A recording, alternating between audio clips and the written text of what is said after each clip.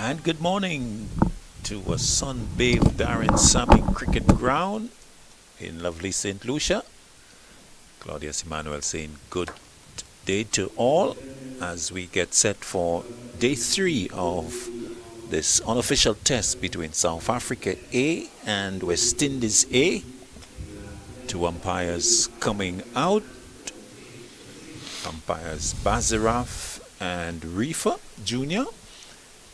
And the action will resume with South Africa A 546 for 6 with Moon Sami on 68 and Subrian on 31, the overnight pair. And South Africa would be looking to really push on. They had a great day yesterday, getting 478 runs as they batted the entire second day. And that is in reply to West Indies A 240. So the overall lead for the South Africa A side, 306. So this is a formidable position indeed. And as the West Indies A back in the field, now getting onto the playing area, the two overnight batters are also coming out. And sitting alongside me is Joseph Redspur. Good morning, Reds. Yes, good morning. And it's amazing how this game has changed. I mean, normally the fielding side will come out and then the batsmen come. The batsmen are technically ahead of the West Indies, eh? We see that quite a bit these days. The batsmen seem to be very eager to get out. And why not? The South Africans are in a good position. So Munsami and Subrian, not surprising, very keen to get out there. I suppose it's a statement of confidence. We are ready. Ready indeed. And the big question, Reds, as we start, would be how long would South Africa bat for? As we said, the lead is already 306, which is quite gigantic in its own form, but then they have chosen to continue to bat on, maybe looking, as we suggested yesterday, to maybe bat once in this game. And they figure, well, look, West Indies, they got 240. They would not bat as badly in the second innings, hopefully, from West Indies' A point of view. So they have 2 days. And they have good weather. Good weather indeed.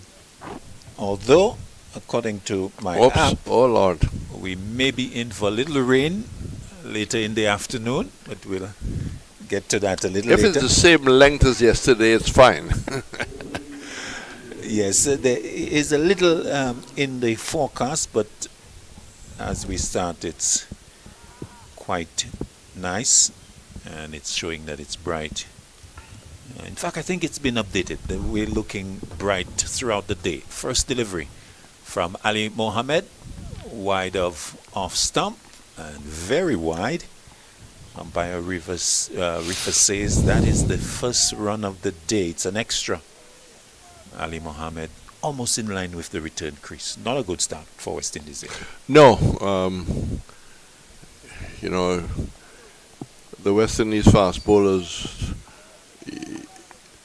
in the time of Lloyd and Richards used to be warm for the first ball. He bowls to Subrian, who goes back and plays into the offside.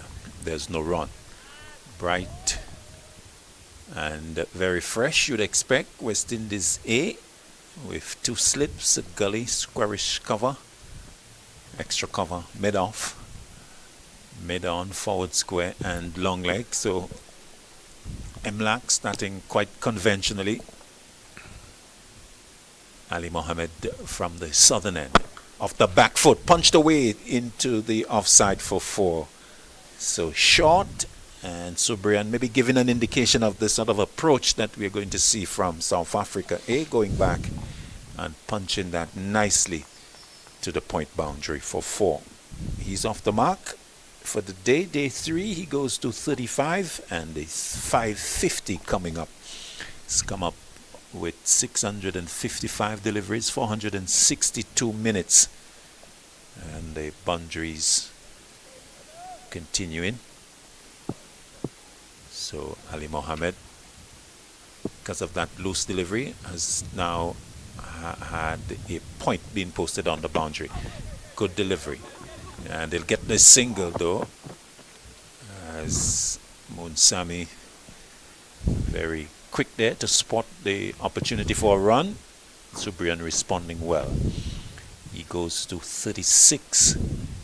Munsami on 68 will come into strike. 552 for 6. Well, that's just about the best ball he's bowled in this very short effort. The first one was wide, the second one was short. And if that's the length, South Africa wouldn't have to really look for too many scoring shots. Partnership of 97 between these two for the 7th wicket. Ali Mohammed to Munsami. Clipped away in the air. Possibility of a catch taken. It's Alec Atenes that has gone back and taken an easy catch. Munsami not adding to his overnight total of 68. And early success for West Indies A on day 3. Munsami going, caught Atenes, bowl Ali Mohammed 68. And it's 7 now for 552. A very soft dismissal. It was about leg stump. Like he was in two minds what to play. And eventually he just scoops it up to mid-wicket. Might have been a leading edge. Or maybe the toe end of the bat, and just didn't seem to hit that properly. And it was an easy catch to Atenes, who got a big hug from the man at mid-on. I think that was Lane. I think West Indies could hardly believe the luck that they have started with this morning. After these two had held them for the latter part of day 2, the partnership at the time of the dismissal was 97. Well, yesterday they got an early wicket with Thomas picking up the overnight batsman. But then we waited a long time for more success for the West Indies A. So Ali's figures on the improve. Ali Mohammed now 2 for 78. Loose, Tristan Loose, the new batter. Ali Mohammed to him.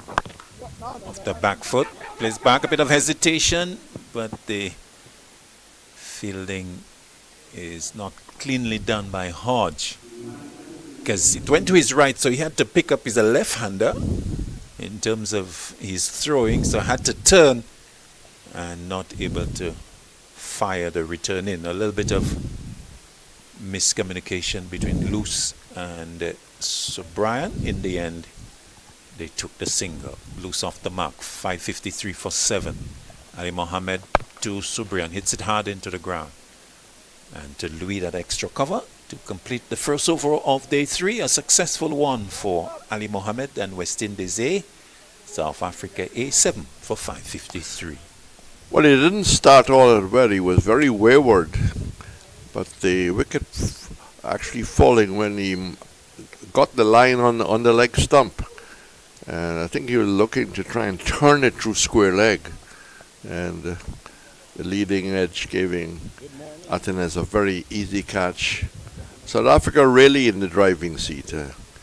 They've got wickets in hand, but the early loss, but just set back their plans a bit. But time is on their side. The weather is on their side, and it's a matter of how long this will continue. O'Shane Thomas will pick it up from the northern end of the Darren Sammy cricket ground. Thomas, 12 overs, no maidens, 1 for 92, so quite expensive. And would look to bowl in much better areas. He bowls too loose, who drives into the gap at extra cover. And out to the boundary for 4. In the slot, and just nice little check drive away. It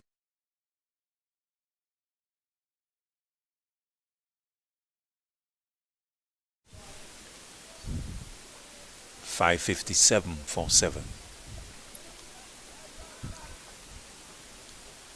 So loose, getting a loose delivery and putting it away. Thomas will want to improve on that.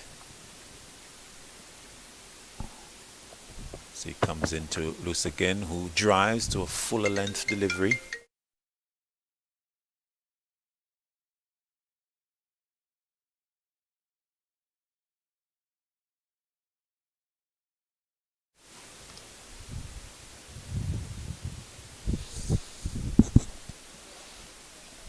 The lead 317. Thomas. In again to loose.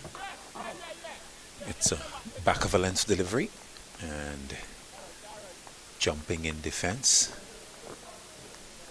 Plays it away to Atenes. So Tevin Emlak starting with Ali Mohammed and Ocean Thomas. So using the seam,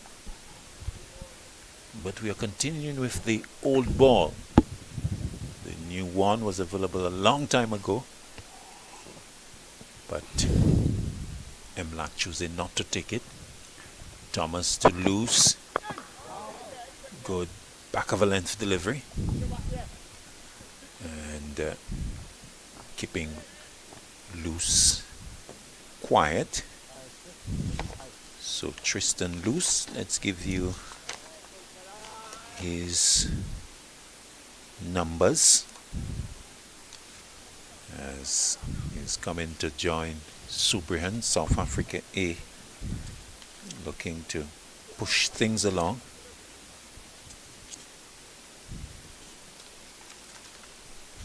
Thomas to Loose, who's getting a good delivery.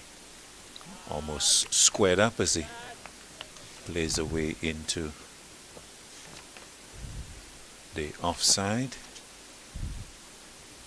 and there is no run, so he remains on 5, and the total 555.47. Thomas would come back after the first ball was hit for 4 to complete the over. Short and Loose kept quiet as Thomas recovers well from the loose delivery to start the second over of the innings of the day, day 3 coming to an end. South Africa A 555.47. And he was right and off stump for the majority of that over. Coach Daly has been no doubt working with him. Spent a lot of time on the third man boundary, just outside of the rope, chatting with him. And they would have no doubt discussed it last night or this morning. But the effort from West Indies is to try and bowl as tight as possible and maybe delay the declaration. Ali Mohammed starts a new over to Subrian, who off the back foot looking to flash that square and missing outside the off stump. Really threw the kitchen sink at that. Yeah, maybe that reflects what is the discussion in the South African room.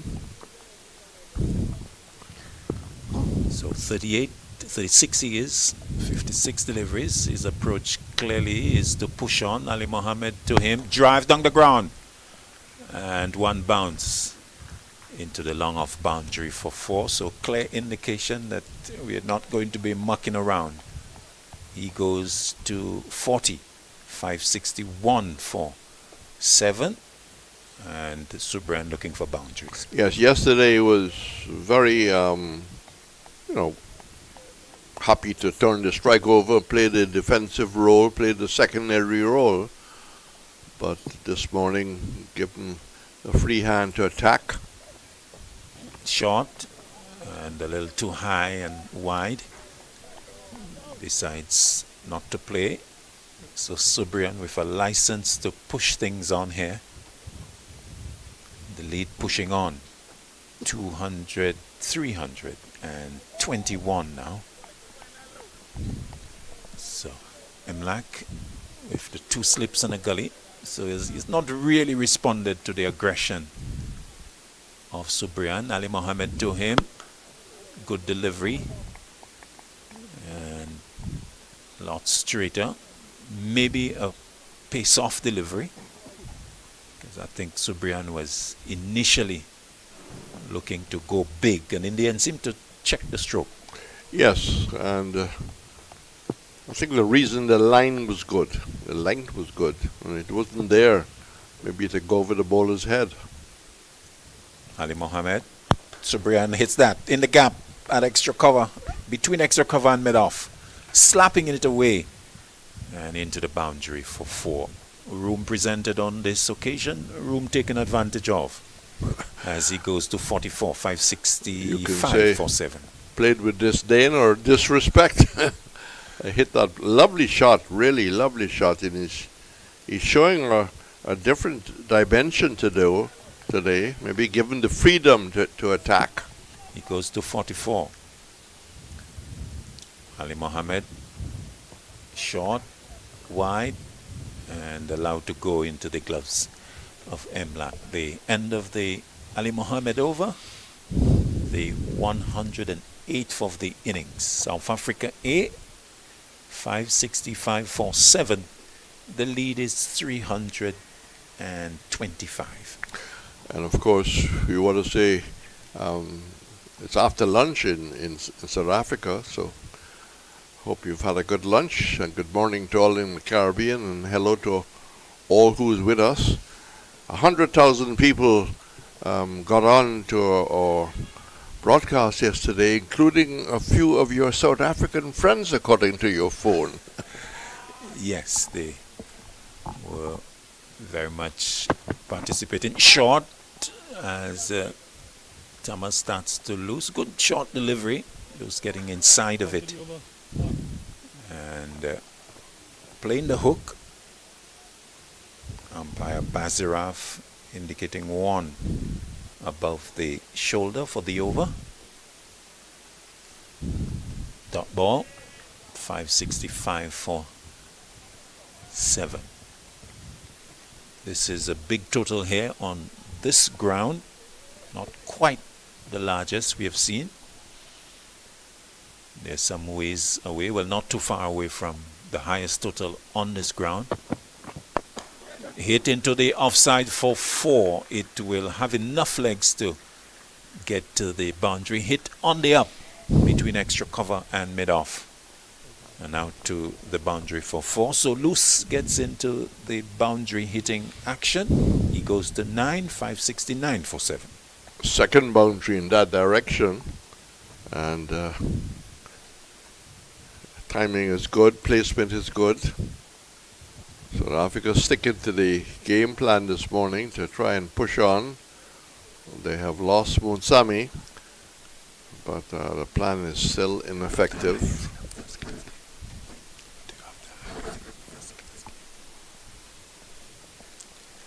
Thomas to Loose, who plays up to mid-on, and there's no runs. OJ Shields is here. The highest score in a test match on this ground is 588 for 8, declared by India versus the West Indies. South Africa A currently at 569. Be interesting if Coxie can tell us what's the highest first class score on this ground. We know the highest test match score 588 for 8. Thomas to Loose. Loose tugs it away out towards mid-wicket. And to pick it up. So 2 to Loose. He goes into double figures. 11. 571 for 7. He must be a good dancer, because he played that with one leg planted, a bit of a ballet dancer stroke, but nice footwork. West Indies bowling coach Jerome Taylor in conversation with Ali Mohammed on the boundary. Thomas is in line to loose, playing back to Thomas. So this is day 3 action. West Indies on day 1 bowled out for 200. West Indies A 240. South Africa A resuming on day 2 at 68 without loss. They pushed on to 546 for 6. Thomas to lose, short delivery, played down into the gully. To complete the over, the 4th of the morning. At the end of it, 571 for 7. South Africa A's lead. They is actually 331. Yes, we're talking about the footwork there and the little dance to play that shot by loose. The late great servant in the Kosi Weeks seriously would say in conversation or on commentary that batsmen should be good dancers. Footwork is important. That if you want to improve your footwork, dance your mambo, dance your calypso. Maybe don't dance your waltz, dance your foxtrot. Yes, dance all types of folk music. And because it's so important for the batter to be mobile at the crease, your balance is so important to be able to transition from front foot to back foot and to play the ball on its merit. Bowling change from the southern end. Ali Mohammed has been spelled and Johan Lane is going to come in. Ali Mohammed's overall figures: 22 overs, 6 maidens, 2 for 87. Johan Lane starts on the off stump, and Subrian playing back to Lane. So Lane 17 overs, 1 maiden, 1 for 89. So just the 2 overs for Ali Mohammed this morning. Yep. For whatever reason, pulled out of the attack. Imlach not just defending, there's a semblance of attack there. 2 slips of the gully. Lane to Subrian and guided away past the right hand of Gully down to the boundary for 4. Had the width, giving him the time to play that stroke, and another boundary to Subrian, taking him to within 2 of his half century as the total goes to 575 for 7. You just got to bring the batsman on the front foot, just too short. And had all the time in the world, beat Gully to his right. 575 for 7. That's a good looking scoreboard. Lane to Subrian, straight to delivery, played up onto the fielder at mid-on, and there's no run. Ali Mohammed's 2 overs.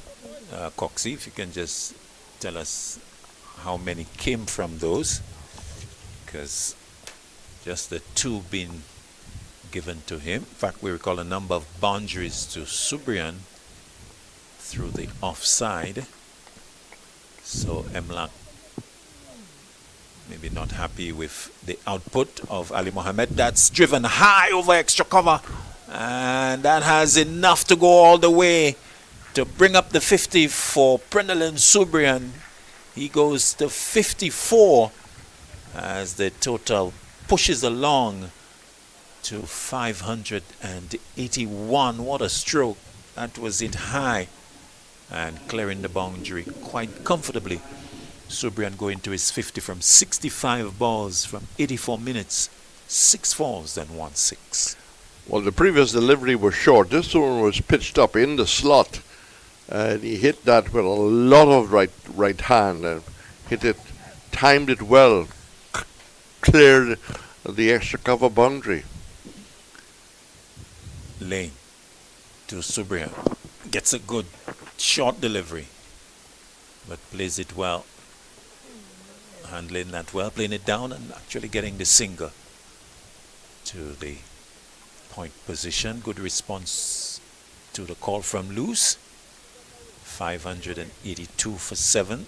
Ali Mohammed's 2 overs going for 15, but also taking the wicket of Moonsami. So a little surprising that he's been removed after 2 overs.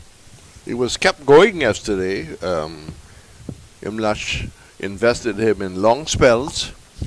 Lane to Loose, short bounce in delivery. Ignored by Loose to complete the over.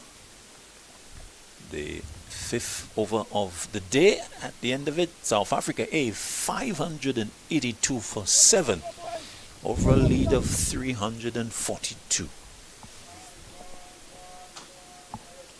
Have you thought of maybe what's the final score? But Hi, I'm Roston Chase, the new West Indies Test captain. It's a great privilege and honor to continue this legacy of West Indies cricket. The team's first assignment under my leadership will be against Australia in the Fuller Energy Men's Home Series, with 3 matches being played in Barbados, Grenada, and then Jamaica. So Maroon fans, please come out and support. We need your energy, we need your vibes. Get your tickets at windiescricket.com.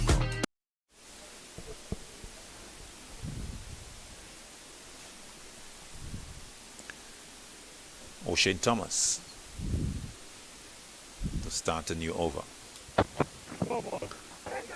No ball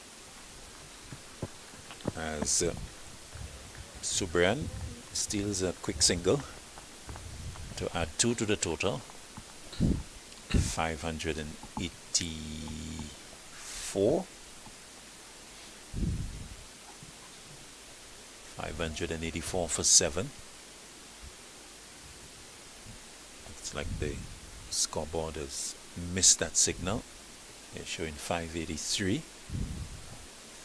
But clear no ball being called by umpire Basiraf, and the batter's taking a single. Thomas to Loose, drives out square into the offside. Louis is on the deep point boundary, so they take just a single. As Loose goes to 11, 12 years, 585 for 7. West Indies are 82 for 3. Carty and I think it's Rutherford will have to make it. Carty is just 24 and Rutherford on 33. Thomas to Subrian. Just flashes that over the slips down to the boundary for 4. A big drive, didn't get a hold of it, came off the edge and went sailing over the slip cordon down to the boundary for 4. He goes to 60. The total 589 for 7. The details: King 16, Lewis 8, Hope Not, Rutherford 33 off 30, and Carty 24 off 27. South Africa A lead 349. Thomas to Subrian. Another no ball. Another run taken.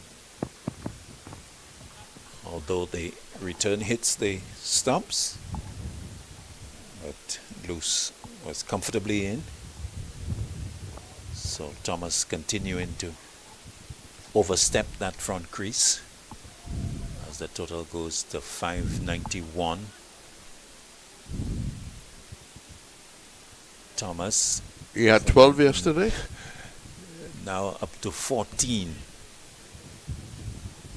And, well, he's become one of 2 to concede over 100. He has conceded 111 now. Lane has also joined him in the 100 mark, conceding 100. Lane won for 100 from his 18. This is Thomas' 15th over. Loose driving to mid-off. And there is no run. 591 for 7. The lead is 351 now. And the question is, how long will the South Africans bat for? Somewhere around the 400 mark in the lead. The overall lead, so that's well above 600, the overall total. Thomas to lose, driven into the offside. There will be opportunities for 2, possibly 3. They stop at 2 as the return coming in. So 2 to lose, and he goes to 14. Total 593 now for 7. The lead 353.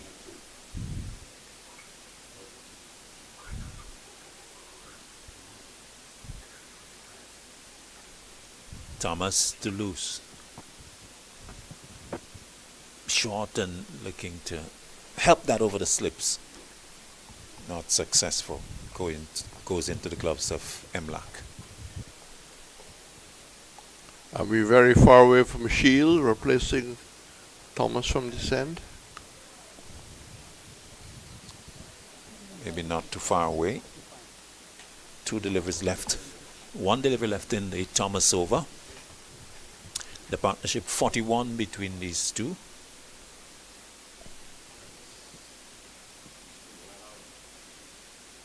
Thomas to Tristan loose. Short, looking to hook, swiveling and missing as the ball hits the gloves of Emlak. To complete the over from Thomas is 15th, and at the end of it 593 for 7 South Africa A. And whatever is the final lead and the final huge target for the West Indies A to force South Africa to bat again, which is probably hardly likely.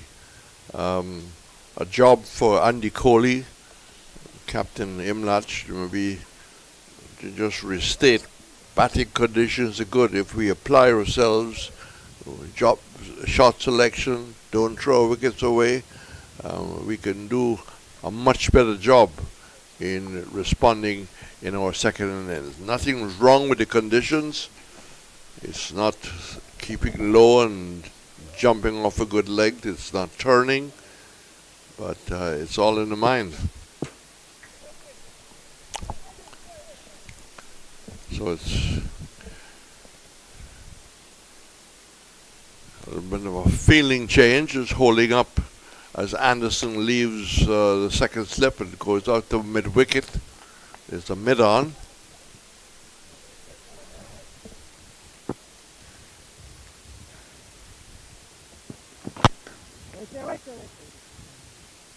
Trying to hit that straight. Just seemed to have jammed the bat a little bit. So Lane wouldn't want to look to the right too often. So 1 for exactly 100.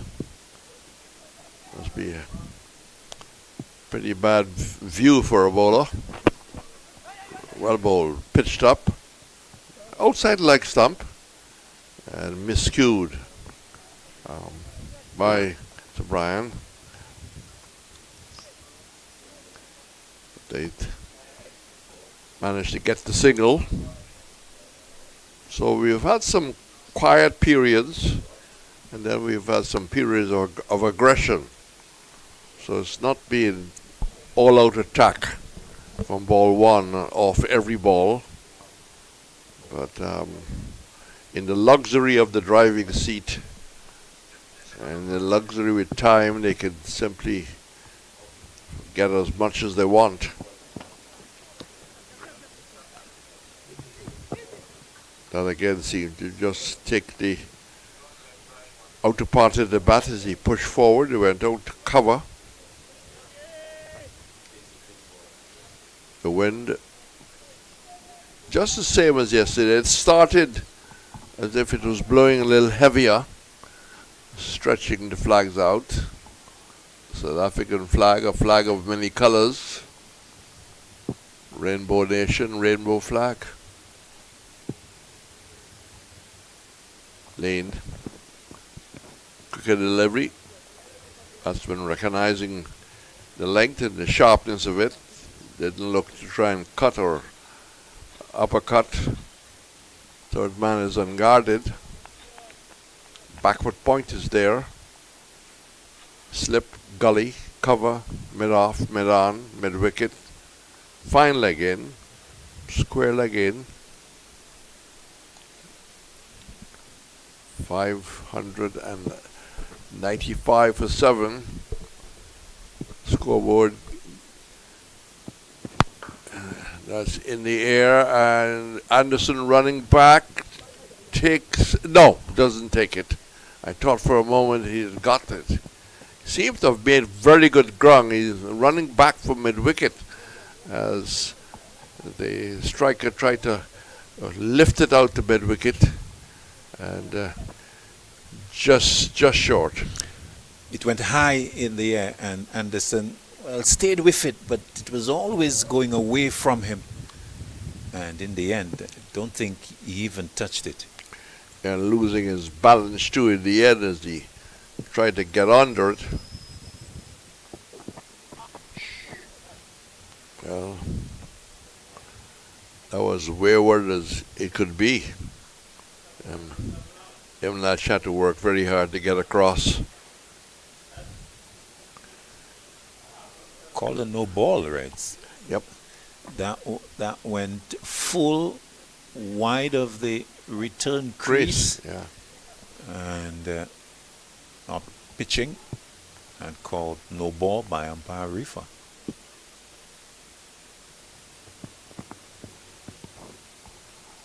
Going for the short variety. Be almost a defensive ploy.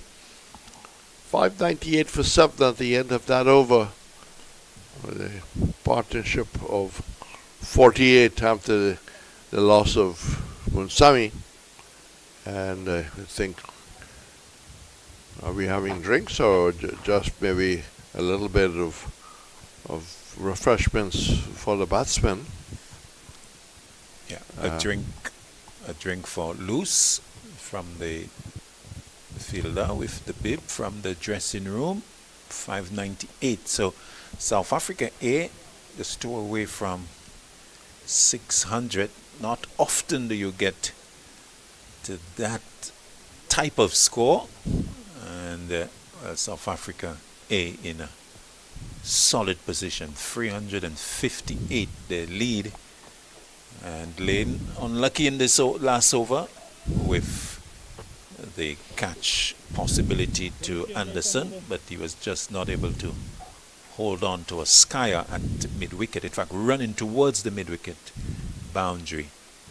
And so Subrian and Loose continuing their partnership and looking to push things along for South Africa A, who currently is showing no indication of wanting to declare. So Ali Mohammed is back after 2 overs from the far end. Big appeal for leg before. He alone, nobody else. They're trying that to say a bold-faced appeal. Struck on the pad, but on the front pad and well down the leg side. Just a polite raise of the left hand by Emlak, but not really significant support for the appeal. You were a bowler yourself. When you hit the pad, did you often appeal when it just wasn't on? No, my appeals would have been when it's on, Reds. Oh, I beg your pardon. Only when it's on. Only when it's on. If it's missing leg, you wouldn't appeal. No, I wouldn't bother. After having expended so much energy to deliver. Mohammed, that's an attempt to hike it away over mid-wicket. Takes the front pad. There's no appeal this time. 599 for 7. You know, I remember in 1968, Bill Lawrie, leading Australia, declared at 7:01 huge lead. Started with a fine leg on a third man. Wow, I don't think we would see that from South Africa A today, right? A typical Bill Lorry was really a tough Victorian. Ian Chappell would not have done that. That's a real stand and deliver, and knocked down by Anderson on the run, moving to his left. Able just to get the left hand down, spun around, sent the return, and well, looks like declaration has come, right? yeah. All of a sudden we saw Loose running off. Exactly 600. So they singled, bringing up the 600, and so the South Africa A agreeing that they've had enough. The lead exactly 360. So we were thinking along the 400 line, but they figured that they'll have enough time to bowl before lunch, so they want to give themselves just over an hour. Indeed. So exactly 600 for 7, and it's a big lead facing West Indies A. It's 360, a lot more than they got in the first innings, where they were bowled out for 240. So they came out this morning resuming at 5:46. So they have pushed on with 54 runs in just about 40 minutes play. And so not surprising that they were very positive to really get to what appears to have been a target that they had discussed, Reds, that we're going to take this to 600 and then we will declare. And that's exactly what they have done. And really a big challenge for West Indies A to be able to bat for the rest of day 3 and day 4 to see if they can clear this deficit of 360. And with that kind of margin of lead, you can attack, and give your bowlers every support. Well, you got the details. We'll take a break as the grug staff just going out to do the traditional remarking of the crease and brushing up. And the South Africans are coming out to get a bit of a bowling practice. So wherever you are, enjoy your break, and we'll be back as soon as play resumes at the Darren Sabi.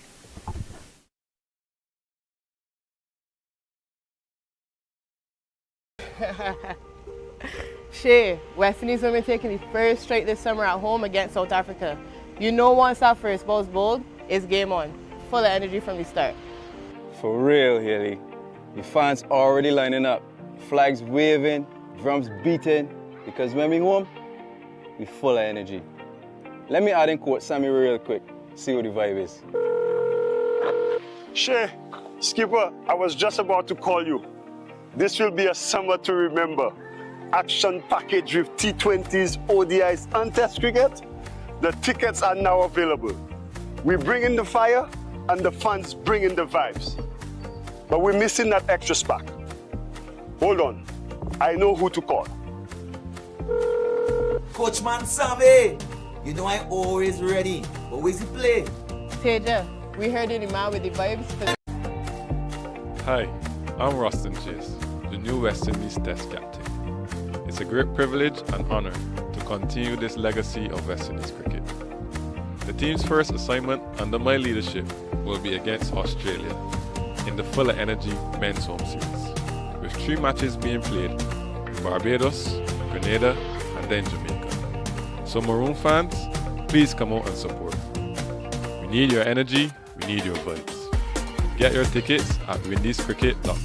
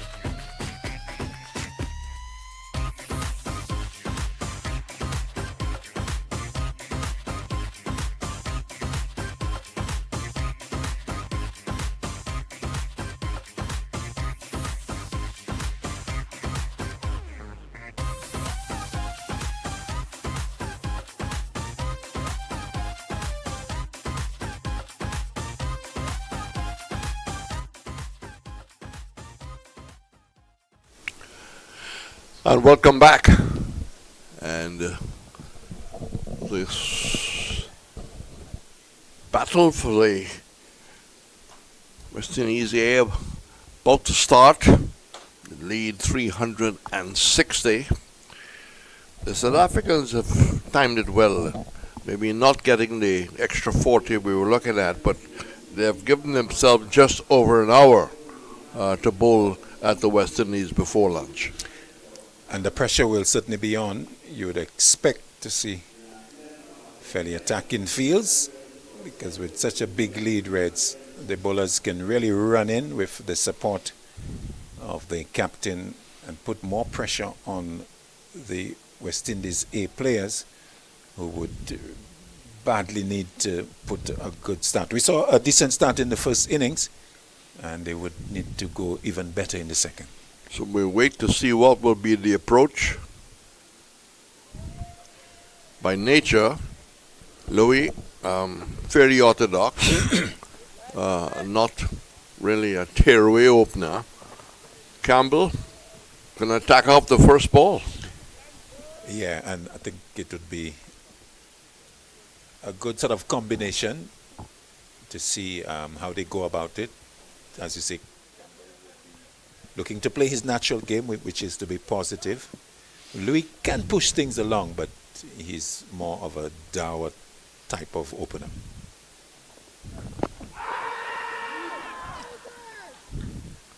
Seem to be going long leg. As Zile starts from the top end. We lost the sunshine just for a while. Cool conditions. Good delivery from Sele. Coming back at the right-handed Louis, hitting him above the knee roll and maybe going down.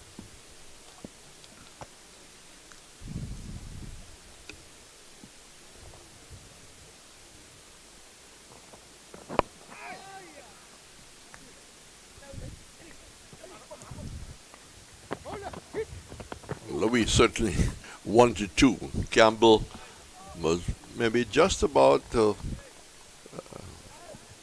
saddled for the signal, but Louis hustled back. Well, you got to run your runs, you got to run your partner's runs. Good from Louis. He was positive from the word Yes. go. He was determined to get two, and good communication, no hesitation. They completed it.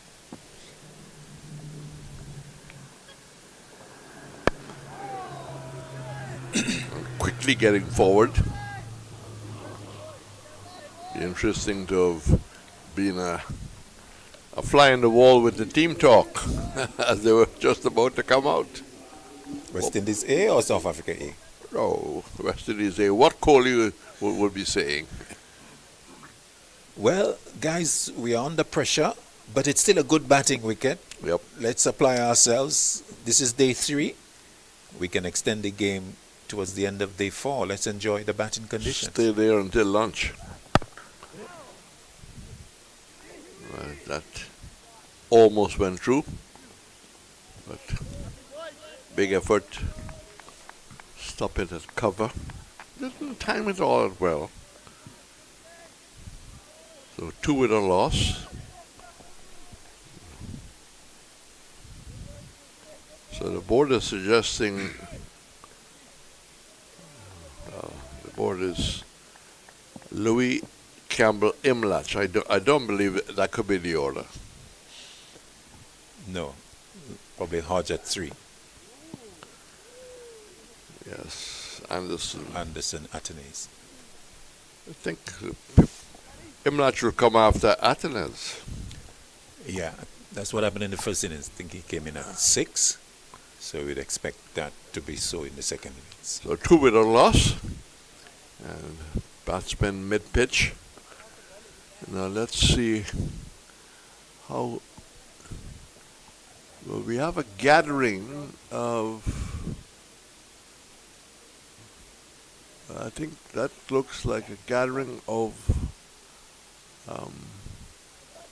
Indian Indian group from the university who probably not too far away, so they've strolled up. One or two people are wrong.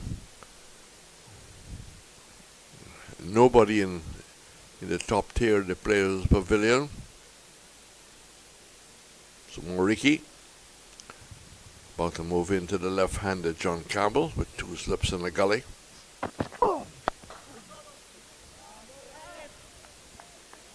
Short enough to allow Campbell to think of an aggressive shot. Yep. Taking pictures. Maybe overseas bidders, Claudius? Indians love their cricket, so perhaps in the vicinity and taking in the action. Yeah.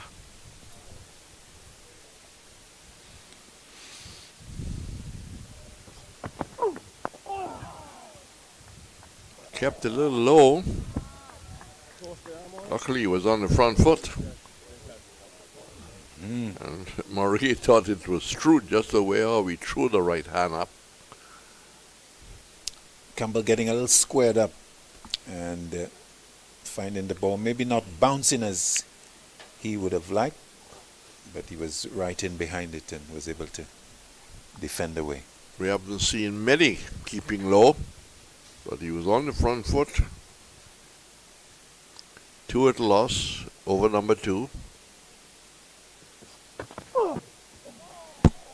That's wide of a steady off stump, no pressure. The rain has come at the Oval.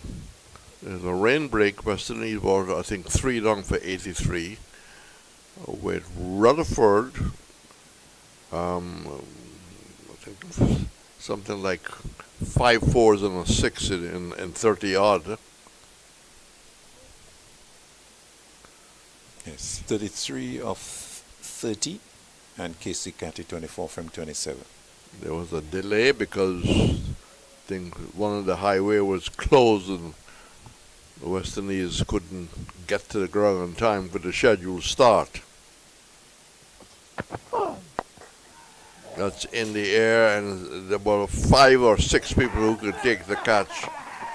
So whatever was in fact the suggestion to last this period up to lunch maybe just wasn't taken in by Campbell. Short delivery going for an almighty pull, top edge, and there were 5 people who could take the catch. The bowler took it, so he is happy. Cotton bowl by Moriki, and the West Indies are 2 for 1. Yes, not good for West Indies A, and Campbell, a short delivery, and he got onto it and sort of taken the toe end of the bat and going straight up in the air, and Moriki coming forward to accept a very comfortable catch. Big disappointment for John Campbell, because you would have expected that he would have been looking to cash in on conditions which are still good for batting Reds. The lead is huge, but you know, as he walks back into the dressing room, not having contributed, that is big disappointment for him. Yeah, disappointing. He has been given 2 matches. Obviously, the powers that be have him in mind to open the innings, or maybe one of 3 people who might open the innings, and you really didn't think he had the test match selection in mind. Yes, and what a good preparation leading up to the test match would have been here for him had he put his head down and bat for the balance of the day and into the 4th day. Anderson has covered number 3, didn't get many in the first innings. He's had a good year for Guyana. And clips that away. There's not enough legs in the ball to run away. They come back with the second run. So, places available. And a question of who gets the runs. experience.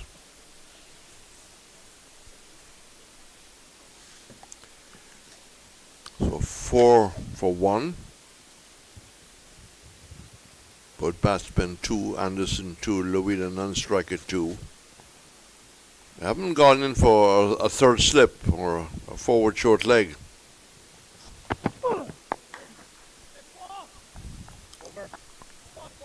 We haven't seen too many forward short legs or city points from the South Africans. They're not really into that. That is right. We saw it for a little bit in the first innings, towards the latter end of the innings, but it's a position that they don't seem to be too keen on. So a successful over for South Africa. Morike getting the first wicket, that of Campbell, who has missed out here, and he would be very disappointed that that is so. 517 runs for him in the 6 games of the original 4-day championship, and he would have really wanted to make a good contribution, but not so. He would have gotten a couple of hundreds, I think.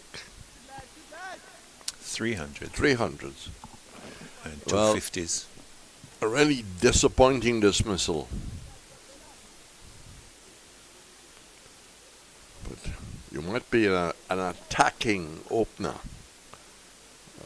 In the late Roy Frederick was an attacking opening batsman, but your shot selection was got to be based on the length, the line.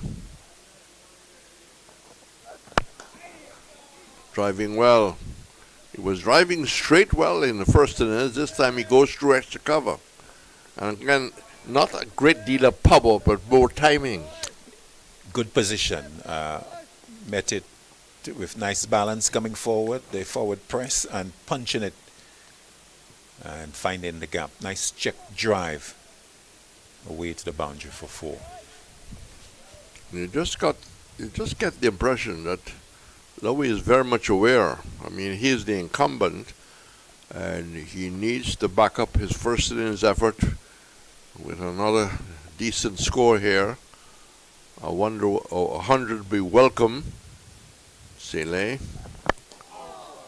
right to the target, and Louis well forward. He is blessed with length, can come forward very easily.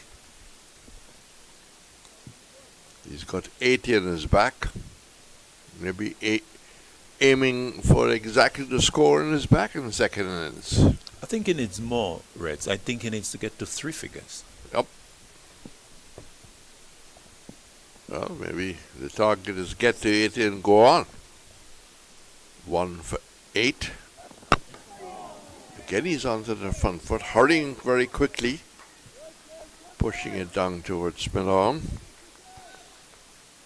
So we have just about an hour left, and the West Indies will do well to go to lunch with just 1 wicket down.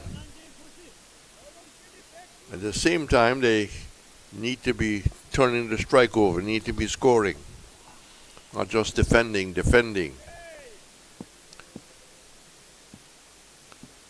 CLA has had a good tour outside the off stump. I would think that overall the South African selectors who probably are with us and following the game will be pretty happy with the amount of players who have done well on this short tour. Indeed, a number of them have put their hands up in the batting department. Kweshele for sure. The captain Marcus Ackerman, Munsami, Herman Smith, and in the bowling, Sele and Morike for sure. Goes too wide, no pressure. As the over is completed. So, in case you have just become one of our viewers, you had 100,000 yesterday. I think the same number the day before.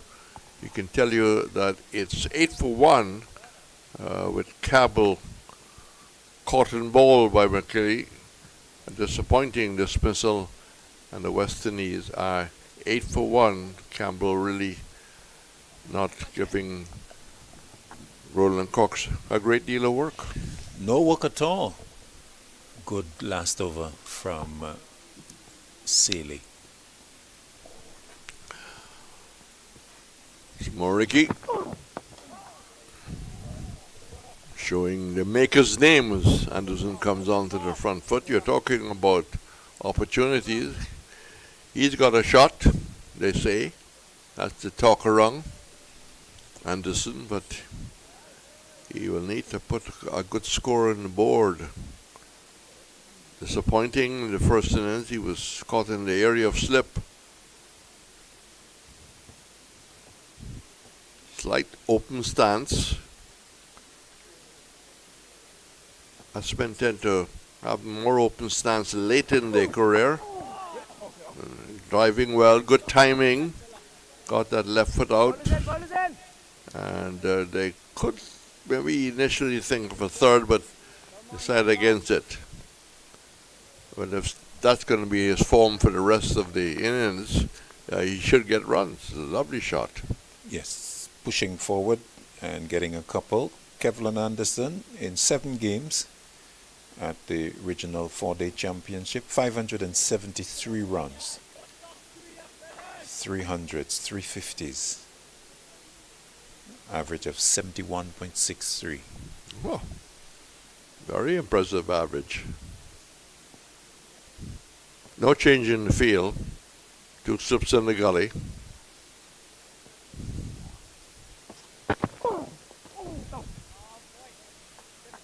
Trying to turn that away. Just getting a bit of batter onto it.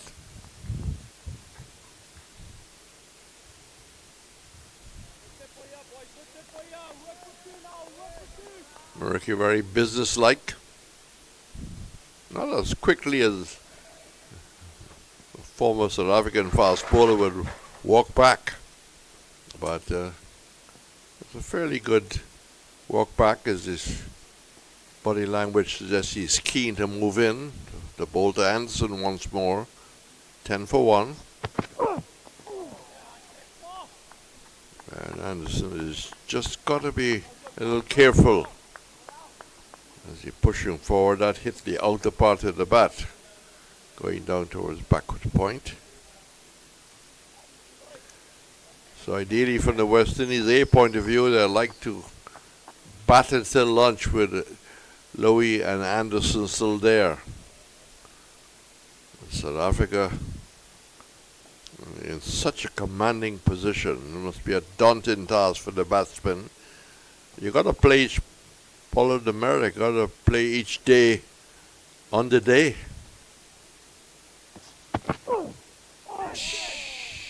Well, probably not the encouraging shot that you expect with 2 batsmen maybe trying to build an innings.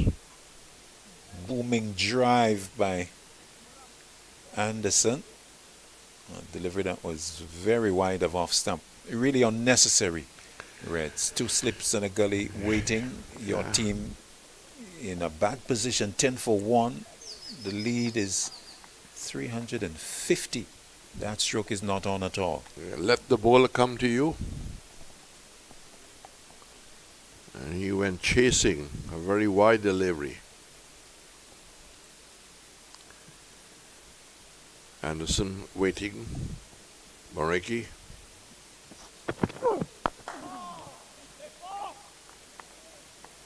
A much better looking shot. It was right in the stump, but no aggression there, but it's playing defensively. So it's 10 for 1. These 2 can have a good bowl, and then we'll probably see a couple of changes. They have combined well, Moriki and Sele, and you'd expect that to continue for a number of overs. Interesting over this last one. Moriki, 5 deliveries, bang on target, and requiring Anderson to defend under 1. The penultimate ball of the over being thrown wide, you'd think deliberately to induce that drive. And Anderson, well, he went flashing, and luckily for him, he didn't make contact. Good over from Moriki. So Sele.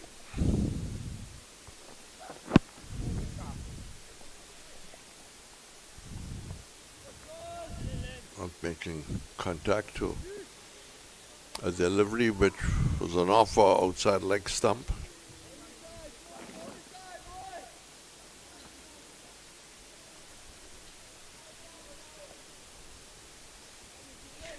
But what is surprising, Reds, is that with such a huge lead, the South Africans, only with 2 slips in a gully, you would have expected a little bit more aggression in the field. Definitely.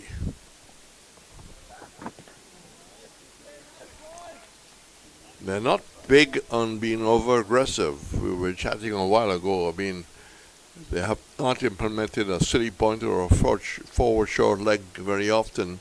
And you will think with this lead, it should be 3 slips in the gully. I think so, Reds. I think I would have started with 3 slips a gully and a short leg. Yep. Got to put pressure on the batsmen. Batsmen don't like to have that short leg. It's just out of the vision, just picking up. And the short leg tends to be chatters. Well, that wouldn't maybe allow the captain to call for it to slip with that kind of wide delivery. But on further reflection, Reds, we have seen both Sele and Moriki, and to be honest, their stock delivery is not necessarily the ball that moves away from the right-hander. They bring it predominantly in, and therefore maybe that's why we don't see them using 3 slips. But if so, perhaps there's a greater case for a short leg. As the ball comes into the right-hander, he can get the inside edge to that fielder. Short mid-wicket also, an option. Just too wide.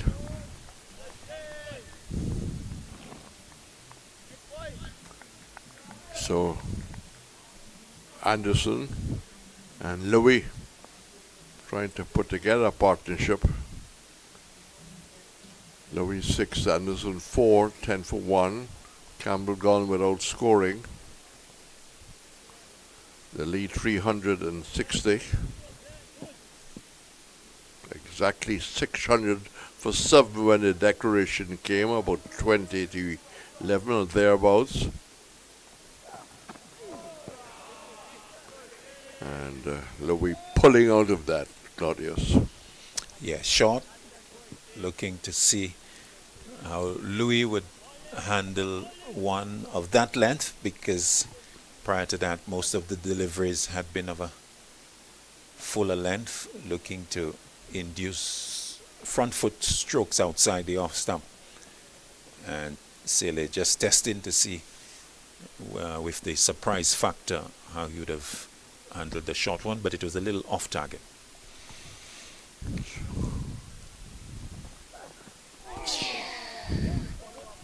Well, we might want to suggest that he played inside the line. Be well forward. Lovely delivery to end the over.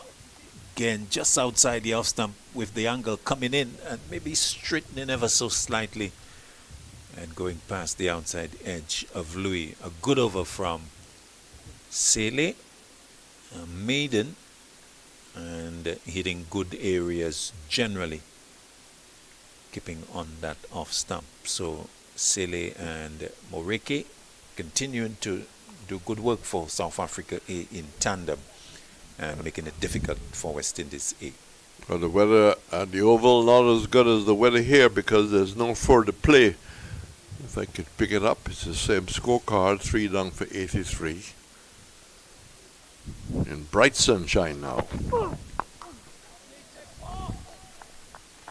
Again, very responsible looking shot. I wonder what's the pressure like, you know, you've got a test match coming up. Pressure is more on Anderson than Louis. Louis has, you know, already put a couple of runs under his belt. Anderson must be very much aware that They talk around town that he could get a test cap. You got to bat for it. You can't picture you off the 4-day runs you scored.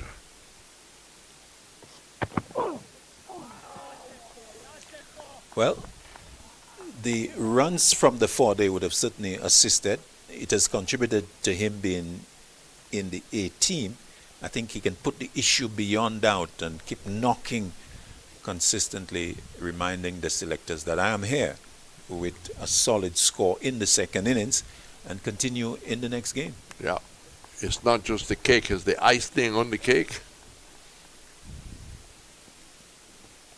The conditions are good for batting.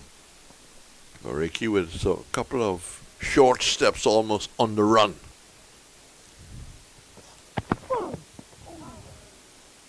That's easily worked away. Afternoon in South Africa. We're heading up towards midday here in the Eastern Caribbean, 1 hour early in Jamaica. And the last picture I saw that the lights were going up at Sabina Park, which is good news. I think the scoreboard is quite close to being ready. Everything has got to be tested. That'll be the third test between West Indies and Australia.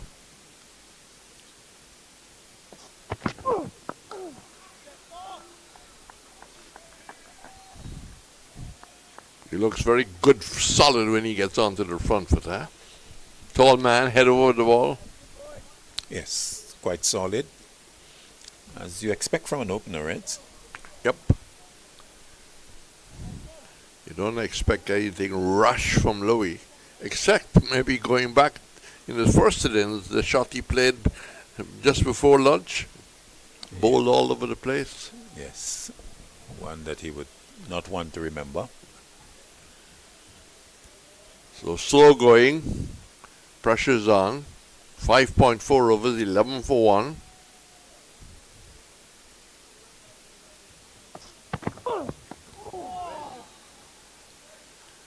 And some credit to the bowlers, just taking the outer part of the back.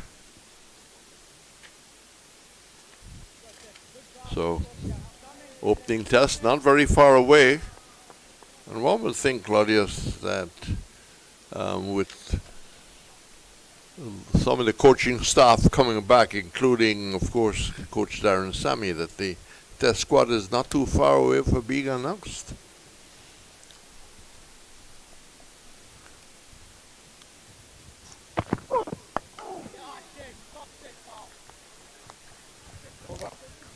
Yeah, end of the over. And of course, I think they would want to look at more of, I guess, the balance of this game and the next one. All of that would be important information, good data going to eventually making that final choice. Yes, they'll probably check with Greg Emanuel, who is here on behalf of the selectors, and maybe also some information from Coach Andrew Coley.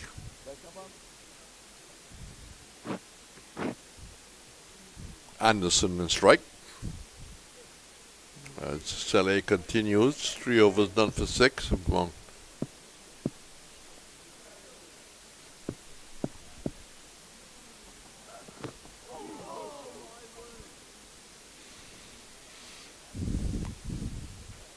an attempted drive, making no contact at all. Missed out there. That was a full toss. I think Anderson might have done better with that.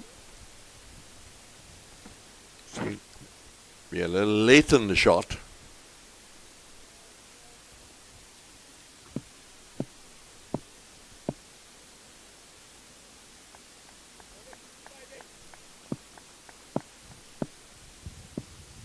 An open stance of Anderson, the left leg pulled back.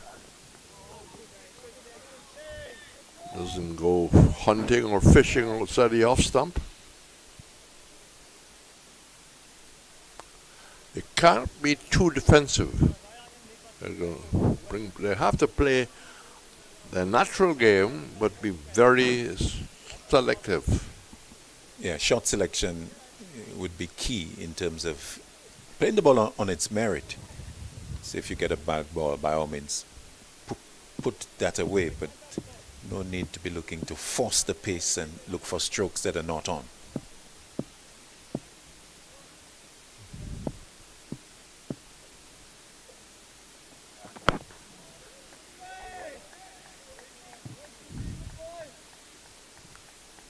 Just getting behind that is a bit of a stroke play in his own right.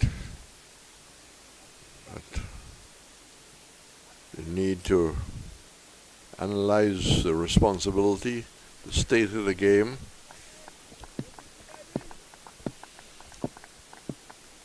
It's interesting that, Renz, you come out and depending on the game situation, you ought to bat accordingly. This is a defensive sort of approach that is needed.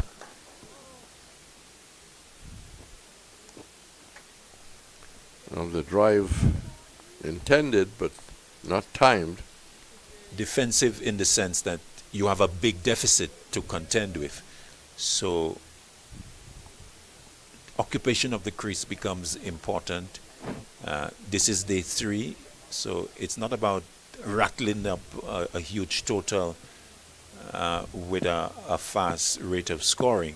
It's about soaking balls, batting long. It's a 4-day game, and you need to put your head down.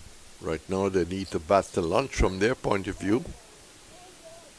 That's no pressure, wide.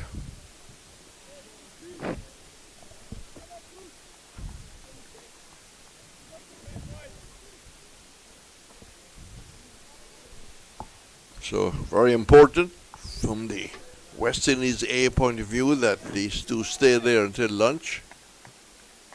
South Africa not over-attacking, as we mentioned with the field placing. Just the 2 slips in the gully, no one close, no short cover, no short mid-wicket.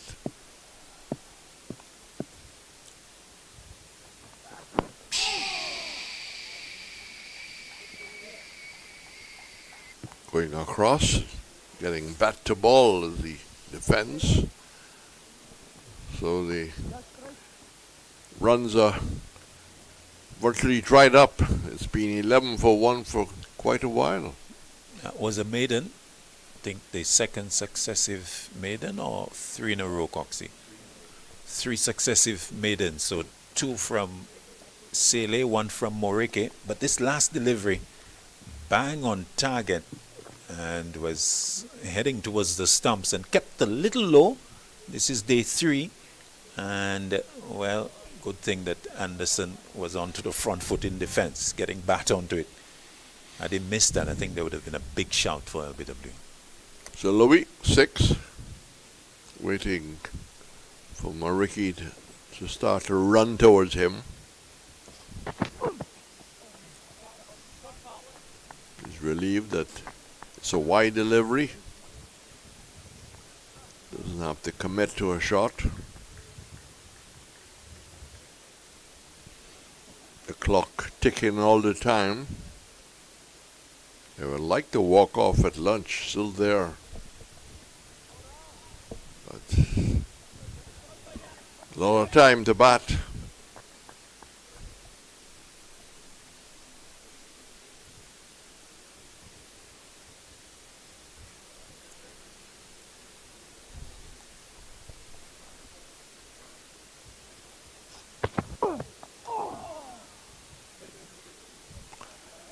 Credit to the bowler, taking the outside edge, but not carrying. Another probing delivery, homing into the off stump. And Louis slightly squared up, taking the outer portion of the bat, but happily for him going along the ground. 2 young men at the wicket for the West Indies A, batting for opportunities in the future.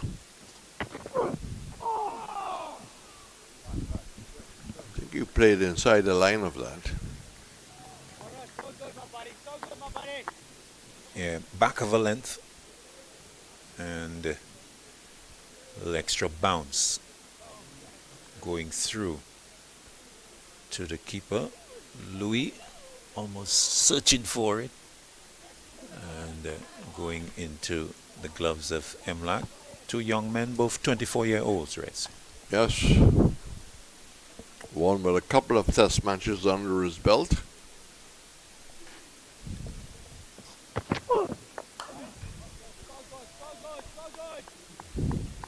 That came back in a bit, but he was tight in defense.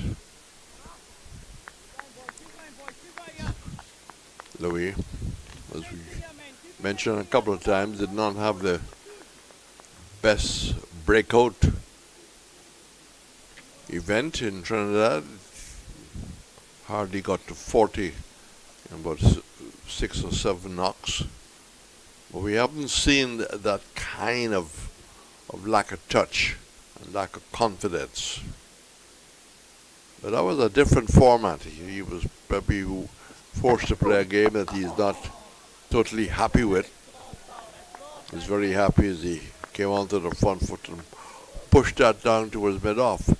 In fact, I felt that, many of the players who went to Trinidad had just 2 weeks before we playing the longer format. And to make the adjustment was difficult.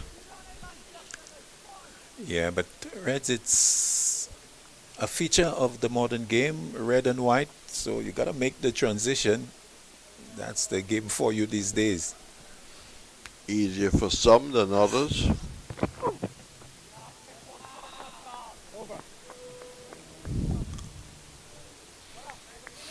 So the clock ticks on. Just about, 31 minutes to go to lunch. And they're still 11 for 1. Another maiden over, the fourth in a row. Yeah. So 2 now from Morike, 2 from Sele. And they continue to hit good areas. Morike in this over, probing away at off stump, on the money all the time. Maybe the last delivery a little wide of off stump, but examining the technique, the temperament, and the patience of the opener, Louis. And the bowlers are happy to be bowling 5 or 6 deliveries to the same batsman.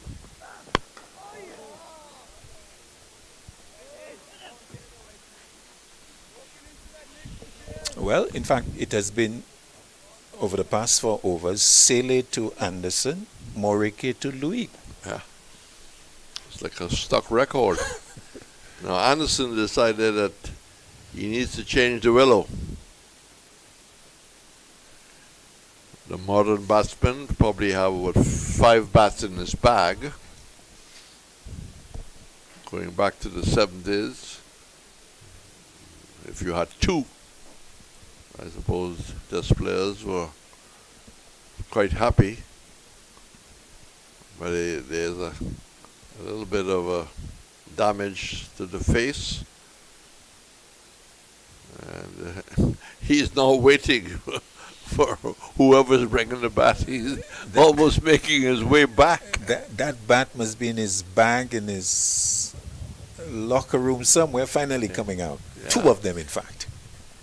So he's got a choice to make. Well, some people that I've known over the years can tell you exactly where to go, where's the bat. The dressing rooms are not all that orderly sometimes. Yes, and of course, I guess some guys are more organized than others. Oh, yeah. One guy can tell you in a particular direction, and another guy, you will have to search. I can call one named Gordon Greenwich. You couldn't want anything neater,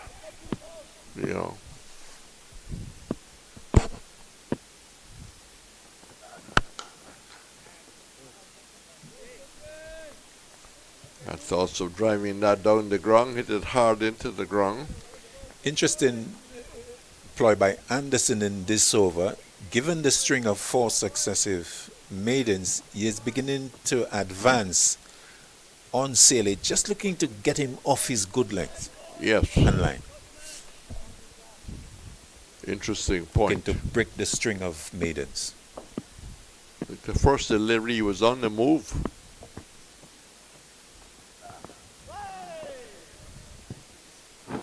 Putting it short.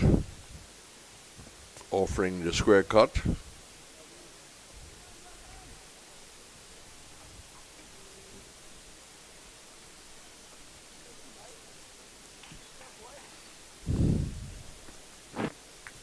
So this is the 5th over with the score still 11 for 1.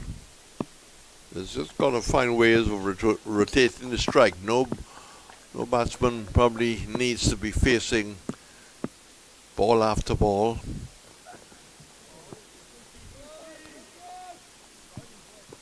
Wide to steady off stump. How they will move from 11. Will it be a single? Will it be a boundary? Anderson, yeah, taking those couple of steps towards Saley, but finding it too wide of off stump. But not too many short deliveries, not juicy full tosses. Discipline by the South Africans that we've seen from day one.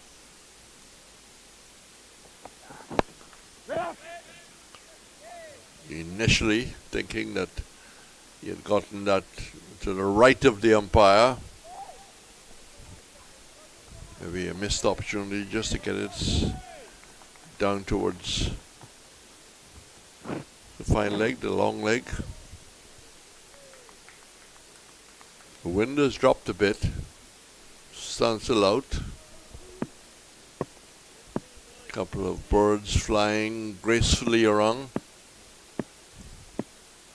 Tapping of the bat. Very quiet, very competitive. Bat and ball. Solid forward defensive shot. And apart from the one that nearly gave Kohli a bit of a heart attack, Anderson seemed to have settled. He has another maiden, 6 in a row. And, well, we were talking about the defensive approach. The West Indies A pair of Louis and Anderson, they have adopted that approach over the past 6 overs. But to be fair, they have not received any balls to really hit away. Yes, it's been good bowling by Moriki. Yep. And Saley hitting those areas with a lot of purpose. And overall, that's been the highlight of the South African bowling. Very disciplined. Particularly these two, Moriki and Saley. They have run hard and have been very difficult to get away. Moriki to continue. Will we have another maiden, or the West Indies will pick up some runs? And that is in fact some runs, but maybe not exactly what Louis wanted from the shot. He was looking to drive that square. It's peeled off the outside edge. It went very, very quickly low. So finally the West Indies moving to 15 for 1. And getting off the dreaded 11 for 1, but not exactly in control. A little width given by Moriki and a boundary to Louis, playing it a little in the air to the right of the gully, but away to the boundary for 4. So 15 for 1. Louis has gone into double figures. And there's more opportunity here for runs. I think one looking for the second, no. So a flurry of runs all of a sudden, 16 for 1. Moriki a little too straight and Louis getting inside of it. Well, scorer Roland Cox was complaining, no activity. Dot ball after dot ball. Yes, a number of dots. 30 dots.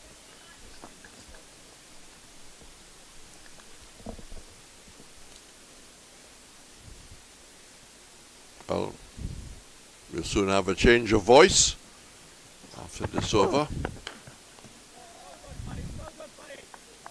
standing up, playing defensively. But the discipline of the South Africans making life hard for runs. No opportunity to rotate the strike often. Anderson tapping away. The bowler runs away from us. And that offers an opportunity, and Anderson pouncing on that. Outside the leg stopper, turning it away. The man down on the rope has no chance at all. So very quickly it's moved from 11 to 1 for 20 to 1. Anderson moving to 8. Louis 11. With just about 25 minutes to go before lunch. Morike offline there and clipped away by Anderson. Fine. So a flurry of runs. We have had 9 so far in this over. Still 2 deliveries to come. Quite in contrast to the previous 7 overs.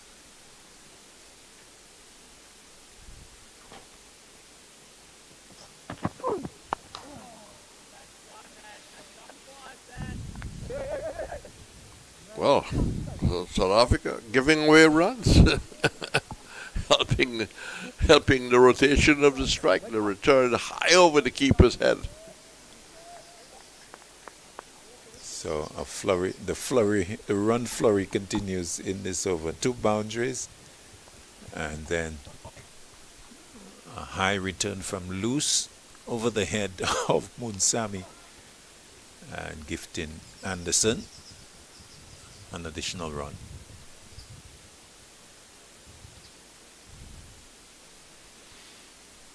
So 21 for 1.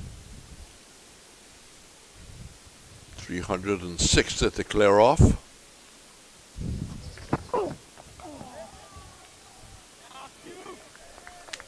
Again, that ball just coming off the outer part of the bat as he came forward. So 21 for 1. We've had the combination of Sele and Mariki operating. Sele 5 overs, none for 6. And Mariki 5 overs, 1 for 14. That's my bit. Hi, I'm Rustin Chase, the new West Indies Test captain. It's a great privilege and honor to continue this legacy of West Indies cricket. The team's first assignment under my leadership will be against Australia in the Fuller Energy Men's Home Series, with 3 matches being played in Barbados, Grenada, and then Jamaica. So Maroon fans, please come out and support. We need your energy, we need your vibes. Get your tickets at windiescricket.com. Bowling change. 57.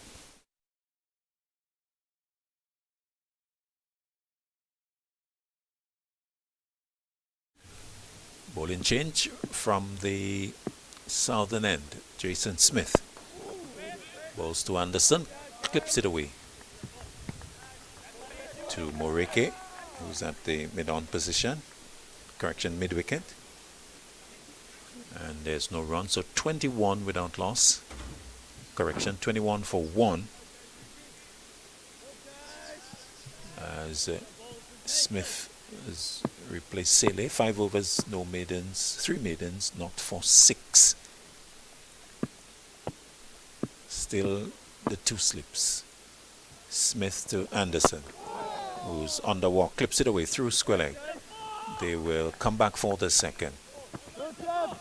As Morike sliding away, can't stop the couple. Anderson to 11, joining Louis on that score, 23 for 1. West Indies A with a first innings deficit of 360 at the beginning of the innings. It's now down to 337. We're about 20 minutes away from lunch on day 3. Bright sunshine. Smith to Anderson. Forward, squared up, leading edge. Getting it into the point region. Squarish cover. Good delivery from Smith. Anderson in a spot of border as he played that. A bit of movement there from Smith. 2 slips a gully. Backward point, squarish cover, extra cover, mid off. Just the 2 on the onside, mid on and forward square. Smith to Anderson. On the walk, clips it away. Through square leg again. Moreke has more work to do. They have taken 2 and they will settle for it. As a good return comes from him. Anderson going to 13. 25 for 1. One Day International back on. West Indies having progress to 121 for 4. Carty being dismissed, bowled by Rashid for 29. Rutherford has gotten to his 50. He's 53 from 48. Smith to Anderson. On the walk. And played up into the offside. To Quishele. There's no run. Graves has also been dismissed. Caught Duckett bowl Rashid for 12. So West Indies 121 for 5. This is in the 22nd over at the Oval in London. And well, West Indies not doing well. They're already 2 down in the 3-match series. So a bit of a revival needed there by Rutherford and company. Anderson is driving straight to wide mid-off to complete the over, the 11th of the innings. And at its end, West Indies area 25 for 1. Deficit 335. So West Indies in the first innings 240, 61 Emlak, 57 Louis. Sele picking up 5 for 43. South Africa in reply 600 for 7 declared. After they batted on day 3 for about 40 minutes. 209 to the captain Ackerman. And they declared with the lead at 360. They've had 11 overs and West Indies losing John Campbell, Cotton Bowl Morike without scoring. So Louis and Anderson, they are in partnership. New bowler as Loose has been introduced. Bowls his first delivery outside the off stump. And there is no run. So West Indies men's senior team in action. This is the final game of the One Day International. Following that, of course, 3 T20Is against England, to be followed by 3 more against Ireland. Loose outside the off stump and played away into the offside by Louis. So we were talking about the World Test Championship final, the ultimate test yesterday. And of course, South Africa's senior men's side will be coming up against Australia at Lord's. Loose is on the off stump, pushed away by Louis. And there's no run, so Loose has come in and keeping things tight. Just following on from what we saw from Sele and Morike.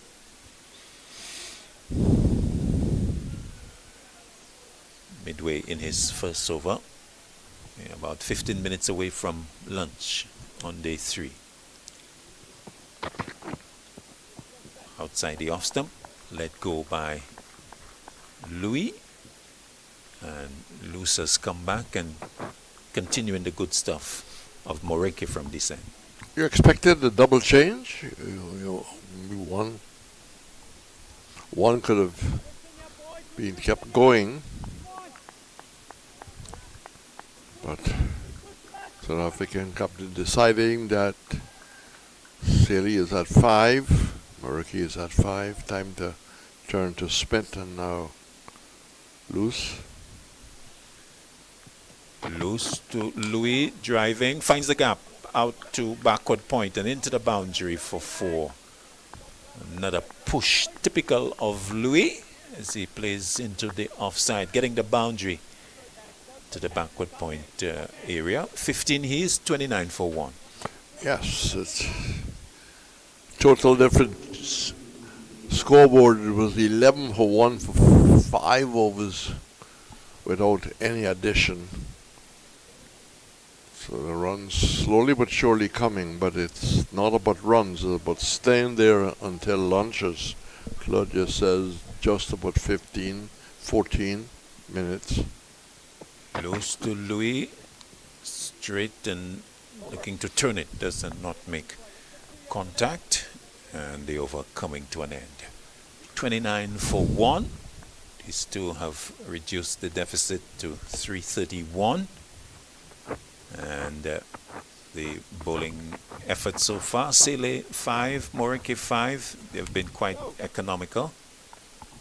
So 10 overs of solid stuff at the beginning of the innings, and therefore double change. Smith with 1, Loose with 1, identical figures of 4 runs from the over. Well, we are talking about the World Test Championship final that comes off June 11th to 15th at Lords. Of course, it's South Africa versus Australia. A squad of 15 players have been chosen for South Africa. Smith continues, and Munsami has come right up to the stumps. Gets to negate the advance that we have seen from Anderson against the Seamers. So Munsami putting a little pressure on Anderson to stay in his crease or risk missing and being stumped. Smith to Anderson. Down the leg side, beats Munsami and will go into the boundary for 4 byes. So this ploy to come up to put pressure on Anderson, not quite working. Maybe a case also of Smith pushing it down the leg side for possible stumping as well. But that has eluded Munsami. And 4 byes, 33 for 1. Yes, and he wasn't looking to leg glance where the momentum of the shot will take him forward. Tried to clip it away, didn't get back to it, but it does bring the scoreboard with activity 33 for 1. So, World Test Championship coming off next Wednesday, June 11th. South Africa side after this delivery. That's hit away out through mid-wicket for 4. A stroke of violence from Anderson. Pitched up and tugged away through mid-wicket for 4. So he goes, see how far it was outside leg stump. He goes to 17 as the total goes to 37 for 1. Just on about the off stump, just outside. I thought it was a little wider, but maybe not the best offer. Yeah, looked a little rattled in playing that type of stroke. Yeah. Smith to Anderson. Clips away, but straight to Morike on this occasion. I think Smith was anticipating something more dramatic there. Shout of expectation from him. Maybe thinking that Anderson would have missed it and be trapped in front, but he clipped it away with the bat, finding Morike. And now the onside is going to be strengthened with Senokwane being put at that short mid-wicket position.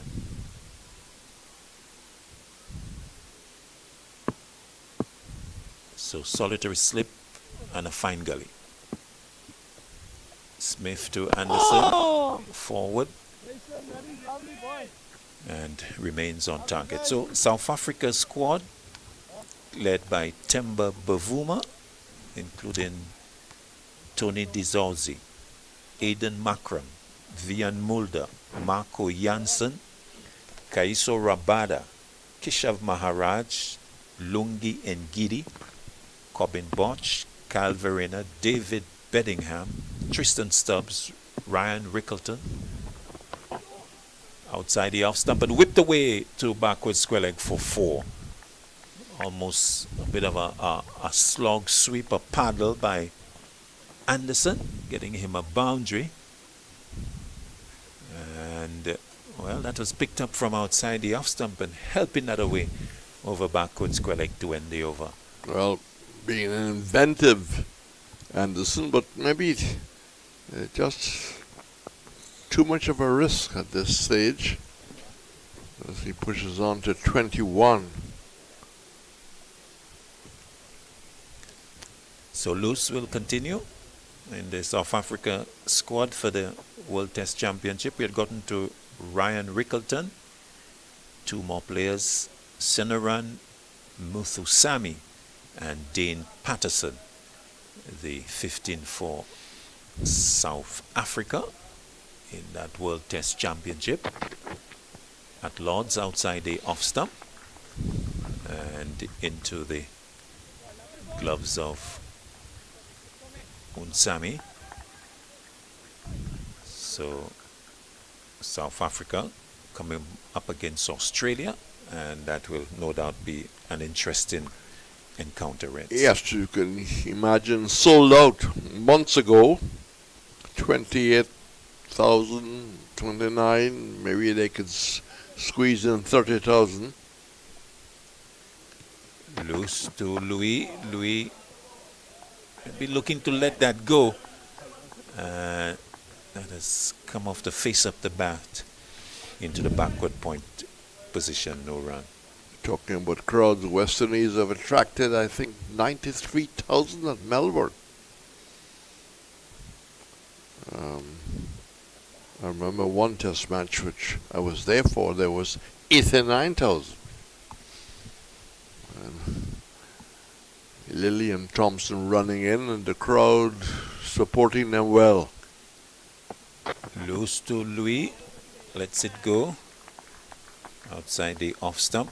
So big crowd at Lord's. Let's give you the Australia side. Pat Cummins, captain. Steve Smith, vice captain. Scott Boland, Alex Curry, Cameron Green, Josh Hazelwood, Travis Head, Josh Inglis, Usman Kawaja, Sam Constas, Matt Kuhnman, Manas Labushang, Nathan Lyon, Michelle Stark, and Bo Webster.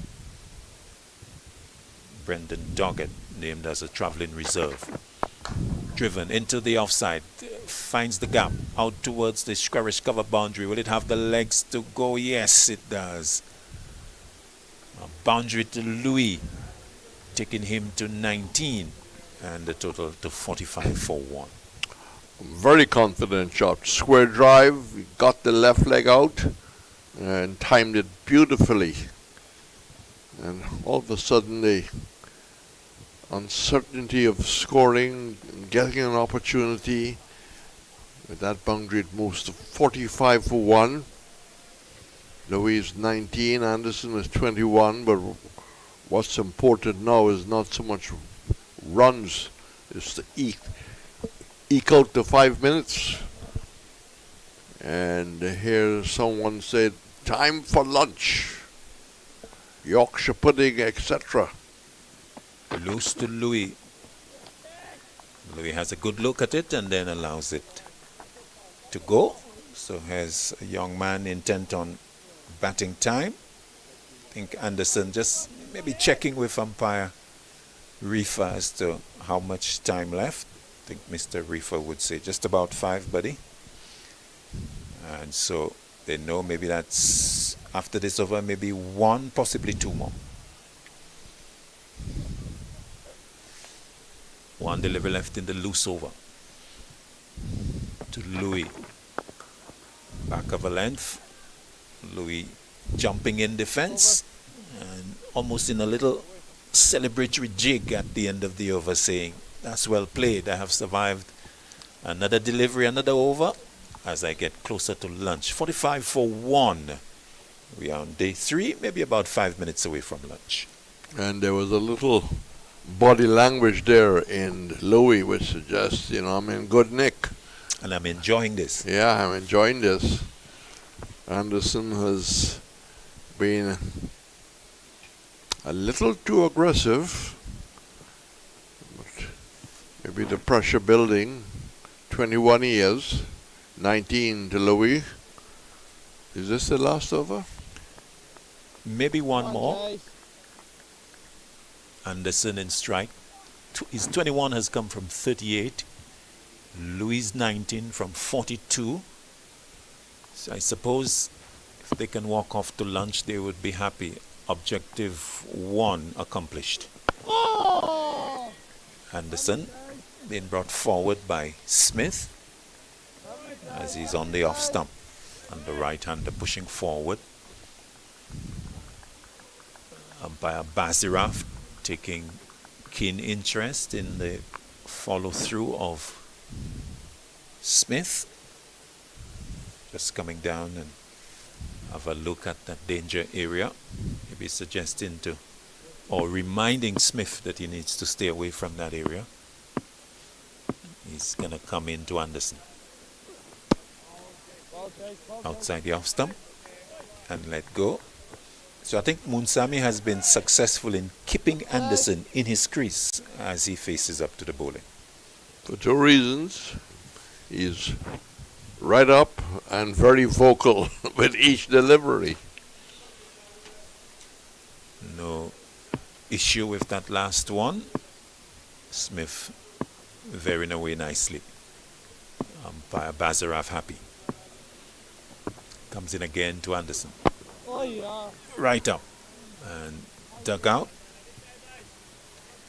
Anderson with an eye on the clock, looking to be in sort of defensive mode and being very conscious of keeping everything out. Partnership of 43 hard-earned runs. Credit to them, although we don't want to put the curse on them, but they have soaked the good bowling that they have had so far. Again on the money. Anderson is in defensive mode and playing that away nicely. Munsami very vocal behind him, encouraging Smith every delivery. He's got a variation of noises. That last one, ooh-ah! Yes, just adding the psychological pressure to Anderson, looking to force him into an error. Smith to Anderson. On target. Munsami liking it. And string of 5 dot balls. No mid-wicket conference now? One would have thought that they could have eaten up 60 seconds by chatting within the law. Yeah, Louis He's leaning on the bat, happy to maybe not come in strike. But, well, the South Africans, they're changing the field and eating away important seconds. One delivery. Short extra cover now being posted. Senokwane has been pulled from mid-wicket into the offside. Smith to Anderson. Oh yeah, Jason. And played away into the offside. End of the over, end of the session. Umpire Bazirov whipping off the bails. So South Africa A would be happy. West Indies A would be reasonably happy as well, because they have gotten into lunch without further loss after John Campbell was the first to go cotton bowl Morike without scoring. So a partnership of 43 between these two. Mikhail Louis 19, Kevlin Anderson 21. So at lunch, West Indies A 45 for 1. The deficit overall reduced now to 315. And so as the players walk off, quick words from you, Reds, to wrap up the first session of day 3 before we take a break ourselves. Well, after losing Campbell without scoring, these two must be given a fair amount of credit, Anderson and Louis, because they had to face some very accurate bowling. And overall, they showed fight and determination. And I think that Coach Kohli will be very happy to see the two faces still there. 45-1, but 2 sessions left on the third day. Indeed, 45 for 1, West Indies A. They trail by 315 as we take lunch on day 3, asking you to join us back in about 35 minutes' time. Shay, West Indies women taking the first straight this summer at home against South Africa. You know once our first ball's bowled, it's game on. Full of energy from the start. For real, Haley. The fans already lining up. Flags waving, drums beating. Because when we home, we full of energy. Let me add in quote Sammy real quick. See what the vibe is. Shay, Skipper, I was just about to call you. This will be a summer to remember. Action package with T20s, ODIs and Test cricket. The tickets are now available. We bring in the fire and the fans bring in the vibes. But we're missing that extra spark. Hold on, I know who to call. Coach Man Sammy, you know I'm always ready. But where's he play? Teja, we heard you the man with the vibes. Hi, I'm Rustin Chase, the new West Indies Test captain. It's a great privilege and honor to continue this legacy of West Indies cricket.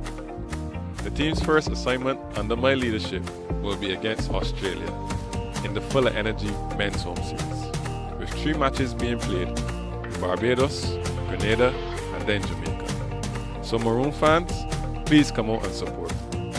We need your energy, we need your vibes. Get your tickets at windiescricket.com.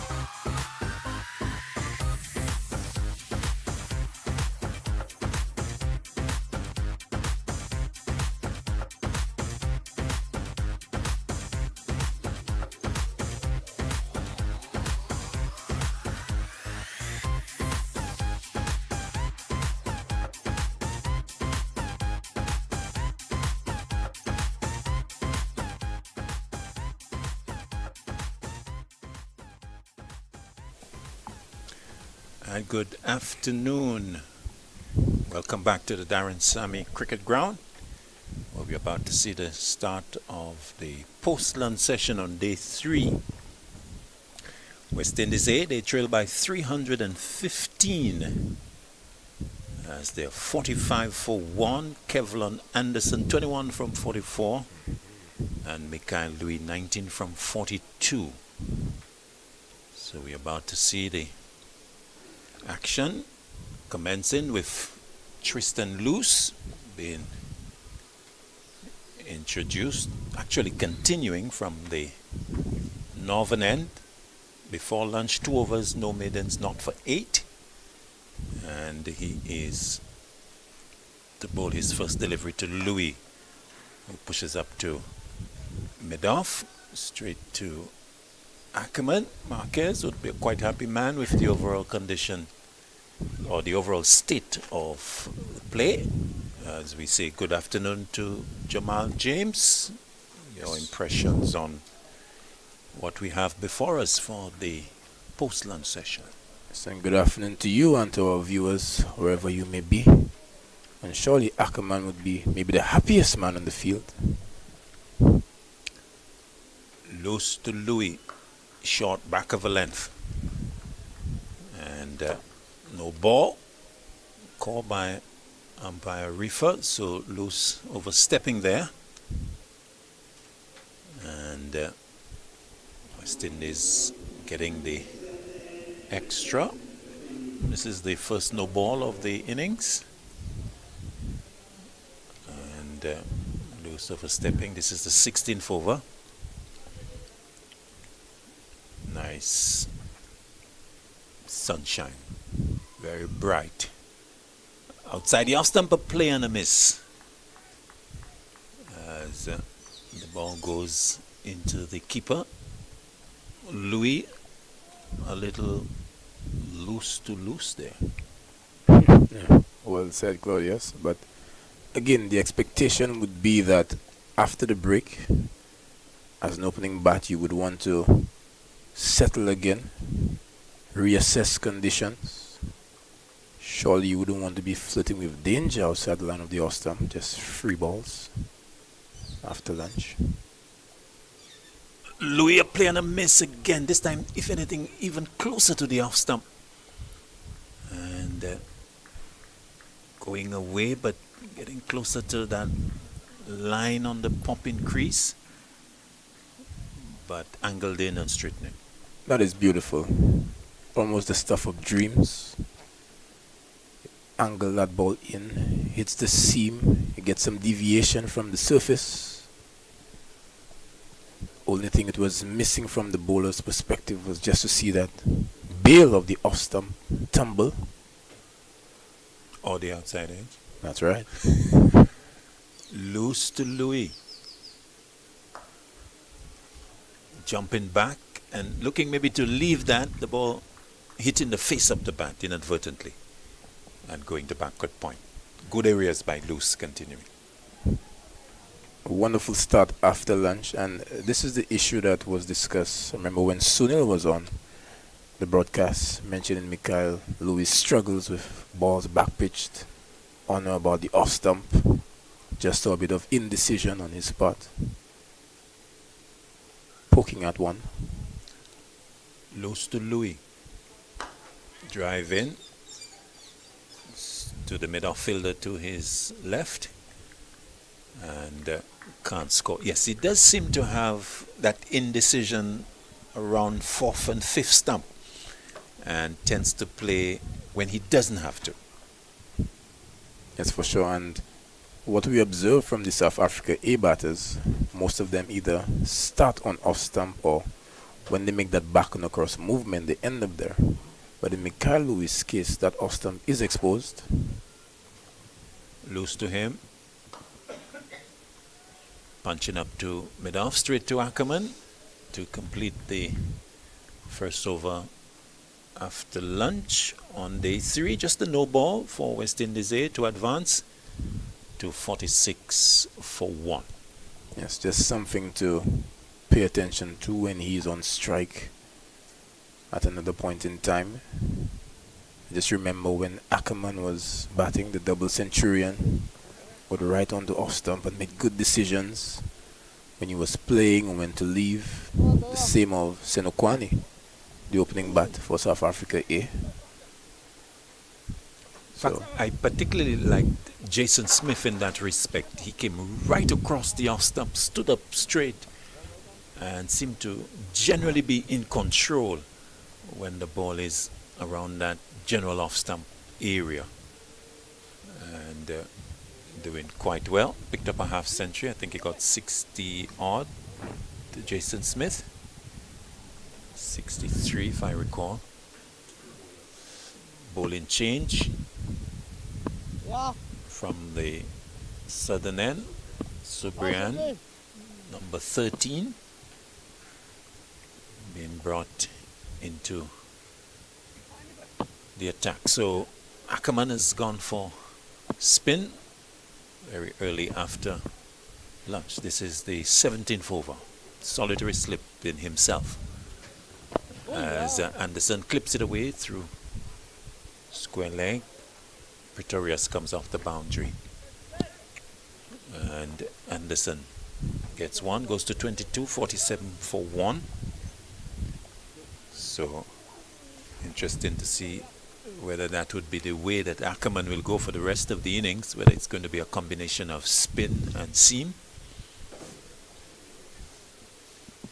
Louis in strike. Subrian round the wicket. And Louis coming forward. As we have already pointed out, the South Africa A, they're not really keen to use that forward short leg. So just a solitary slip. Subrian to Louis. Driving up to extra cover. No run. So solitary slip, deep backward point, extra cover, mid off. Long off, mid wicket, backward square leg, deep mid wicket, and deep backward square leg. Louis going back and punching towards the short mid-on position. Subrian picks up in his follow-through in his own bowling, coming across to his right. Comes again to Louis. Louis again doing similar, punching to the short mid-on position. Subrian knows he's got no mid-on, so he has to cover to his right. Louis again. Goes past him, and Munsami doesn't take that. Don't think there was an edge. Went past the edge, I think. But Munsami not taking it. this is beautiful bowling from the off spinner. Brought on very early on in the piece, unlike in the first innings. So a real display of confidence in him by Captain Ackerman, being given the opportunity to bowl with a relatively hard ball. And you mentioned bowling with that solitary slip. I found it a bit strange that he started operation from around the wicket, but we just saw why. It's a day 3 pitch. If he gets a little bit of turn, might sneak one for batting pan, but when he gets that one to go with the arm, certainly brings slip into play like that last delivery. Anderson being strike to Tristan Loose, coming up for his 4th over. 3 overs, no middens, not for 9. 2 slips and a gully are waiting. As Anderson pushing the bat at the line of the delivery and then pulling it inside, allowing it to go to Munsami. So Loose, 19-year-old. This is just his 2nd game at this level. In his solitary game, he has actually picked up a 5-wicket haul, 5 for 90 was his return. In that game, he got 21. So, young man at the start of his career, coming into Anderson. Short and having some difficulty. They take the single to long leg. Anderson looking at the glove. No signal from the umpire, referee. So short down the leg side, getting inside of it and coming off the glove. A difficult delivery for him. Was He's able to get off strike. definitely discomfited by the pace and bounce from the 19-year-old. Certainly looks a good investment. Tristan Lewis. Louis in strike. Fuller length outside off stump. Louis taking a good look at it and electing not to play. So 48 for 1. These two, they have put on 46. And they are pushing along nicely from West Indies' A point of view. They know it's a big deficit. At the beginning of the innings, it was 360.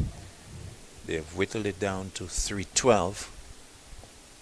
John Campbell not contributing. Cotton Bowl Moriki without scoring. Before lunch, forward goes Louis, beaten outside the off stump. Loose going past the bat. It's interesting that you mentioned John Campbell. I think I was really looking to be treated with a signature John Campbell innings today, but he betrayed his opportunity with a bit of impatience. And it's fair to say that he gave it away again. Yeah, it must be disappointing, particularly given the conditions we have today. Speak about that after this. Very short and too short, going well over the head of Louis and into the gloves of Munsami. I reckon this is the brightest weather that we have had for the 3 days. Nice breeze blowing, not so much Sahara dust today, and therefore maybe the best conditions we have had for batting. And then John Campbell opening the innings and going for a stroke that he didn't execute well at all. Cotton Bowl Moriki. Louis will get a boundary here as he has played that down from the face of the bat, maybe the outer portion, but along the ground, away from the gully and into the boundary for 4. But Tristan Lewis would not be too disappointed. He found the outer portion of the bat, got Mikael Louis to commit to playing a ball that, yes, you just see there, was about 5th stump. But the good thing about it from Mikael Louis' point of view was that he played that one with soft hands. Picks up a boundary. Takes his tally up to 23 and the team tally to 52. They're 52 for 1. Mikael Louis did record a half century in the first innings. He's setting a good platform once again in the second. With that boundary, 50 partnership actually coming up for the second wicket. Campbell going with the score on 2. Subrian continuing. Anderson standing up straight and punching back to the off spin of Subrian. So the solitary slip in place. Anderson clipping that away from the short mid wicket, bringing long on off the boundary and going for the single. 53 now for 1 as he goes to 24. And Louis coming in to strike. Subrian will now bowl to him, turns it, will get the single through square leg, mid wicket, backward square leg in fact, getting there ahead of mid wicket, both coming from the boundary. One more to Louis. He joins Anderson on 24. It's 54 for 1. Prenelin Subrian, stacks of experience at this level. 76 games before this. Down the ground, lofted over the head of the bowler. Can long on come across? Yes. He does so. So just a single for Anderson. looking to go aerial, clearing the bowler, but just getting the single as he goes to 25, 55 for 1. Subrian, the best of 7 for 52 at this level. 237 wickets. One of the most experienced players out there, 31 years old. Oh, yeah, Back goes Louis. Will get another single through square leg as he pushes the West Indies a second innings to 56 now for 1.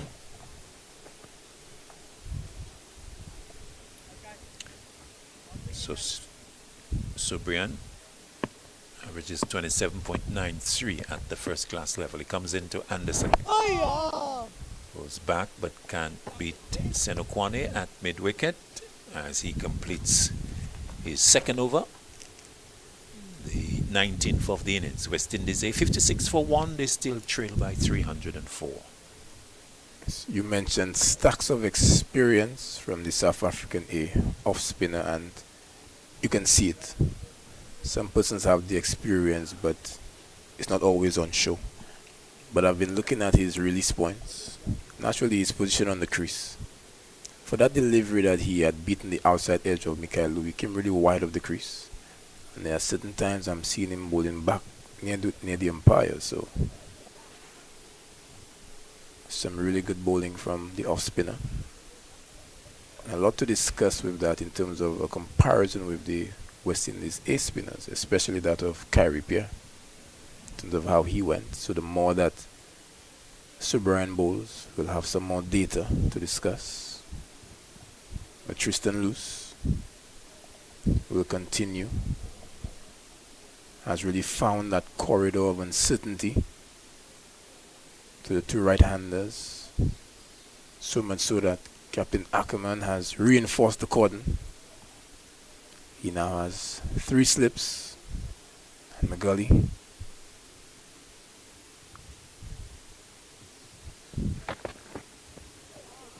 Another good delivery where Luce is testing out the middle of the deck.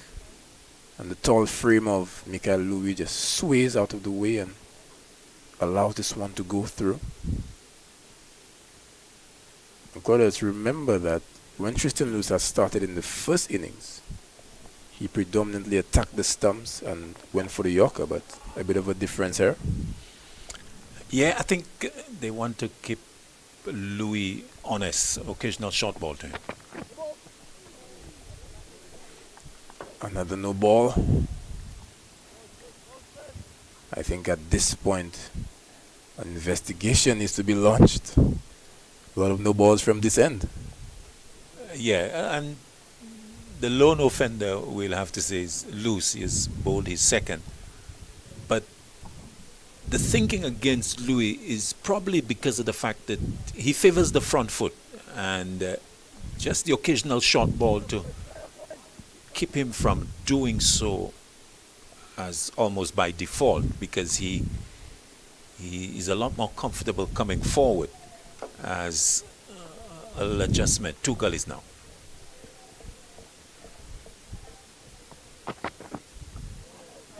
Luce maintains that line outside the off stump. So what we've seen is that Captain Ackerman has really widened that gap for Louis in the offside, extending more of an invitation to play that famous drive for the covers. On the contrary, I'll argue it is to try to get him dismissed off a back of a length one that he perhaps spars at and goes to one of the 2 gullies. Yes, he has done that a few times in the first innings and in the second.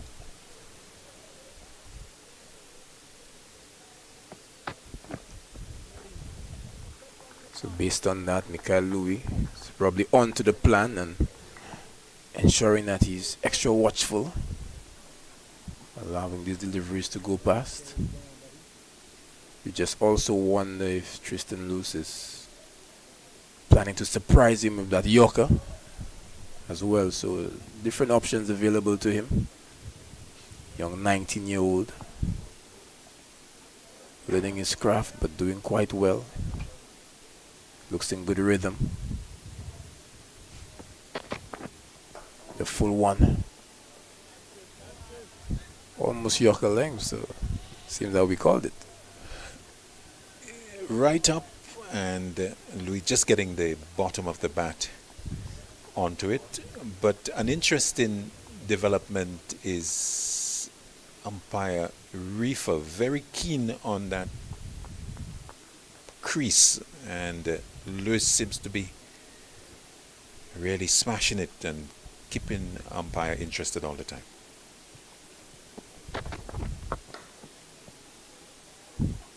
Goes full again, and a bit of aggression from the youngster.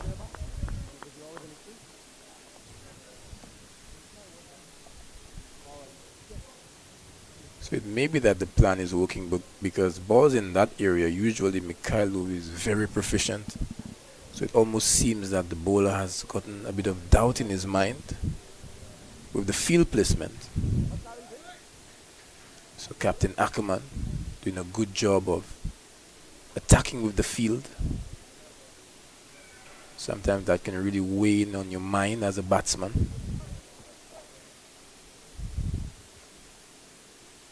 And the gap has even gotten wider because the fielder from the covers has been moved over to mid-wicket.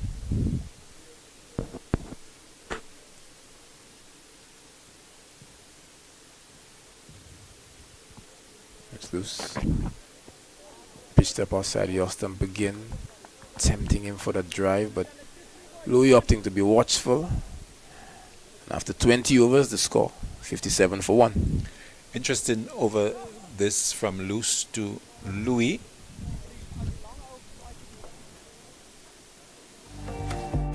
Hi, I'm Rustin Chase, the new West Indies Test captain. It's a great privilege and honor to continue this legacy of West Indies cricket. The team's first assignment under my leadership will be against Australia in the Fuller Energy Men's Home Series, with 3 matches being played in Barbados, Grenada, and then Jamaica. So Maroon fans, please come out and support. We need your energy, we need your vibes. Get your tickets at windiescricket.com. So Brian to continue. Showing us some good variety. His position on the crease.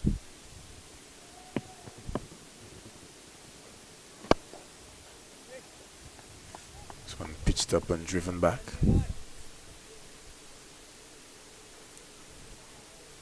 Two fielders posted deep on the leg side. 3 in fact.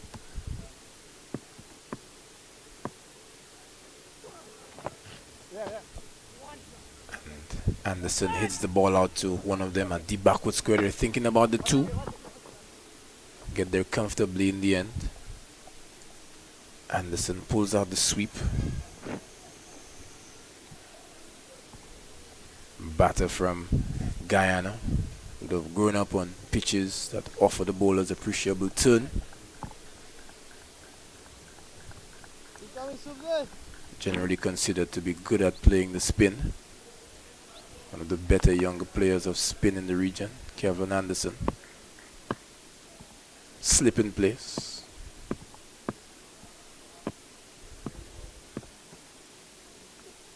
Oh yeah.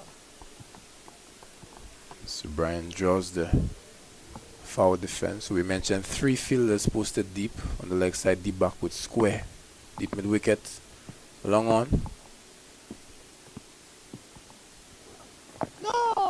The reverse sweep employed by Anderson.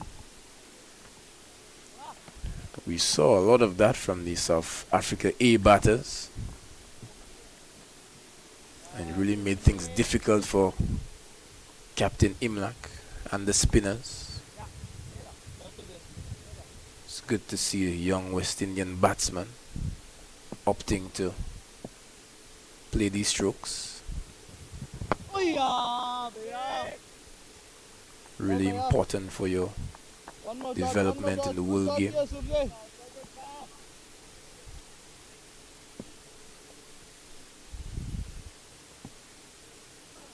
Oh my word! Goes back to that one, and you could just hear Captain Ackerman felt that this one would have been close. So Brian attacking the stumps all the time, looking to draw the mistake. This one on the line of the stump and moving towards the off stump. So while he is bowling the off spin, Mikhail will be playing against the perceived turn, Claudius. Going back in that last delivery, and either Ackerman or Munsami going, oh my word, they thought that was heading to the stumps because the batter going back. But in the earlier part of the over, Anderson had brought out the sweep, both the conventional and the reverse, bringing him 3 in total. Loose. Anderson is rocking back and smashing this one to the boundary for 4.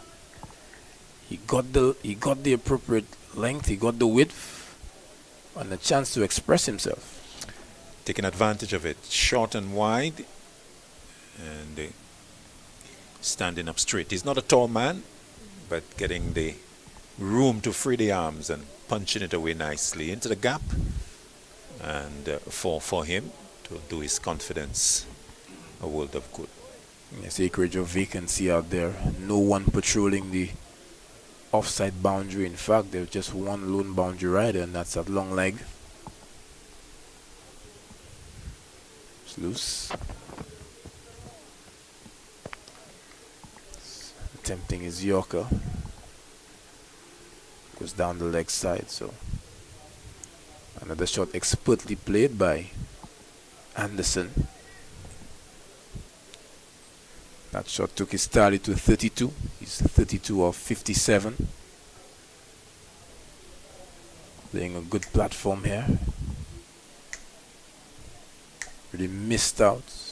A chance to cash in the first innings, but as you mentioned, Claudius, perfect batting conditions here at the Darren Sammy.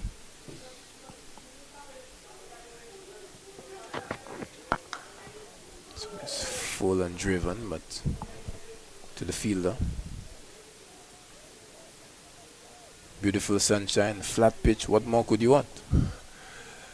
Good batting conditions. The deficit 296. A lot of work for the West Indies A to do, but this is day 3, and I think, as we have already seen, even in this third innings of the game, batting conditions are still pretty good.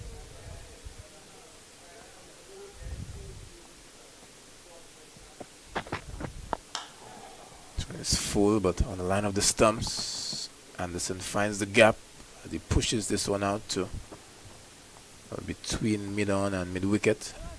Picks up a comfortable 2. Takes his tally up to 34.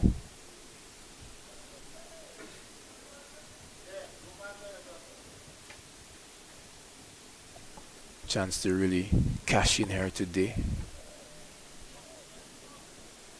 Hoping that the batters would have learned from the approach of the South Africa A batting unit.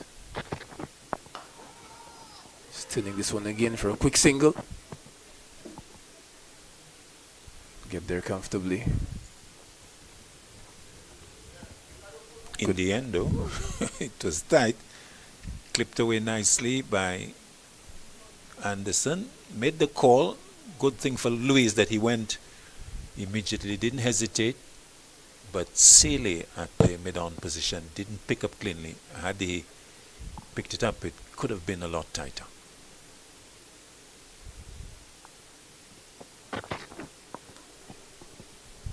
Louis just works this one to that field, that long leg, and picks up a single. So much better strike rotation in this over, which comes to an end now.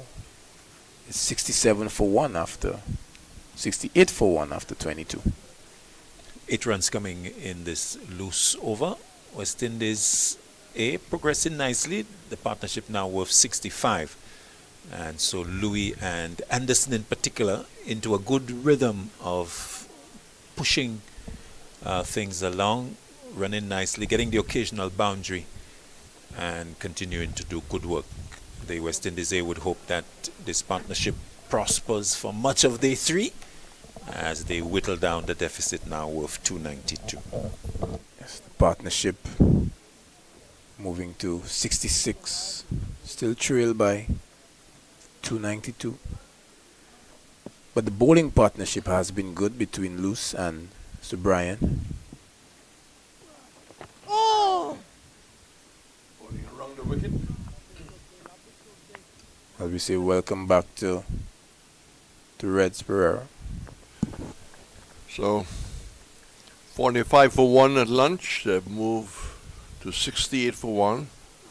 Steady going, Yeah. Good something, good something. but a long time towards tea.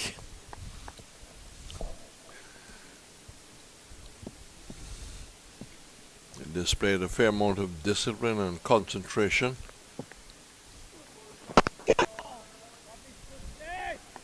So Brian around the wicket. We saw a little of him in the ODIs with a longer format, being able to have a prolonged run. 3.3 overs, none for 8. Oh.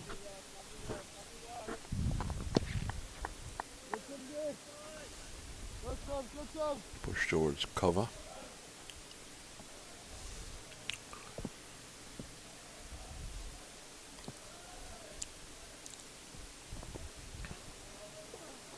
Oh! And looking to force that. Got to be careful not giving a return catch.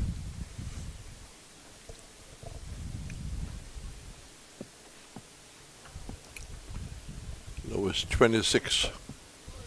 Solitary slip. Ah, what ball should be. Lovely set, buddy. Faster delivery to end the over. So Selly is at 5 overs, nobody is none for 6. That's a period where they just couldn't get the ball away. They were stuck on 11 for 1. Mariki, 5 overs, nobody is 1 for 14, the wicket of John Campbell. Smith, 3 overs, down for 12. Luce gonna continue. It had 6 overs, done for 23, bending over at the end of the last over. Good afternoon to all in South Africa.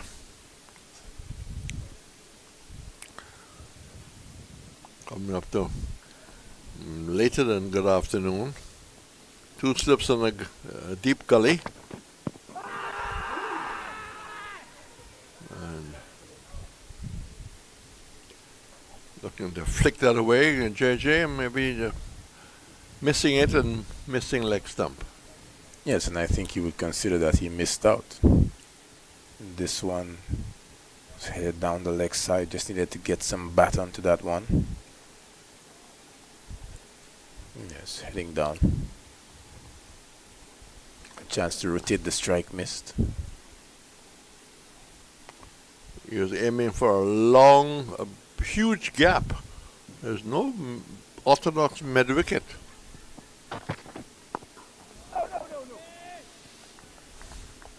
Luce keeping him honest, pulling it short, lifting.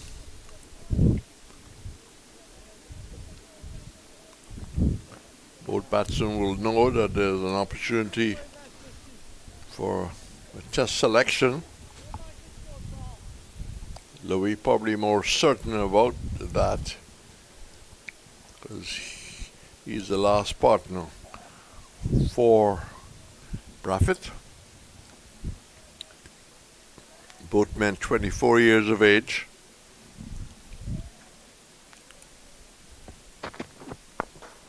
Driving straight, hard luck. That might have just gone down the turtle back. But sometimes it's not beneficial to hit too straight.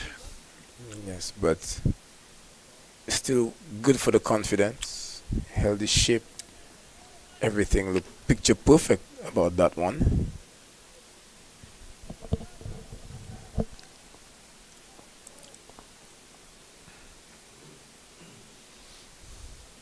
mention that test selection is up for grabs, Reds?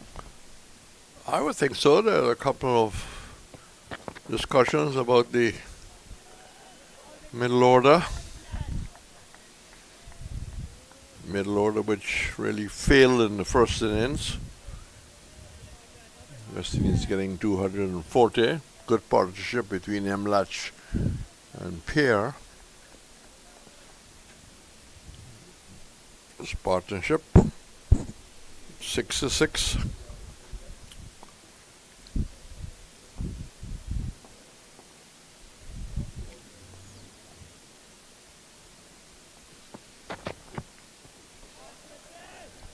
Digging it in, and no pressure. Anderson just pulling the head down, allowing that to go through. Yeah, Reds, but what better venue to stake a claim than at the one named after the head coach? Flat batting track, perfect conditions to dig in deep and express yourself.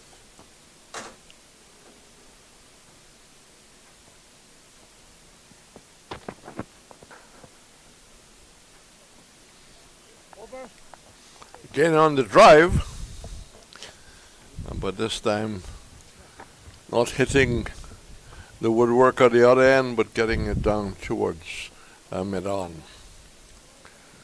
So lunch 45 for 1 after 15 overs.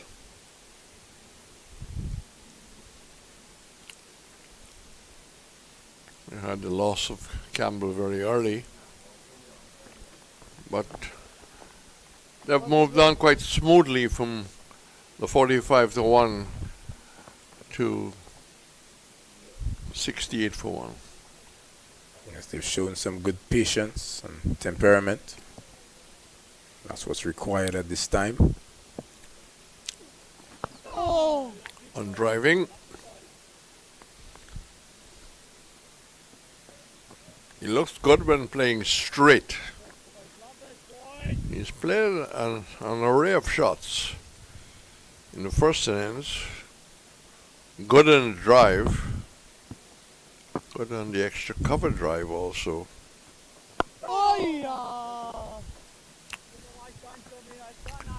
Sammy, the choir boy, behind the stumps.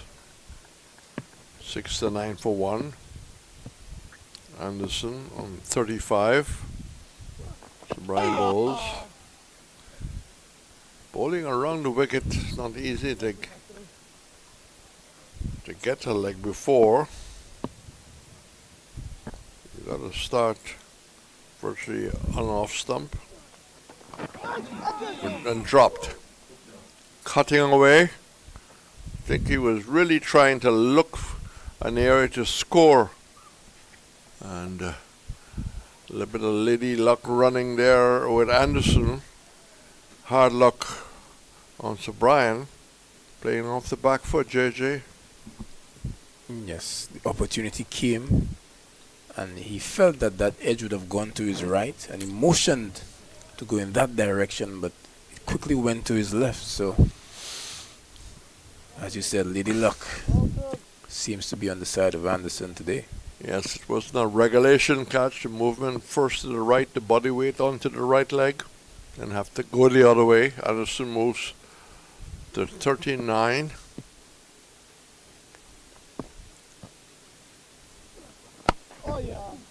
It wasn't that short. When he was looking to cut, gets a different leg delivery, driving it smoothly out towards square cover. As he moves into the 40s, he's 41. Lewis is 27. Partnership now 73.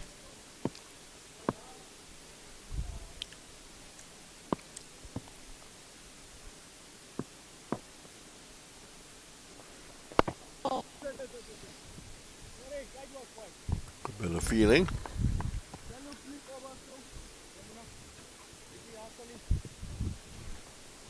Over completed. So South Africa missing an opportunity, but it wasn't a straightforward catch by any means. Not at all, but opportunity created by the spinners to Brian was brought on very early for just that. Traditionally, West Indian players have struggled to play against quality spin.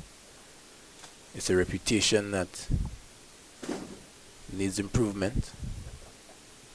And with these young men, the A team, a lot of the men who are next in line to represent the West Indies will certainly be a part of this squad.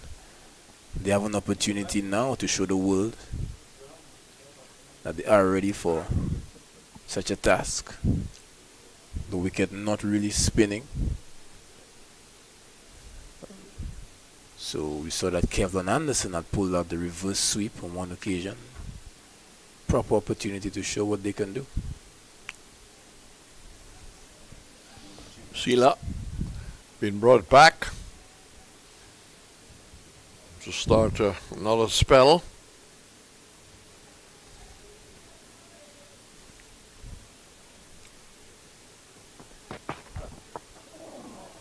Airy fairy drive, head in the air,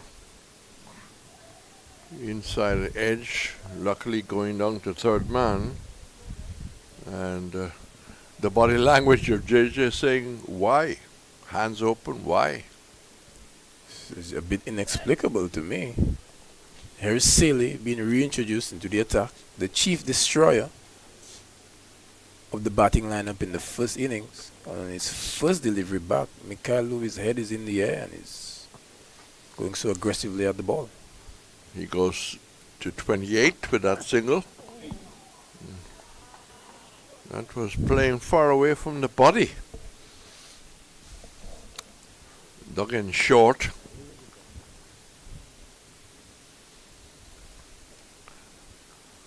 Dabbing it outside the off stump. Dangerous shot. Just 2 deliveries into his second spell and he's already causing some concern for the West Indies A batters. Roland Cox has just brought us up to date with the West Indies at the Oval. That's cut away nicely. Short. And just going forward, bending at the knees and a lot of the right shoulder into that. Clips away. Moving up now to 28. 77 for 1. West Indies 251 for 9. And here's the big surprise. Moti top scored with 63 of 54 balls. Wow. Bit of a comeback.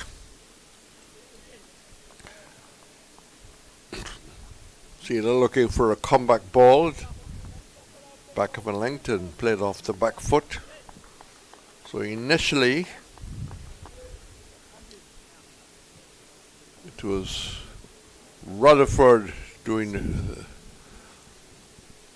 the scoring.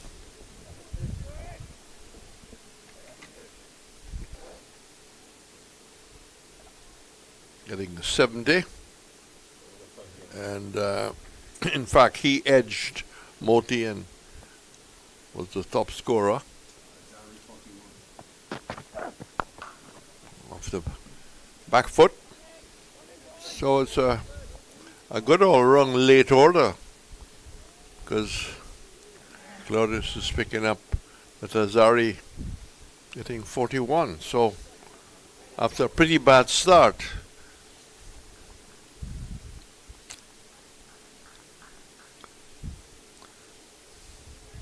So 41 from 29. Roland Cox will have to give me a new pad because you're writing all over it. 77 for 1. Shall we not? Turning it away. 77 Ocean Drive. 77 for 1. A movie a long time ago. So they've inched up from 45 for 1 to 77 for 1. The And Dricoli would have said to both of them, see you all back here together at tea. Yes, and that would certainly be the plan. But Sealy might have some other ideas.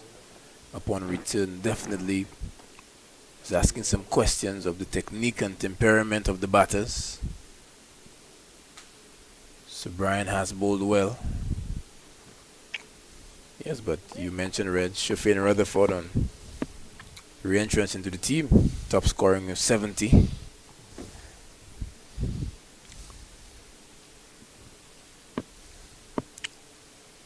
Rain, of course, affecting that game after delayed start. That's turned away. They look for the second. Nope, they will not. The West Indies got caught up in traffic. Game had to start late. I think there was a closure on one of the highways. Maybe an accident.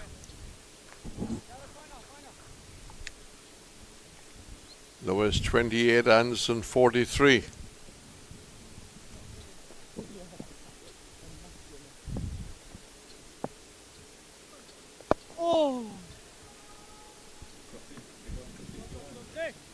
He's very dangerous when he's getting the batters to play on that middle and off-stump line, pushing forward.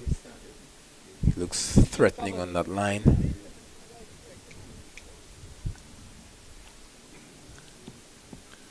Got used to go around the wicket.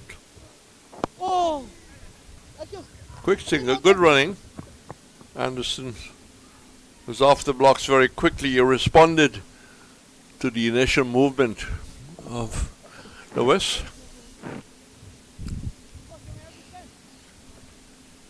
Lewis coming from the Federation of St. Kitts Nevis, previously, like Guyana, a sugar producing country. But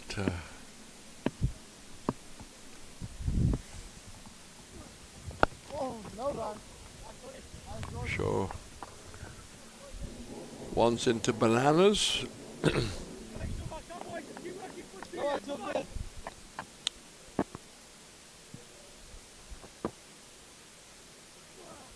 Oh yeah.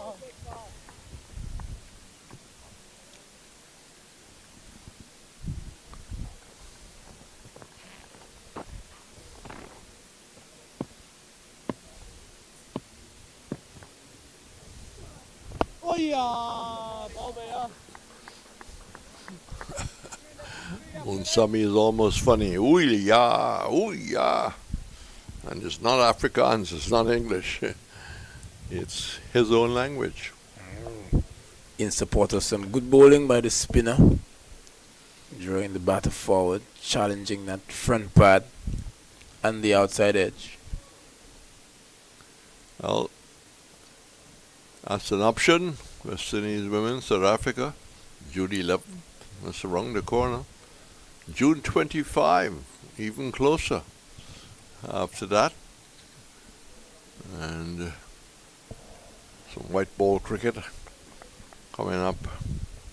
West Indies and Pakistan.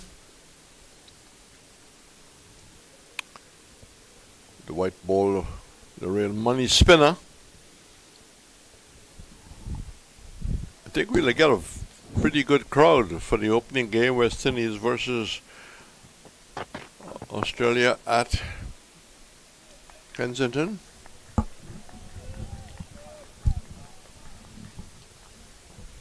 We'll wait for the selection of the side, which probably will have a bearing on the final numbers.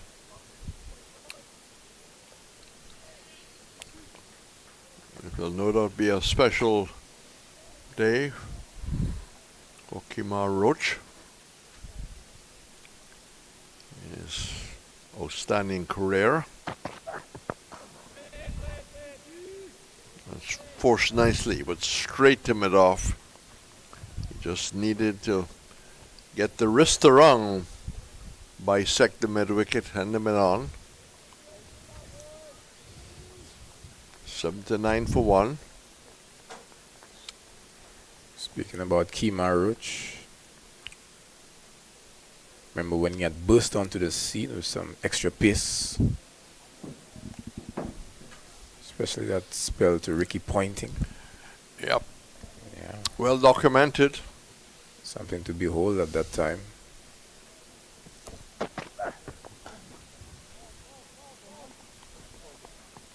Not the angle he was looking for initially.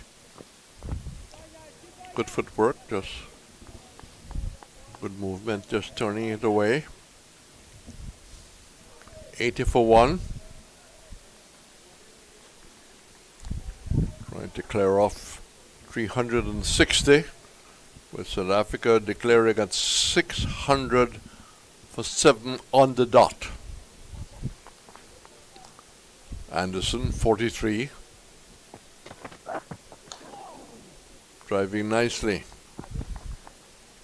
And coming back and surprising South Africa, the body language didn't suggest that they were looking for a second.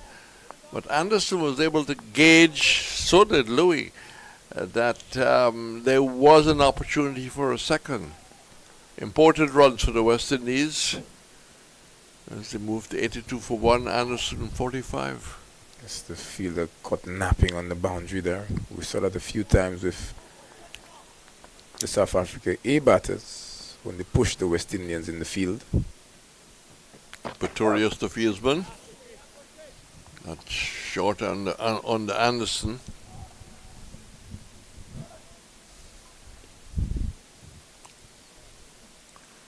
So 1 for 82, 27.5 overs bowled. Today, a working day in the Caribbean. Holiday probably will come up during the next 4-day test, Unofficial, in St. Lucia.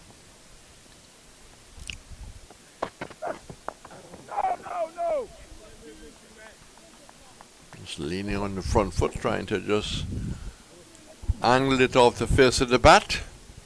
It's 1 for 82 with Lewis 30 and Anderson 45.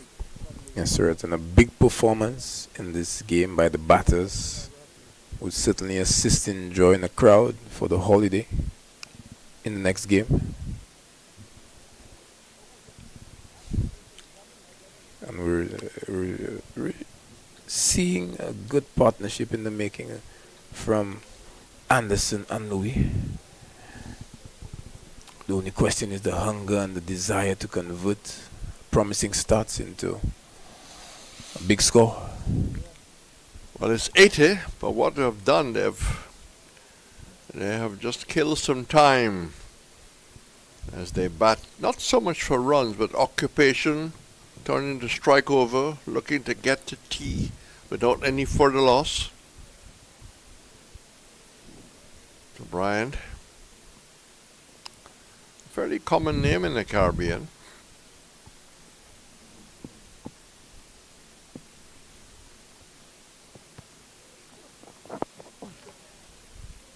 One, only one.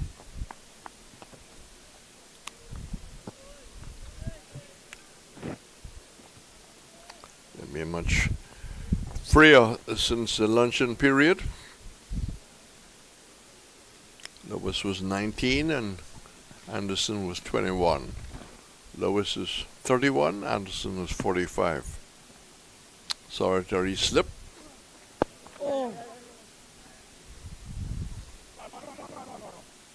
And they were trying to sneak a second.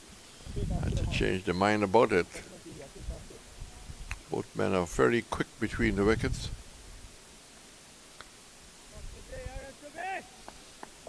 Louis 31 from 87, Anderson 46 from 81.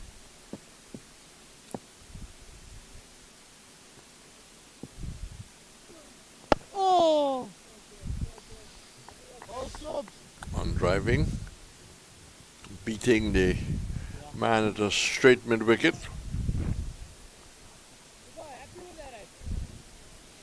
Or as late Roy Lawrence used to say, a backward mid on.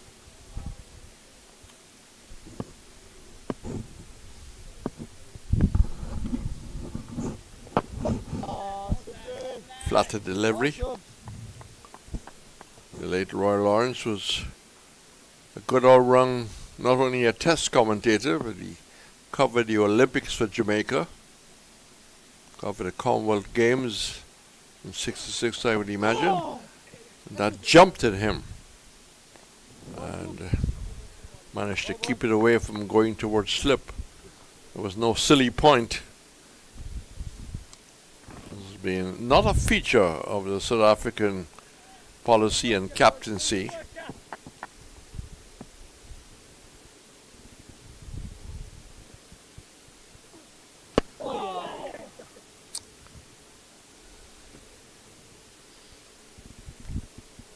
Scoring quite steadily, moving to 87 for 1, a figure that has a bit of a bogey in Australia. Where is the reverse here? People are afraid of 13. I remember in my younger days in Guyana, there was a guy with a matchless motorcycle, and he wasn't afraid of 13 because the numbers was 13.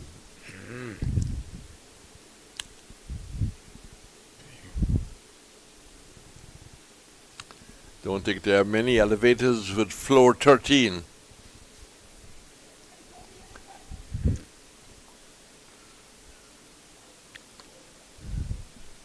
And it's all in the mind.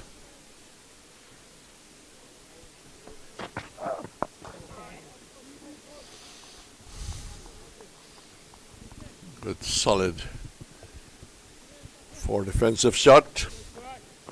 As strong looking as the ECCB Bank in Bastaire, which he would have seen as a young boy. Yeah, Mikhailo, your picture of solidity. And he plays with that straight bat. The spinner found some bounce in the last over, but good to see. Commendations to the groundsman. Ooh, Putting out of it. Bounce, Red. Just look at that. Wonderful. Starting to go and then stopped.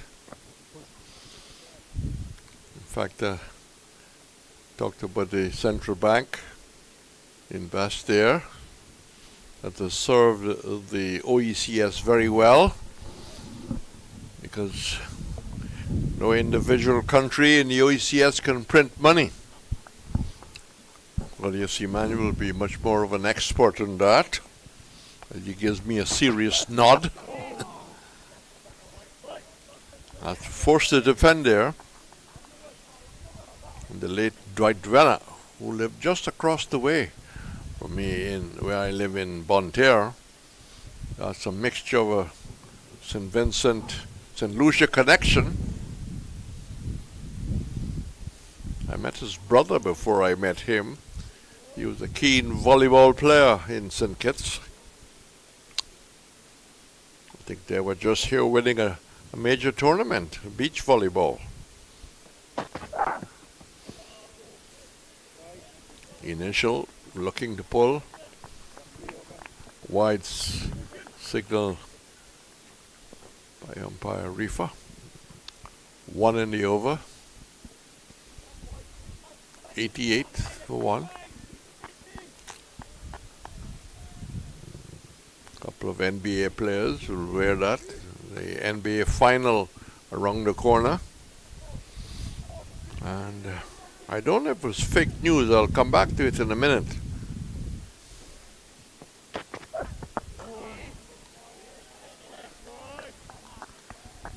But I saw a report last night where nations are very uneasy about the Olympics in America. The report suggested that people weren't sure whether visas will be available, and if visas were available, will they be allowed to enter the US with the Olympics?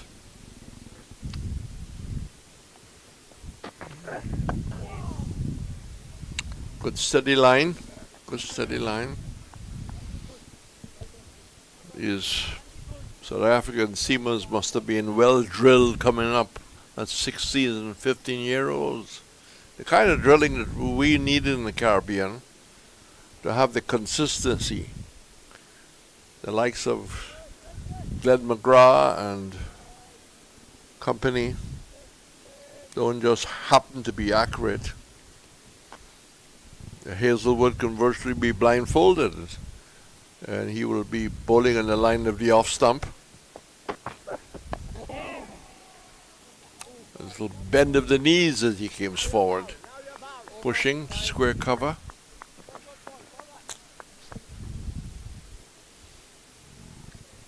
So what you're saying, Reg, is that since you mentioned from Glenn McGrath to Hazelwood, this is something that has been passed down for the different generations of fast bowling. So something must be, there must be some sort of formula. Well, it's what they were taught at age 16, playing at secondary school in youth cricket. The coaching is there. A lot of former Australians involved in cricket.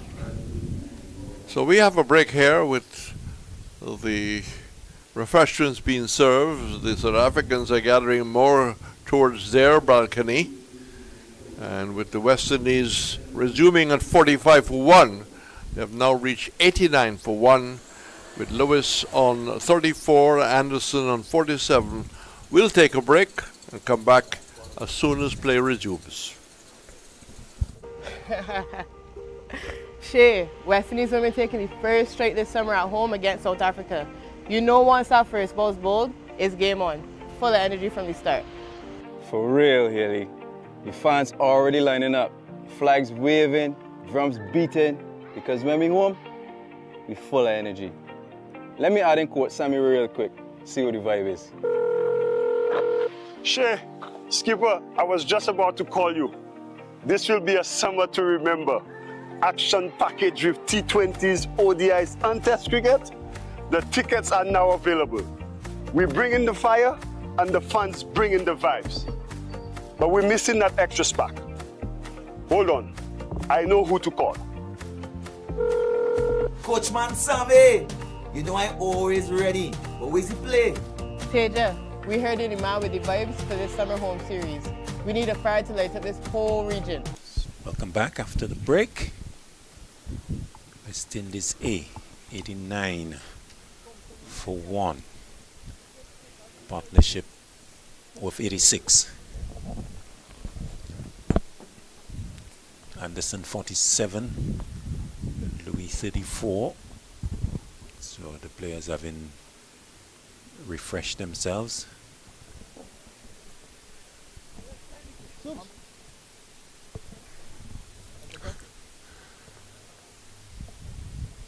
And it's going to be Subrian. 7 overs, 1 maiden not for 22. Who's going to continue? Goes to Louis. Comes forward. Okay. And plays back to the bowler. Just keeping you on your toes though. So the bright sunny conditions continuing here. And that breeze that we have had all match is still very much there. Forward goes Louis. And he's kept scoreless, facing a number of deliveries. That was his 97th. So the opener batting, and batting. Needs to continue doing so. Pernalin goes over the wicket to him now. Up edge and caught at slip. Loose drive from Louis. Big drive. Credit to Sublian changing the approach and coming over the wicket and presenting that outside the off stump. Louis with a big drive, outside edge found, and Ackerman with the catch. I mean, there we go, there we see it again. How many times have we seen it though? After a break, you see a wicket breaking concentration. and he has veered away from his approach of being watchful, did not allow himself the opportunity to resettle after the break. And as you mentioned it, full credit to the bowler. He changed from round the wicket to over the wicket, and he changed the length as well. Michael Louis has been deprived of an opportunity to drive, and one was floated up to him, and he said that yes, this is the one, and made the mistake. So full credit to Ackerman and to Subrian, bowler and captain. So the end of Louis caught Ackerman. Bowled Subrian 34. So West Indies A losing their second wicket as Kavem Hodge comes out. So this would be hugely disappointing for Louis and the West Indies A outfit. I think they would have wanted Louis to push on. In fact, I was just saying he needs to bat and bat and bat. But falling for the bait. Credit to Subrian and Ackerman. So South Africa A getting, well, I think they'll say 2 out of 10. They need to take 10 wickets. The deficit is still huge, 271. And of course, South Africa A fancying their chances of dismissing the West Indies A before that deficit is wiped off. So it's going to be Kavem Hodge about to face his first delivery. Forward goes the right-hander, Subrian, with the success of the over-the-wicket approach. He's remaining there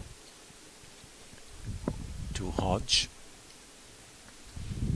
Still the solitary slip. Hodge off the back foot, playing back. And well, no appeal, just a shout of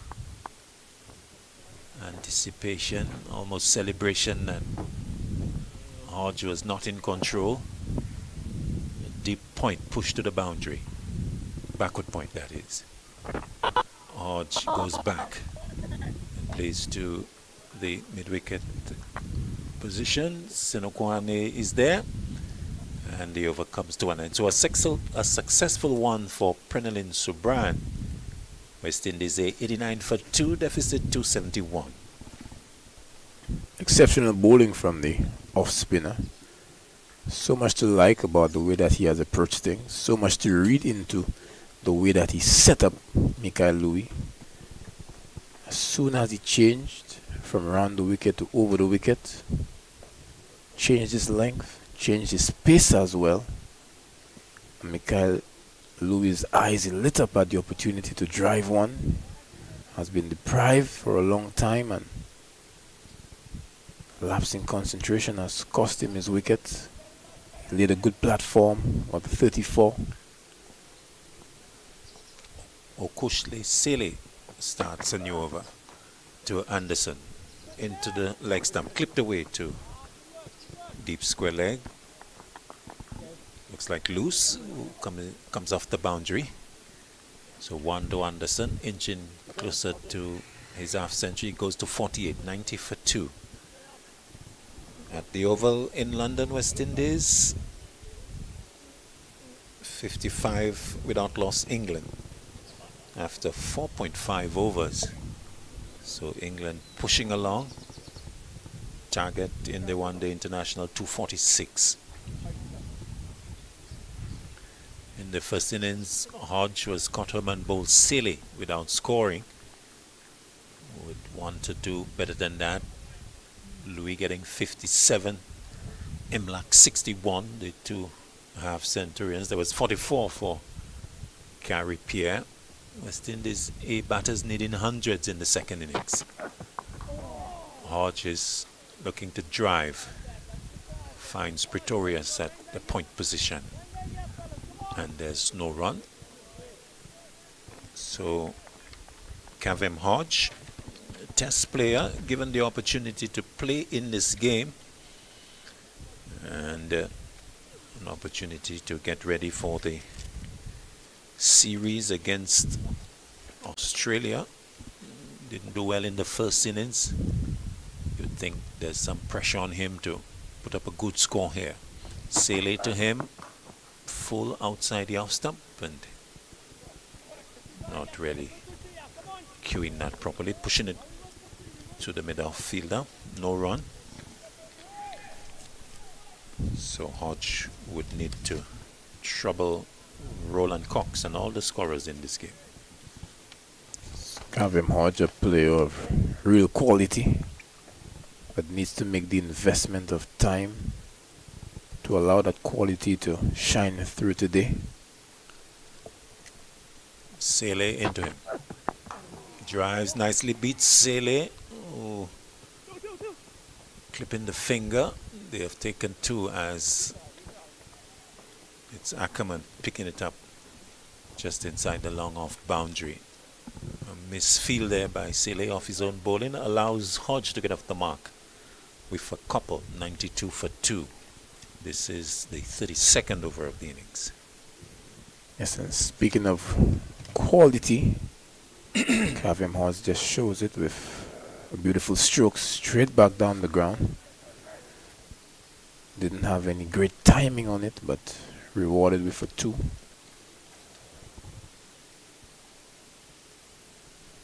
Real chance to get in on a flat one. Sele to Hodge. Pulled away, out towards all the way over square leg. Pyle saying 6, so short, and Hodge swiveling inside of it and hitting it high over square leg for 6. So an indication of how he's going to play. Almost deliberately hitting that up and over and getting the maximum. Going quickly to 8. 98 for 2. Kavem Hodge, a very intelligent cricketer. He's hitting with the wind. Picked this one up for 6. Sele to Hodge. Back in defense. It's on about the off stump, pushed away into the offside. For a dot ball, the over ends 98 for 2. And what we've seen of him at the international level is that he is very eager on the pull. Very good stroke maker, especially on the cross-batted strokes. And that 6 would do his confidence a world of good. Didn't trouble the scorers in the first innings. And I'm sure he recognizes the importance of this innings today. Has the skill set to be successful, and we've seen it at the international level. Kevlin Anderson, meanwhile, has gone about his business quietly. He's racked up 48 of 84, on the verge of another first-class half-century.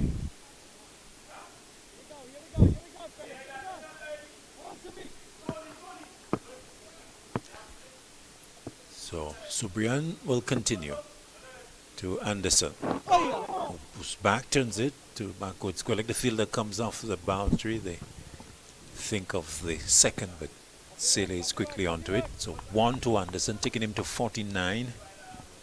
99 for 2. As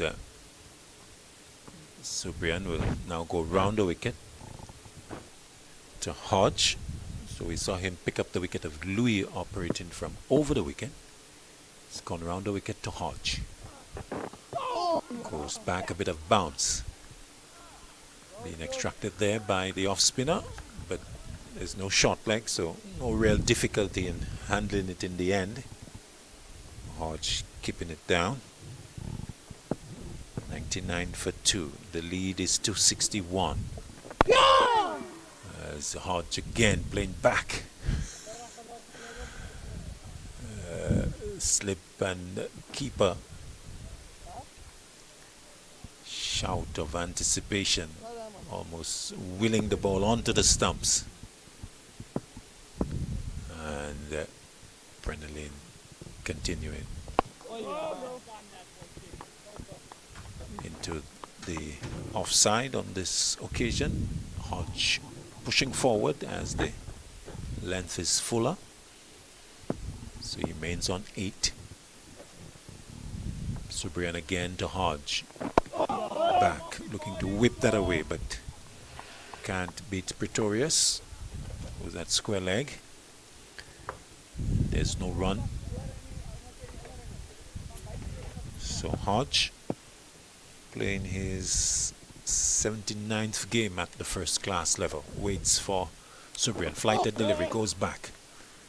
And plays to the extra cover fielder. Straight to him, no run, the end of the over. He remains on 8.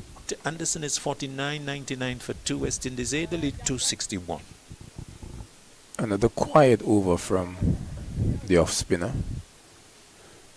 And we had mentioned that the more that he bowls, we'll get an opportunity to just make a fair comparison between the two spinners.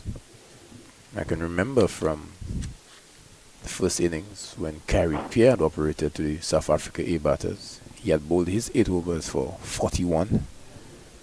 The attack was taken to him. Was never allowed to settle. But Subrian, on the other hand, has already picked up 1 wicket very early on in the piece. Introduced quite early a show of confidence by Ackerman on a wicket that doesn't offer him much. Although credit must be given to the groundsmen because there is still some bounce, lots of life in this pitch, even on day 3. Both the spinner and the pacers, Sele getting that ball to jump off a length. Shepo Moreke now being introduced. So Sele goes off after 4 overs, no maidens, not for 16. So Moreke being introduced. Anderson back onto his stumps, playing to the short mid-wicket. There's no run. So Shepo Moreke has come on for his 6th over. 5 overs, 2 maidens, 1 for 14. The wicket of John Campbell, whom he had caught and bowled without scoring.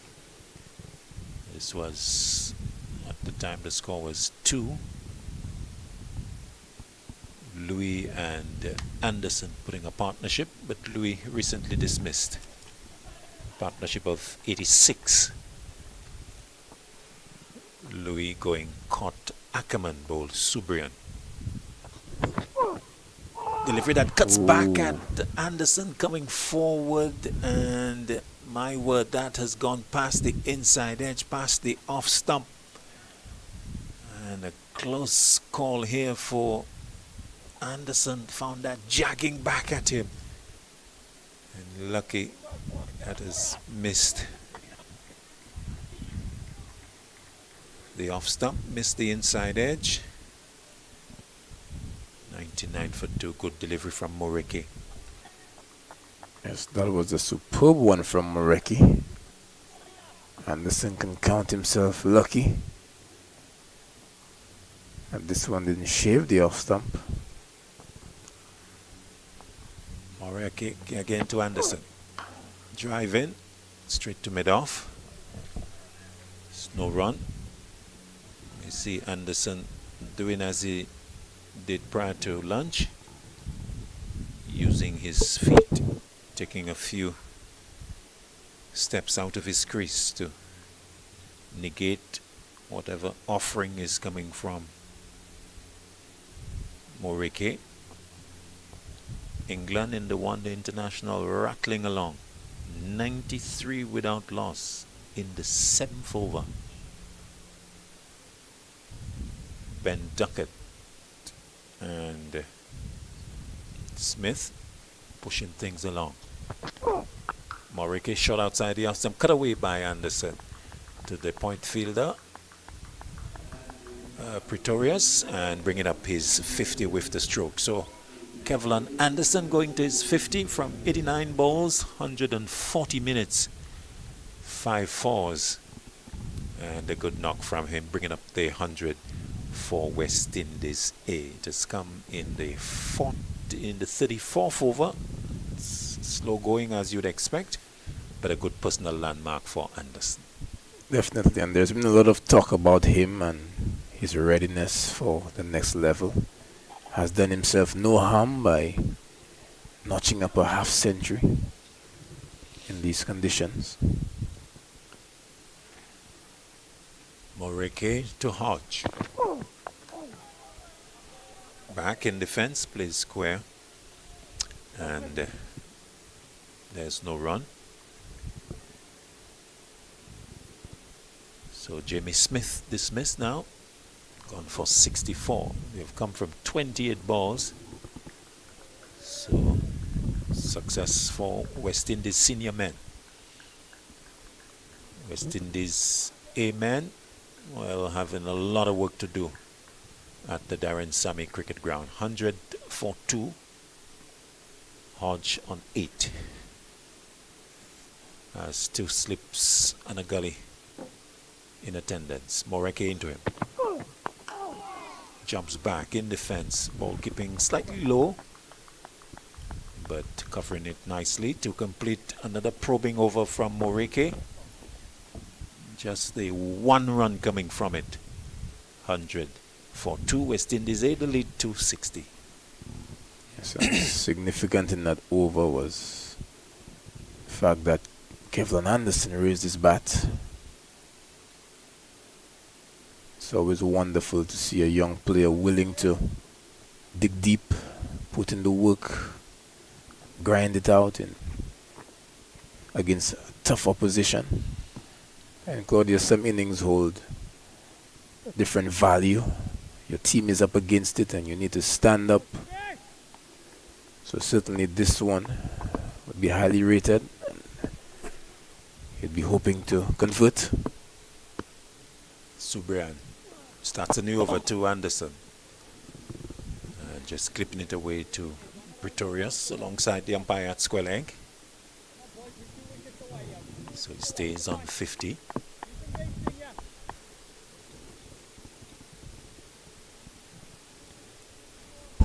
Just pulling away there, Anderson. One of the South African players just quickly moving behind Subrian. Sweeping is Anderson. Out to the deep backward square leg fielder, Sealy. Coming off the boundary. So 1 to Anderson, who not for the first time has employed the sweep. Waiting for the length and the line, mostly when it's pitched outside leg stump. Sweeping away for the single. He goes to 51. Hodge in strike. Defending. Back to Subrian, who's in his 10th over. He's 1 for 24. 3 deliveries are left. So he has been quite economical. Comes into Hodge. Back inside edge. Appeal going up. Nothing doing from umpire Basaraf. Came back. And what do you make of that? Inside edge onto the pad too high? Yes, it looked like he may have gotten some bat onto that one. But was there a hint of turn there? That's what I found most interesting. Subrian will continue to Hodge. Back swinging. Sele will pick it up off the backward square leg boundary. And Hodge will pick up his 9th run. The total inches to 102 for 2. West Indies A trail by 259. Subrian the off spinner to Anderson. Goes back and punches back to the bowler to complete the over, the 35th of the innings. West Indies A 2 for 102. The lead at 258. It would be very interesting to have a discussion with Sir Brian to get an understanding of the reasoning behind the chopping and changing the over the wicket to round the wicket. Spent a long time around the wicket in operation. Then as soon as he switched to Fuller Energy Series coming up. West Indies women, West Indies men. Australia and Pakistan being engaged by the men, the women versus South Africa. It's coming up from next week. The action begins June 11th and going all the way into July, into August as well. Shepo Morike starting a new over from the northern end. Hodge in strike. Punching off the back foot to the mid-wicket fielder. No run. So just reminding you, if you are joining our streaming for the first time, South Africa A declaring at 600 for 7. A lead of 360 about 40 minutes into the third day. And West Indies have progressed in their second innings to 102 for 2. We are about half an hour prior to the tea interval on this day 3. Punching to mid-off on this occasion is Hodge. And there's no run as Ackerman picks up. So Hodge is in his 79th game at this level. 3,966 runs. 700s, 21 50s, average 29.16, highest score of 158. That's his overall record. We can also give you his output for regional 4-day championship. Back he goes to another tight and demanding delivery from Morike. Hodge, 6 matches, 10 innings, 314 runs, 100, 150, a best of 126. Of course, he would not have had the opportunity to play the full extent of the 4-day championship. Would have been on tour with the West Indies in Pakistan, so missing the first couple of rounds of the competition. Or was it just the first game? Missing the first game. Good delivery to him. Plays up onto the onside once again. And there is no run. So a man who was on the last 11 to play Test cricket for West Indies, so you would expect that he would maintain his place, but needing runs to sort of protect himself, to shield potential new entrants into the 11, shield himself against losing his place. Yes, and for sure, we've said it time and time again, your currency as a batter or your protection as a batter is your run scoring. Well, he didn't get in the first innings, so all the more important is this innings. Inside edge will get a single as Munsami does not pick up. Ball coming to him on the ground. So a streaky run to Hodge takes him to double figures, 103 for 2. I mean, in that conversation, Claudius, it depends on how you weight. Kavem Hodge and Afanez, these were your 2 leading run scorers in the previous year for the West Indies Test team. So, is it a case where your leading run scorer, he needs to do above and beyond everybody else to maintain his place, or do you just grant it to him and acknowledge the fact that he was your number 1? Morike to Anderson. Down the leg side, Anderson ignores it. Good catch by Munsami away to his left. The over comes to an end, 103 for 2. I think it's a case of the fact that you are an incumbent on the West Indies team. You need to go into the new series with runs behind you. In Pakistan, there were not a lot of runs scored, but I think with the upcoming series, you have had the 4-day championship. You have 2 games potentially here in preparation. You need to be putting hundreds on the board to build your confidence, to keep the faith of the selectors, and to keep the fans off your back. It's a good point. But then a lot of those other individuals have not been in your position where you have led the way for the West Indies.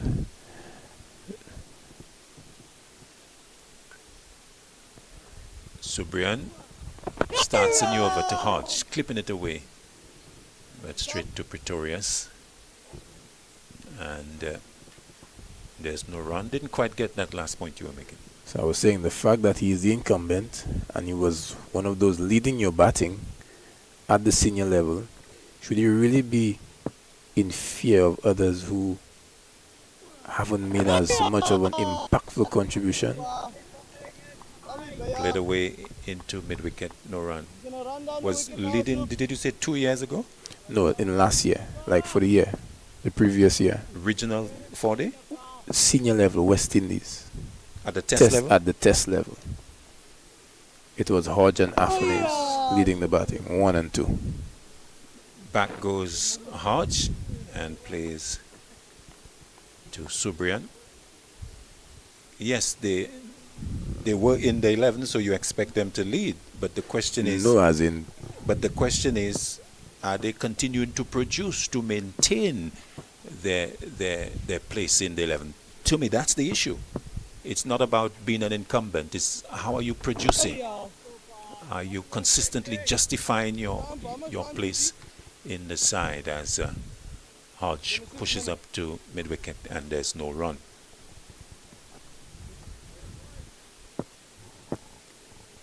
Continue at the end of the over. Subrian quickly between balls goes sending Hodge back. And playing to the fielder. There's no run.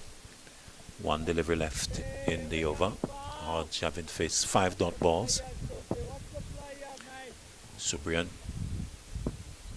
over the wicket. Comes into Hodge. He goes back and, well, defends away in the end to Senokwane at the end of the over. The 37th of the innings. West Indies 8-2 for 103. The lead is 257. Let's hear you, JJ.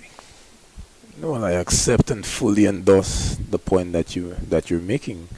We need to, as a region, set the standards high and maintain it.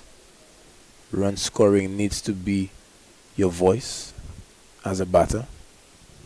But at the same time, when you wait, if you are going to lose your place when you have led the batting for the team, those individuals who are desirous of taking your place, they should have been kicking the door down. Now, from what I can see, I'm not hearing anyone really knocking on the door. Shepo Morike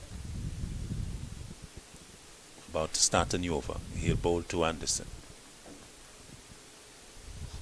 who gets a good delivery, goes back and defends into the offside. Now, I'm not suggesting that Hodge is going to lose his place. I'm just saying that being a current member of the side, he needs to continue to produce with the bat. That's all I'm saying. Fully agree with that, fully endorse that. But what I would want to see, and I think everyone around the region, we want to see greater competition for places. Absolutely. With what happened in the first innings, there was a great degree of expectation. But the middle order suffered a collapse. There was a failure. No one really put up their hand.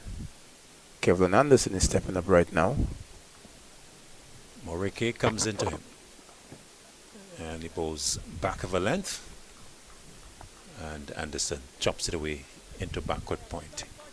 And there's no run. So Anderson, 51, 94 deliveries. And I think that's the sort of effort that the head coach, Mr. Kohli, would have been looking for from the batters. Anderson needing to continue, get to 3 figures, put pressure on the likes of Hodge and company. That's right. Saying, I want to come in. Are you good enough to keep me out? Moreke to Anderson, goes back and plays away to Sele, who comes from the mid-on position. So Anderson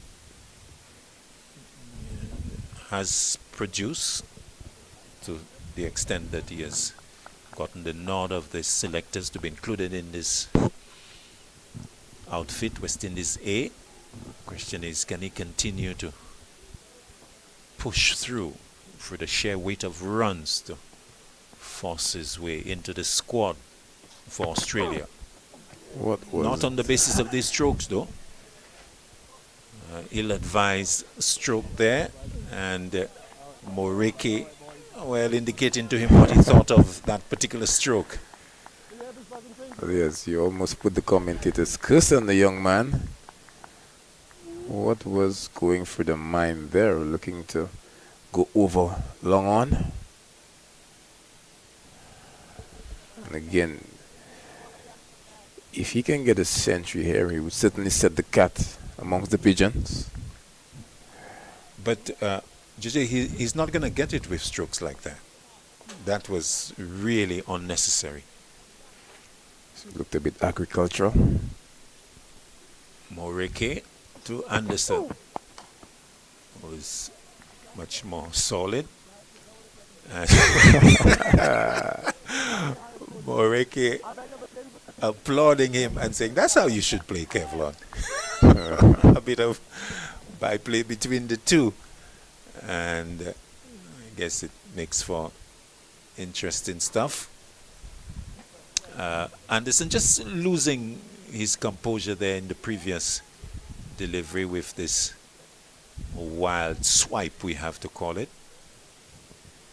And Moriki playing the role of coach, saying, well done, Kevlon. I think he wants to see the back of Kevlon. See, comes in again to Anderson. Floated outside the off stump, and Anderson pushing it along the ground to extra cover. Maiden from Moriki. Umpire Reefer maybe just saying to the two guys, cool out, it's enough. End of the over, 103 for 2. Good over from Moriki, almost induced the false stroke from Kevlon. So another lapse in concentration. We saw that from Mikael Luby when he lost his concentration, he lost his wicket. And from what we've seen from the South Africa A batters, these guys are able to concentrate for a long period of time. And too many times with the West Indies A batters, they've shown signs of a willingness to just give it away. Pranal and Subrian starting his 12th over.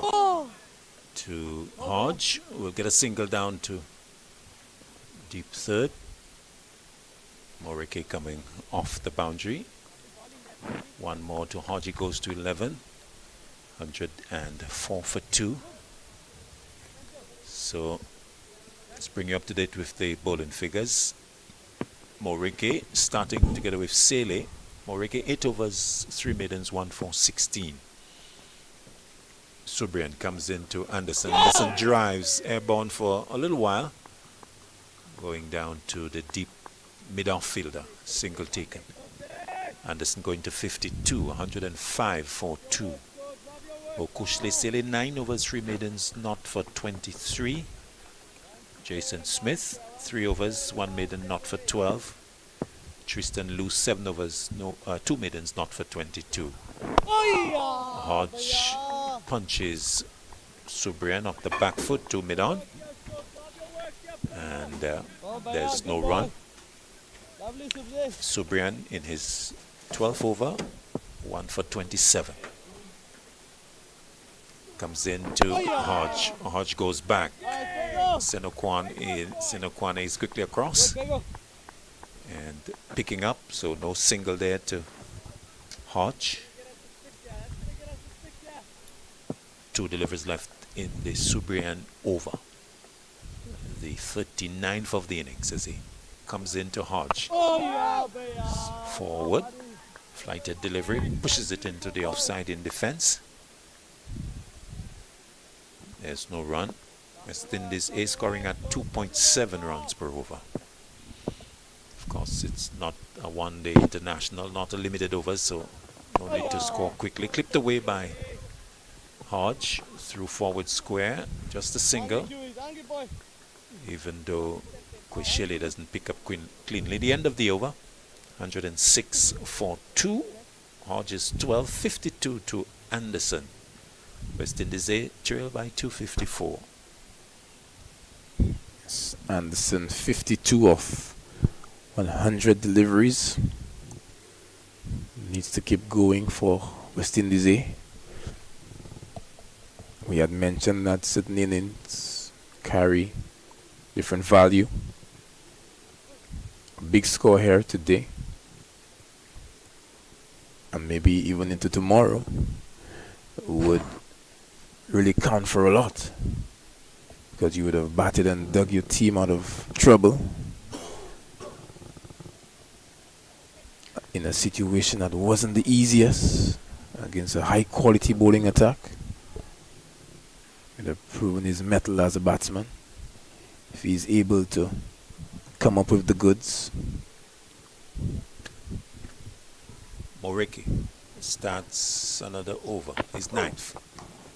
Bows to Hodge. Hodge has clipped that away down through to backward square leg. The fielder tumbling away and just able to keep it away from the rope as they come back for the second. Bit of a fumble there by the man at the long leg boundary, number 57, Jason Smith, tumbling away, and a ricochet getting close to the boundary. Yes, and just picking it back, so keeping it away from the boundary. So good work in the end. So 2 to Hodge, taking him to 14, and the total 108 for 2. Yeah, Claudia, that was some of the best camera work that I've ever seen. Yes, well done. Quite clear, yeah. Yeah. Appreciate the work of our cameraman around the Darren Sammy cricket ground. Moriki to Hodge. Hodge is solidly in defense. It's a good delivery. And Hodge is responding nicely to it. Hodge is looking good, looking the part. Head over that one, weight forward. Played this one just beneath the eyes. He's looking good. Marquez Ackerman continuing with a fairly defensive field. Just a solitary slip on the gully. And there's a ring on the offside. And 2 in front of the bat on the onside. Wide delivery. A swish at it by Hodge. Unnecessary that he should play at that. And 108 for 2 as a dot ball is recorded. Claudia, to be fair, that one deserved the treatment. Short and wide, was begging to be put away the boundary. Well, it could have ended into the gloves of Munsami or the first slip. Yes. And it would be interesting to see what JJ would have said. Moriki to Hodge, who's back in defense and looking a better picture than the previous stroke. For sure, and sometimes it's all part of the setup as a bowler. You bowl tight lines to the batter and then you just bowl one outside line of the off stump and test his willingness to flirt with danger. Hodge was certainly prepared to flit the bat at this one. And the fact is, with the ball being so wide, it's difficult to control. So the stroke, oftentimes, it could come off the edge. Moriki to Hodge, delivery that's on the stumps and clipped away nicely, but straight to the mid-wicket fielder. I think Hodge thinking that he missed out there, because had he hit that a little to the left or right, that could well have been a boundary. Yes, but this is good testing bowling by Chepo Moreki. Seeing if he can trap Hodge on the front pad. Catch him playing across the line of the delivery. Moreke to complete his 9th over, the 40th of the innings. Balls to Hodge and who lets it go, and as well he did because that had extra bounce just outside the off stump. But credit to Hodge, didn't present the bat, and so good choice of stroke for him, leaving at the end of the over. Hi, I'm Rustin Chase, the new West Indies Test captain. It's a great privilege and honor to continue this legacy of West Indies cricket. The team's first assignment under my leadership will be against Australia in the Fuller Energy Men's Home Series, with 3 matches being played in Barbados, Grenada, and then Jamaica. So Maroon fans, please come out and support. We need your energy, we need your vibes. Get your tickets at windiescricket.com.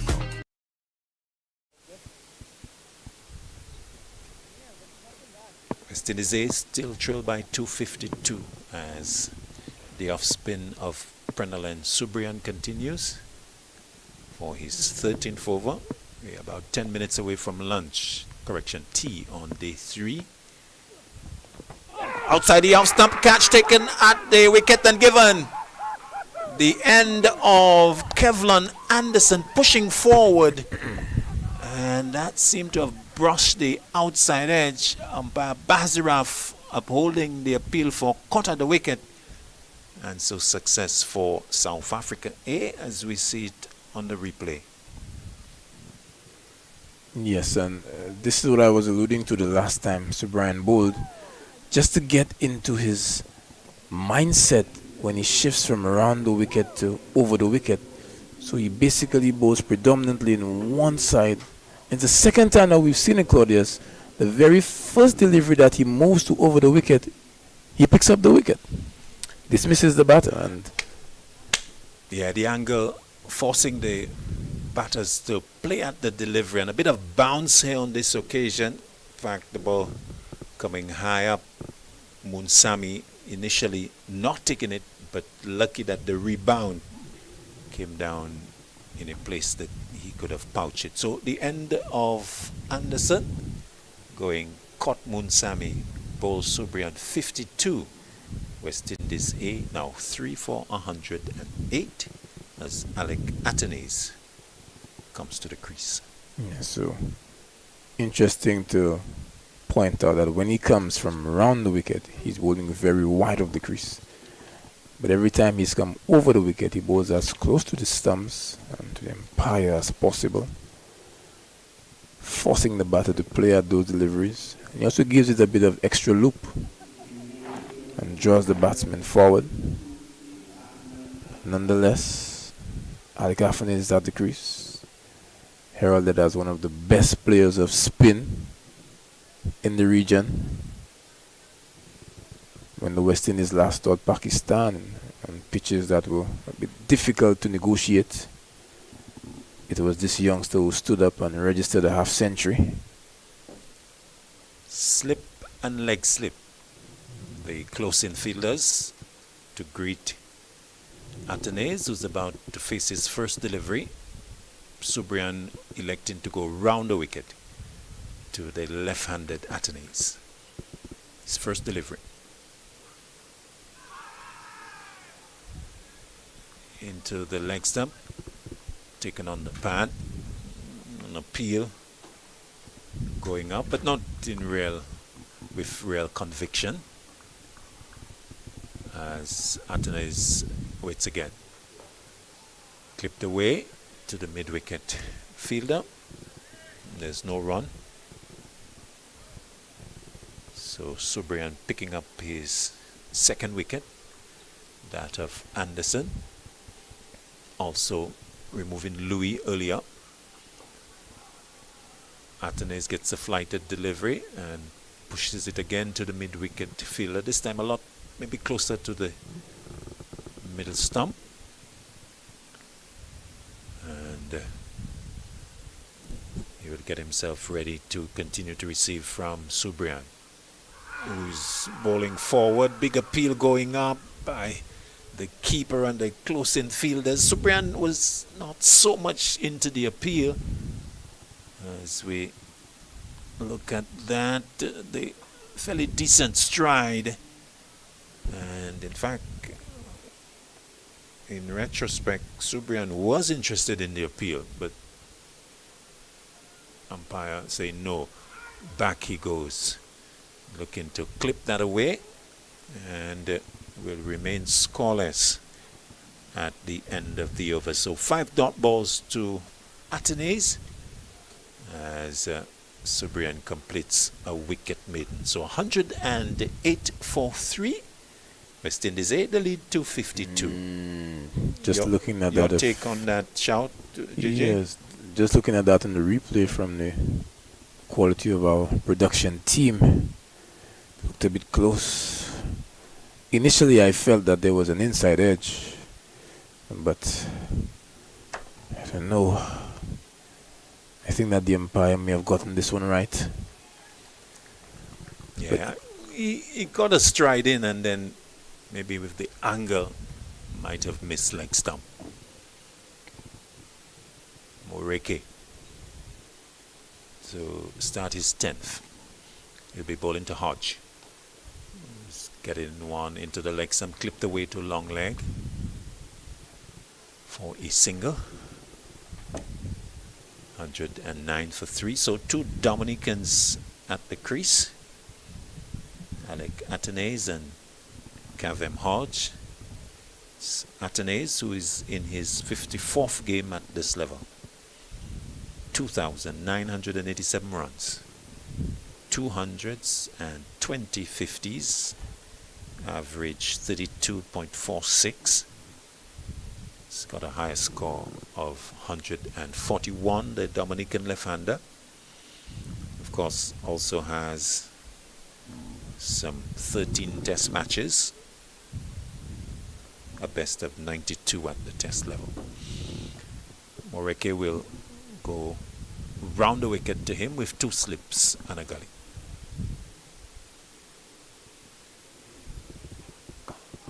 Atenes clips it away to get off the mark through mid-wicket. Enough of journeying force on the ball to allow him to come back for 2 to get him off the mark. So 1-1-1 now for 3. Atenes with the couple getting off the mark. England in the one-day international rattling along. 152 for 1 in the 15th over. Duckett on 58. Root has come in and he's 21. Moreke to Atenes. Goes back, turns it through square leg, out towards the boundary. They'll get at least 2 as it's been picked up by the man from long leg. And they take 2. So another couple to Atenes, taking him to 4, 113 for 3. We are about 5 minutes away from tea on day 3, so maybe one more over after this one from Moreke. Atenes. What's surprising that he's only got the 2 first-class hundreds. A lot of games. 53 he has had before this. Just the 200s. 20 half-centuries, so it shows that he doesn't convert after the half-century mark as maybe he would like to. Clipped away to mid-wicket, straight to Pretorius, no run. It's definitely something that needs to be addressed. When you look at him, you see all the talent in the world. You see that he has all the time to play the fast bowling, all the shots to the spin, heralded as the best player of spin in the region, where young batters are concerned. Has the ability to get those centuries. Moriki round the wicket to Atenes, who's forward and defends away. Today into tomorrow, this innings can certainly be one where he can convert. Would love to get himself in on a wicket like this against a quality attack.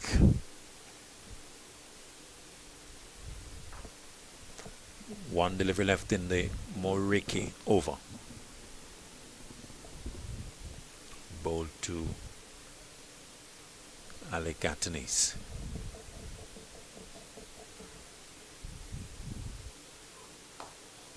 Who turns it through square leg. Pretorius comes off the boundary and they will take a single. That will bring Atenes to 5. And a total 114 for 3. West Indies A still in deficit by 246. These two Dominicans, two Windward's players, have a good understanding between each other. Made it clear that they are like the best of friends, like brothers. And West Indies A would need something big from the both of them. Two players with international experience, have come through the ranks, both played for the West Indies at the youth level as well. I can remember that Afnes was the leading run scorer when he played international cricket at the youth level. That's where he had taken the attention of the world. Subrian starts to Atenes, who comes forward and plays up to short extra cover, no run. In the first innings, what was Atenes' score? I've given you that Hodge didn't get any. Atenes, not many than that. Caught Munsami Bol Moriki 5. So would want to do a lot better than that. He is currently on 5. So wants to get multiples of 5 as he gets one that is angled into the pad. Plays away to the mid-wicket position. There's no run. West Indies picking up another England wicket in the one-day international. Moriki to Atenes. Missing outside the off stump as he pushed at it. And that went to the slip. Ackerman didn't quite take it. Let's look at it on the monitor. A bit of bounce maybe coming out of the rough. Extra bounce there. And eluding the bat. And there was some turn as well. Turn and bounce now available to the off spinner. Comes in again to Atenes forward. Clips that away past the short leg to his left. And down to backward square leg for a single. Atenes, I think, would be happy to be off strike as he gets his 6th run. 115 for 3. We make it one delivery in the over left, maybe one delivery left to tee. On day 3, the right-handed Hodgin strike. Slip and silly point. Subrian to Hodge. Drives, beats the diving extra cover and will allow them to take 2, possibly 3. But they will stop at 2 as the return comes into Munsami and umpire Bazirov picks up the bail. So that's T on day 3. West Indies A 117 for 3 with Hodge 17. Atenes is 6. The deficit is still 243. Your thoughts, JJ, before we take a break? 40. Admiring the approach that these two batters have taken. The intent is definitely to do this in a risk-free fashion. Bat time, make that investment of time at the crease. Enjoy the batting conditions, which are blissful and paradisic at the Darren Sammy. And this innings requires application from the batters, and surely they must learn from what has transpired from South Africa A. But more on that when we return. Indeed. Thank you, Jay. So that's tea on day 3. So we take a break and ask you to join us for more action post tea in about 15 minutes time. Bye bye for now. Shay, West Indies women taking the first straight this summer at home against South Africa. You know once that first ball's bowled, it's game on. Full of energy from the start. For real, Haley. The fans already lining up. Flags waving, drums beating. Because when we home, we full of energy. Let me add in quote Sammy real quick. See what the vibe is. Shay, Skipper, I was just about to call you. This will be a summer to remember. Action package with T20s, ODIs, and Test cricket. The tickets are now available. We bring in the fire, and the fans bring in the vibes. But we're missing that extra spark. Hold on, I know who to call. Coachman Sammy, you know I'm always ready. But where's he play? Teja, we heard you're the man with the vibes for this summer home. Hi, I'm Rustin Chase, the new West Indies Test captain. It's a great privilege and honor to continue this legacy of West Indies cricket. The team's first assignment under my leadership will be against Australia in the Full of Energy Men's Home Series, with 3 matches being played in Barbados, Grenada, and then Jamaica. So Maroon fans, please come out and support. We need your energy, we need your vibes. Get your tickets at windiescricket.com.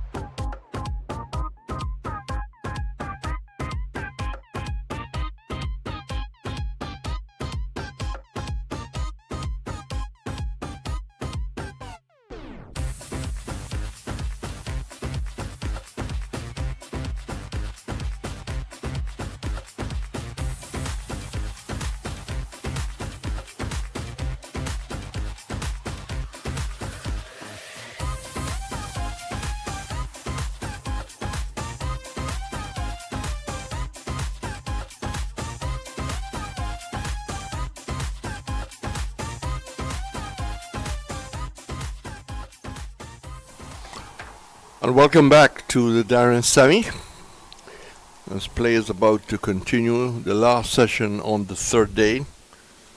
And ideally the West Indies hoping that Hodge 17 and Athens 6 will bat till close of play, with still the batting of Imlach and Pear are to come.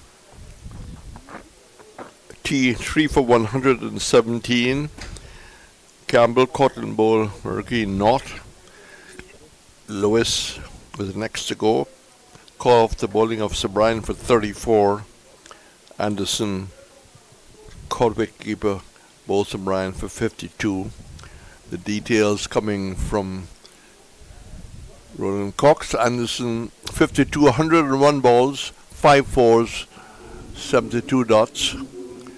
Hodge another 17 of 42, Anderson another 6 of 15, and there are still 243 runs to wipe off. Campbell first to go, Cotton bowler Murricky, as I said, without scoring, and we have Loose, I think, to start from the commentary box end after tea. That's driven, and a chance for it to roll down towards long off, but the mid-on came around, stopped it.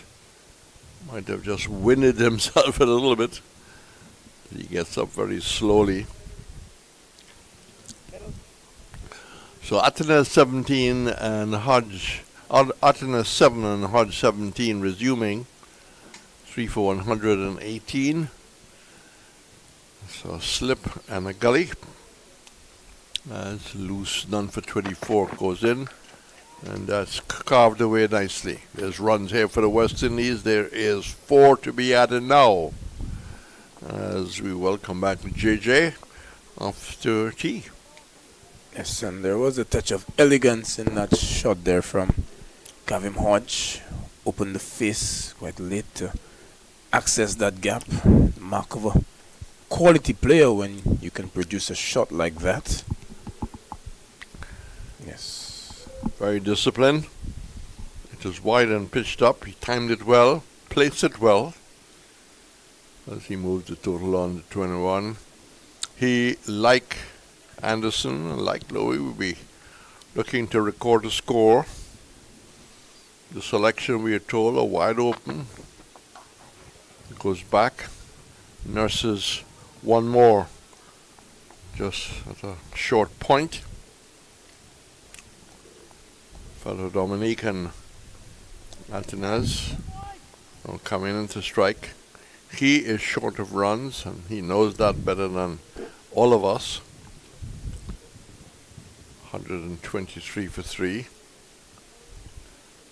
The scoreboard having a little difficulty with the 1 before the 2-3, but maybe that's a little bit of a technical flaw.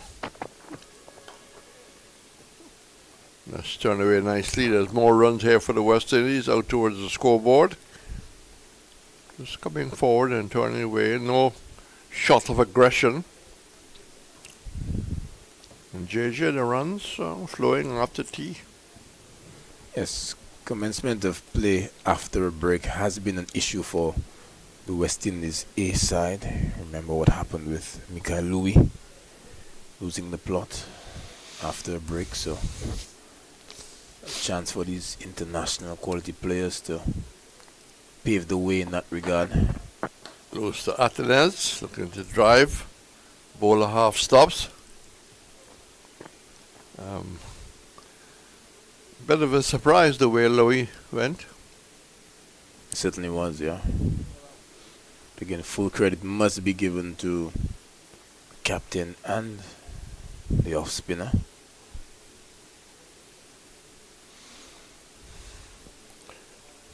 .52 to Anderson, well put together. He seemed to have a brain freeze at 51 when he just swung at Moriki, who seemed to enjoy the moment. He applauded the next delivery he bowled to Anderson, who played defensively. So he saw the humor. So 125 for 3. 125 for 3. You've been checking the West Indies score just before we started. I can check this out now. I was actually looking at the IPL highlights. Yeah. Forbidden fruit.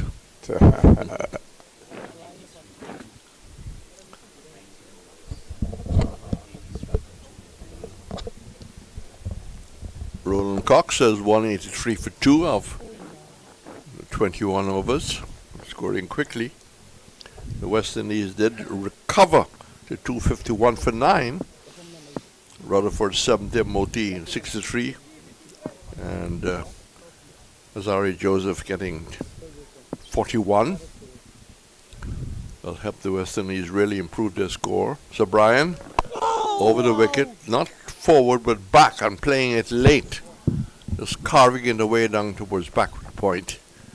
Nice looking shot. He had a chance there of using the feet to get to the pitch and maybe trying to extra cover drive. Hodge prefers to play the spinners of the back foot. Seen that time and time again.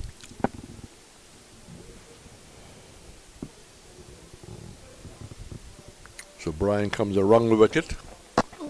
That's cut away and doesn't get past the backward point. Diving save by Mariki. Committing the body onto the floor.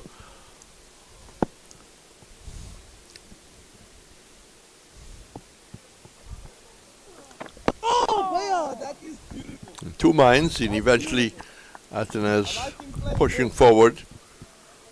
Musami chirping away. He's paid for his cricket. He's also paid for his chirping, geeing up the bowler, putting pressure on the batsman. A slip and a forward short leg. We've seen that very rarely. That takes the inner part of the bat. As he push forward, goes out in the onside. So Run down the wicket and hit you over the top now. 2 Dominicans needing to put together a partnership here for the West Indies and take this game deep into the 4th day. Well, somebody will have to get a big 100. Oh my word, Sub. Oh, no, he's saying, he's not, oh my word. It's all for the batsman to hear. Creating doubt if he could, where there's no doubt. Lost the sunshine. It was a pleasant afternoon. Oh, that's a get-out shot. Was outside the off stump. He was laying back. And the hands went up. That's the end of the over. 126 for 3. Hodge 23, Atenas 9. JJ. The keeper and the fielders reacted as if the batter may have gotten a touch onto that one. So who knows, maybe Afanez might consider himself blessed to still be there. Well, the operative word is may. Yeah. The umpire didn't think so, which is... well, he dropped it. Well, this will go down with a chance. Lewis continued to Hodge. Hodge is driving, spanks it away 4. It will not be 4. Hitting it square, nice looking shot. Seems to be in good touch. I don't know whether he had tea or not. But right hander very confident. Most of 25. Time at the crease so important. Didn't have the opportunity to do so in the first innings. Was dismissed relatively early. Hodge very disciplined, puts a price in his wicket. He showed his His grit and determination. They just gave him that short, and that's pulled away. Inside the boundary, down at long leg. Bad delivery from Roach. And Hodge seizing on it and helped it on its way. It was pitched outside leg stop and short. 132. 132 on the board. Hodge moving up to 29. Slip of the gully. We did see a forward short leg to the off spinner. You probably will see it again in the next over. Loose. Tucked away. There's runs. There will be one. There will be only one. The man at square leg was attacking the ball. The man at the mid-wicket area running back. Field changing over as the lefty comes in to strike. Loose will go around the wicket. The line is going to be different. Some people like bowling to right-handers, like bowling to left-handers. Some bowlers like bowling to anyone who's taking guard. Slips in the gully. Loose with good rhythm. Tries to whip that away. Takes in the pad from my reading. Let's see if I called it right. I did not. There seemed to be a bit of baton to it. Again, the strike is rotated.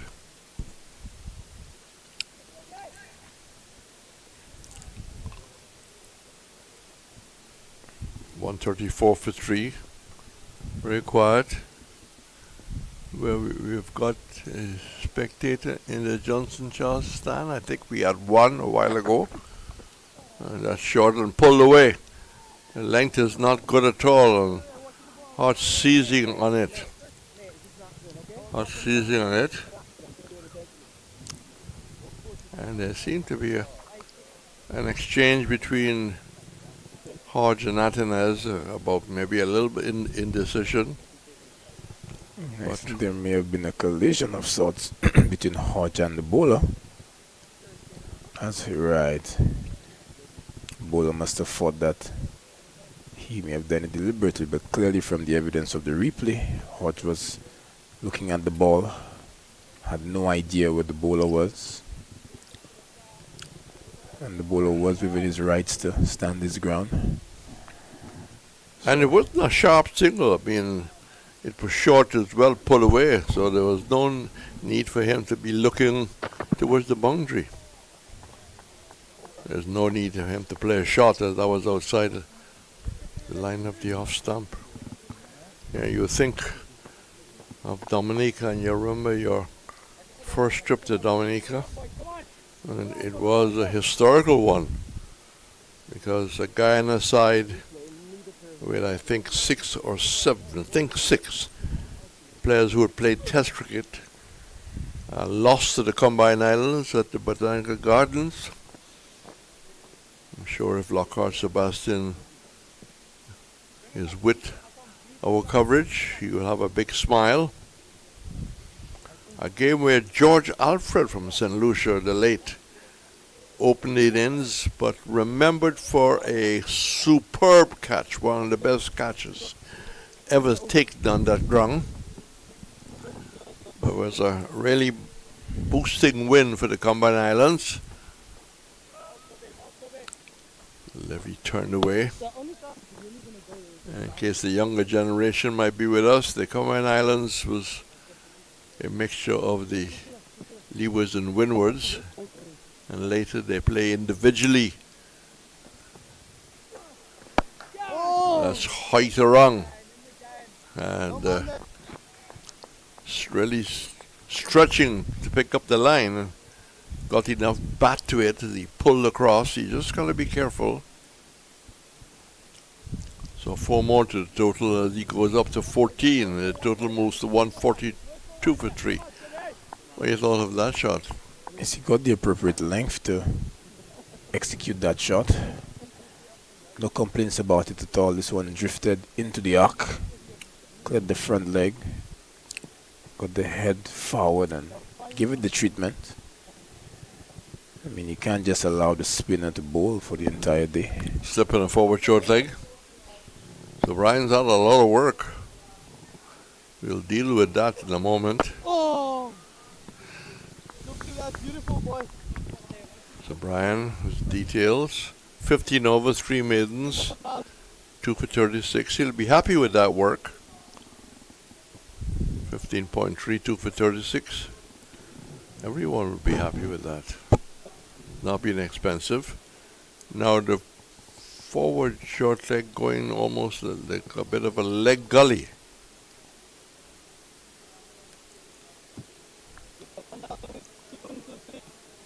So Ryan tossing both from hand to hand.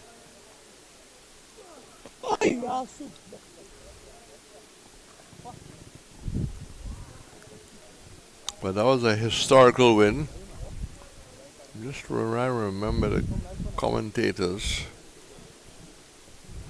Havis Shillingford. I remember the rest in time. It's off the back foot. And that's pushed out the offside.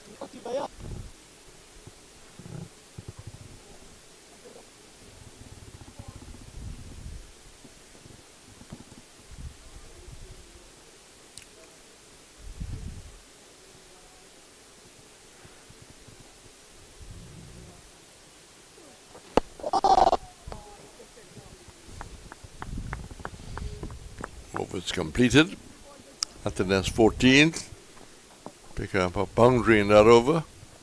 And Hodge on 34. Partnership building slowly, exactly 34. And Luce will continue from the commentary box then. A long time between now and close. Remaining overs, JJ, 34. Yes, they did well yesterday to get the overs in. Tristan Luce bowled in some good areas in his second spell. Field set so that we can see some short stuff. Nice rhythm. That's clipped away down towards backward point, goes over the rope. It was wide outside the off stump, giving Hodge necessary room to come forward and just clip it away nicely. So the runs are flowing after tea, but the runs will have to keep flowing for the West Indies to get anywhere near of asking South Africa to bat again. The lead was 360. There were 243 behind at tea. 3 for 146. That's pulled away and caught down at the 5-leg position. Short ball working for Luce. It was juicy short. He obviously had a thought of hitting that square leg towards mid-wicket, but didn't middle it. Good running catch, very good running catch. And the West Indies slipping to 4 for 146. As in recent times, Kavem Hodge has been known to be a compulsive hooker. This one was outside the line of the off stump. Got some significant bounce. So it was always difficult to control. Would have been better off just letting that one go. But then again, hindsight is the best sight. Hodge had laid a good platform, had spent some good time at the crease, was looking good. The previous delivery stroked one gracefully for the offside, but attempted the hook again. At the beginning of the over, we did mention that the field was set for some short pitch bowling. And Rez, he fell into the trap. Yes. Maybe it was done deliberately. There was a man down there for that. But prior to that, he was timing the ball very, very nicely. Exquisitely. Hodge caught Smith, ball loose, 38, 3 for 146. What I remember of that trip, other than the magnificent victory by the Combined Islands, And there's a Faber Tanti Merle at the Oval story, which is well documented. All sorts of different opinions of who won, who should have won the red stripe, who should have run the shell shield.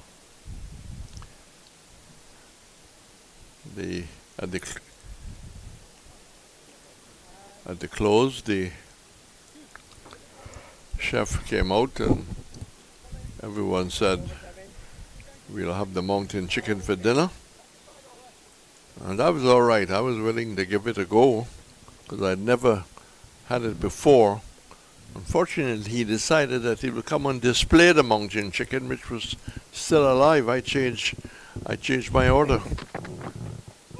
Good delivery, lifting outside the shoulder, and Imlach just pulling out of the shot.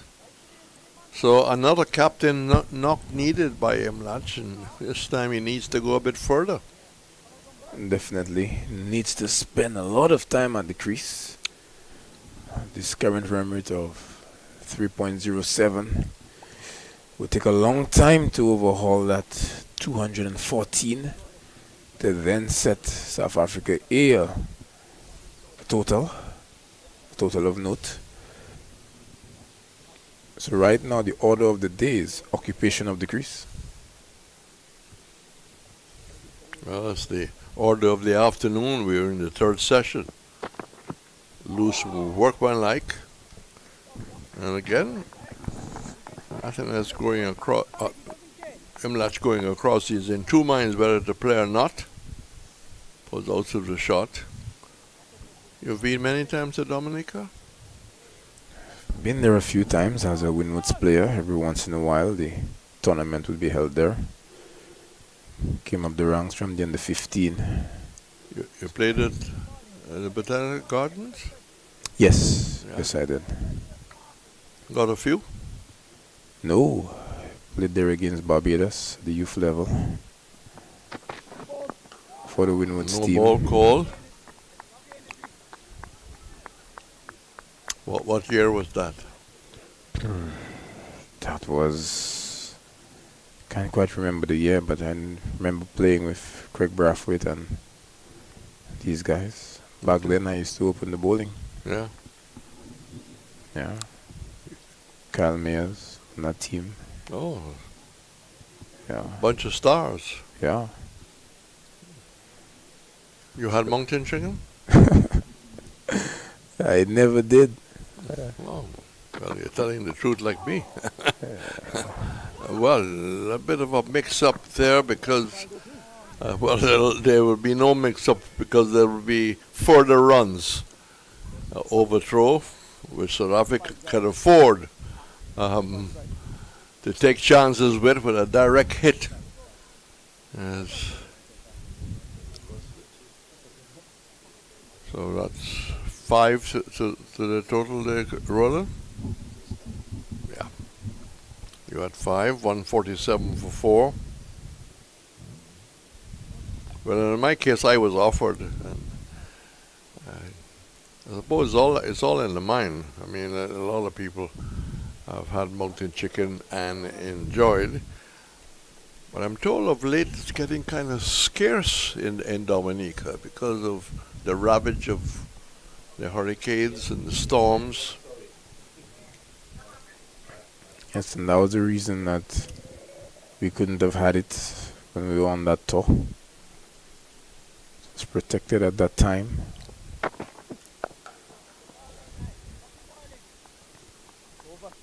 think there's mountain chicken in Montserrat also. None in St. Lucia, unless it is brought in.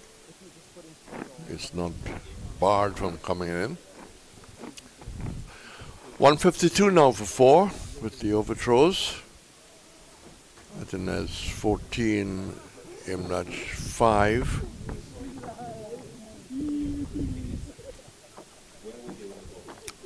And loose. 9.4 overs, 1 for 47. In fact, 10 overs, not 2 maidens, 1 for 47. And the South African backroom staff have they walk sometimes in fours, and this is two.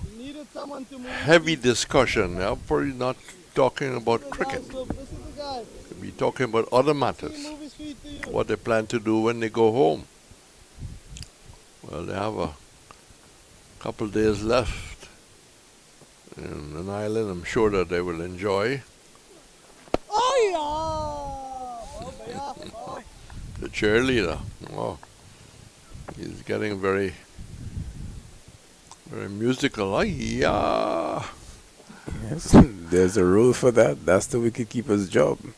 Must be the life of the party. Yes. Different styles. Ian Healy. Well, ball shine. Well, that was swept around the corner. It could have hit the instep and rebound back to the keeper.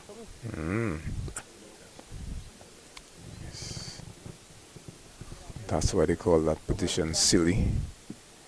Sometimes. Well, it's not silly right now. He's at the leg slip. Yeah. A bit silly to be there and to get struck like that. Silly mid-off is really silly. Yeah. There are many men who have felt a lot of pain there. Were you ever at short leg reds? No. But, you know, you must give the early days in the 50s and 60s there was no protection. I mean, people like Robert Christiani and John Goddard was under the bat in those early days. Turned away. I think Unsingami gets getting a little carried away. Right, Reds, what would have prompted men in those days to have gone so close with no protection? Because there was no protection. I mean, a lot of things were made, like the protective pad that you use against a short delivery. The amount of pads now you can have, that those things were just not made. So back then you guys played without the leg guards? With the hard ball? Well, I think people had the use of the boxer quite a long time ago. In some cases, people will take a towel in the early days of Test cricket. Wow. Put a towel above the pad. So people had to come up. There are some wicketkeepers who will take a bit of steak, you know, to protect the hands. You know, they didn't have inners at that time. Steak? Yeah, steak. Never heard that one, Reds. Okay, let me say a bit of beef. Looking for the sweep. Bowler enough alone going up. Keeper had his hands out. But umpire didn't take it too seriously. Yes, the equipment was not really there. I think the first Englishman, Dennis Amos, who wore a helmet when they first came in the early days, you know, no helmets, he went to the Matchless Motorcycle Company in Birmingham and asked them to make a helmet. Design one for him? Yeah, to design it. Well, helmet is now dime a dozen. How many you got? Just two. Just two? Some people just got one. It's turned away, slowly it's going. Was it easy to get accustomed to a helmet when you wore it the first time? Not so much, but coaches back then ensured that you had one. So you had no choice if you wanted to bat. No helmet, no batting practice. Yeah. It's really amazing. It's the first time I've heard that back in the day players used to have a towel above the thigh guard. Yeah, because there was not always the fancy thigh pads are wearing and chest pads are wearing, right? I mean, I just remember an English batsman called Eddie Painter, that's short and pulled around all the time in the world. just a single. Eddie Painter, a left-hand English batsman, playing a test match in those days, went to hospital 3 times. Came back each time, resumed batting, got hurt again, went to hospital. Yeah. So from your assessment, would you say that batting has gotten better with the helmet, or? Well, there's the belief and the feeling that the helmet has given people the kind of confidence that they're getting hit more often, where the footwork was greater, men got out of the way when there was no helmet. But you didn't see many instances of men getting hit in the head? Yes, I did. Yes, I did. Did that happen quite regularly, or? Yes. After the helmets came in, there was a lot of cases where... And After it came in? Yes, after it came in. In those days, there was no concussion rule, you know. You went off or you stayed on.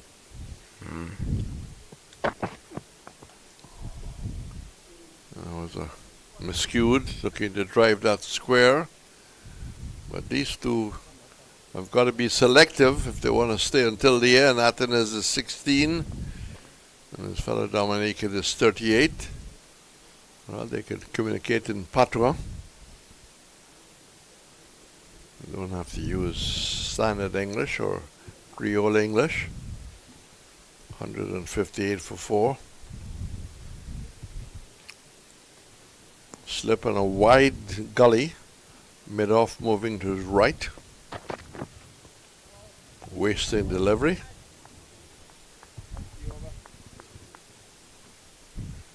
Wide signal. So as you're saying that the keeper was allowed to have had anything in his glove to protect his hand? Because if you're telling us that he could have used stick, well, it means he could have used something I don't else. want to use the word anything, but I know that keepers in those days he used to have steak to A piece of meat. prevent their hands, that red ball hitting it. You know, there were some very fast bowlers in those days. Larwood and company.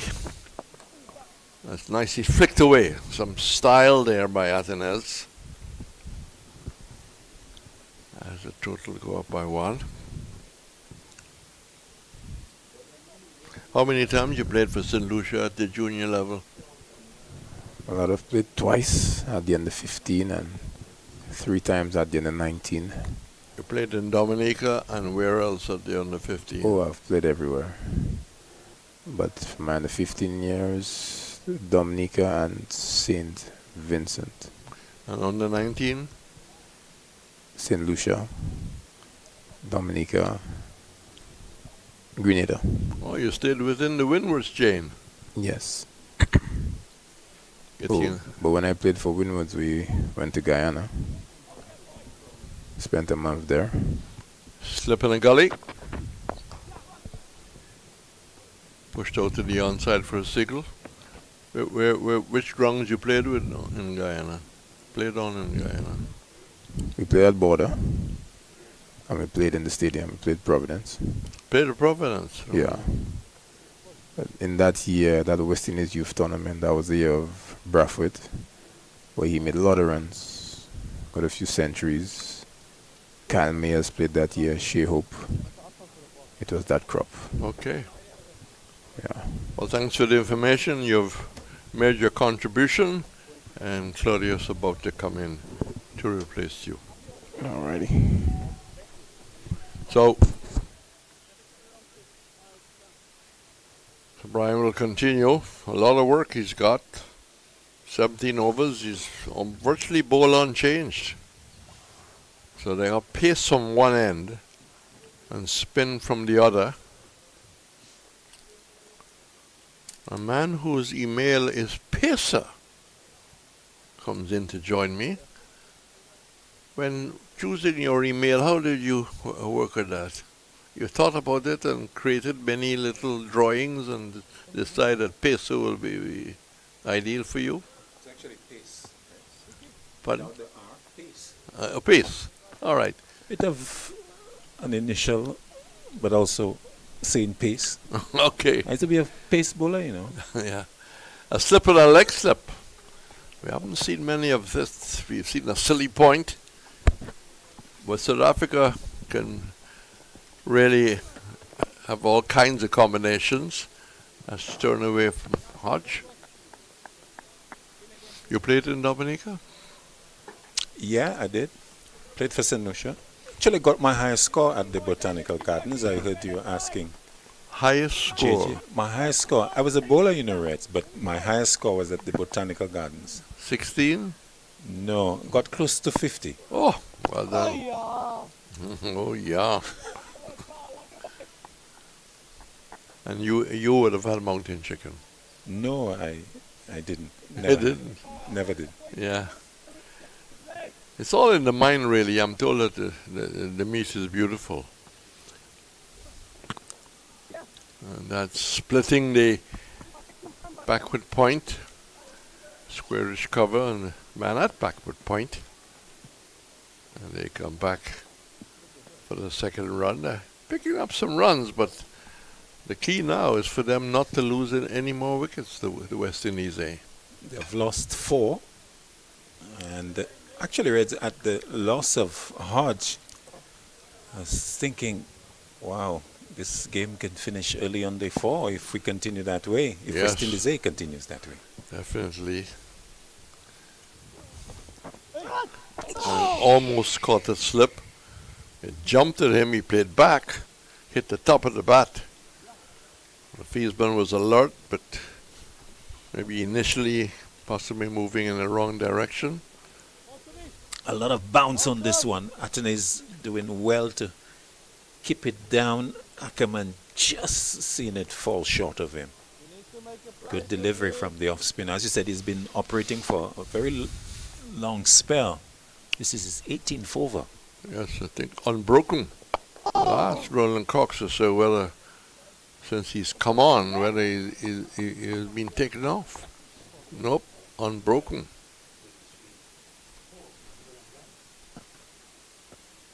So Atena's 19, Mlach 11. On the off spin and was away. But it seemed to be getting cooler and a little colder. The wind is up. And Hi, I'm Rustin Chase, the new West Indies Test captain. It's a great privilege and honor to continue this legacy of West Indies cricket. The team's first assignment under my leadership will be against Australia in the Fuller Energy Men's Home Series, with 3 matches being played in Barbados, Grenada, and then Jamaica. So Maroon fans, please come out and support. We need your energy, we need your vibes. Get your tickets at windiescricket.com. well, back at the Darren Sammy, that's the flags. The wind has certainly picked up. Hi, I'm We've Rustin. lost the sunshine. There's cloud cover. And the rain comes from the left. Claudius in a better position to judge it than me. Yeah, it has gotten increasingly overcast, and the app shows possibility of a little rain after the 4 o'clock hour. We'll have to wait and see. Luce has gone his way. As Sela comes back. That's turned away by Mlach. Had to hurry up because the return came in a smart bit of fielding on forward square leg. And he realized that he was running for his life. And both of them need to stay alive until the close of play. 165 for 4. Atena's 19, Mlach 12. Close thing there for Mlad, playing that to mid-wicket. Senokwane picked it up nicely, but was sprawled as he made the return and just missed the stumps. Well, the ground staff is ready with their overcoats. Maybe they have greater knowledge than we because they work here. Start them about 6 in the morning sometimes, depending on the weather, to get everything ready. Single rotates to strike. 12. Temlachu comes back into strike. Athanaz, who needs runs. The test match squad about to be maybe announced fairly soon. Who will be available? Slip in a gully. And Sealy pulling out. Not happy. Figures. 9.2 overs, done for 24. Moriki is at 10 overs, 1 for 24.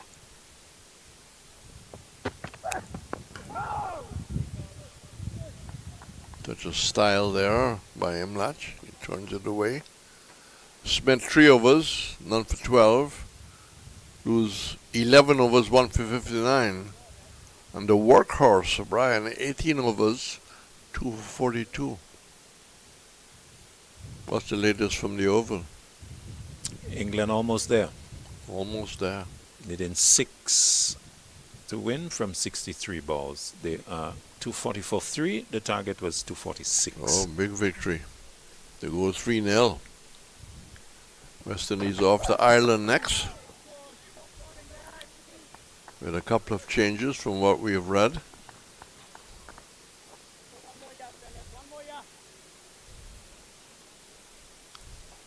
One 6 for 4. 51.4 overs. Not looking good. But there's a little bit of blue to my far left, which is encouraging. The wind is blowing in the right direction. So it probably can fall in Moshian parts of Castries.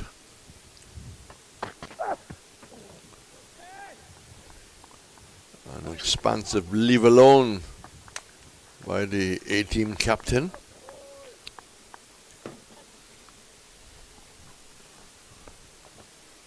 Wrong staff to our right. At the ready.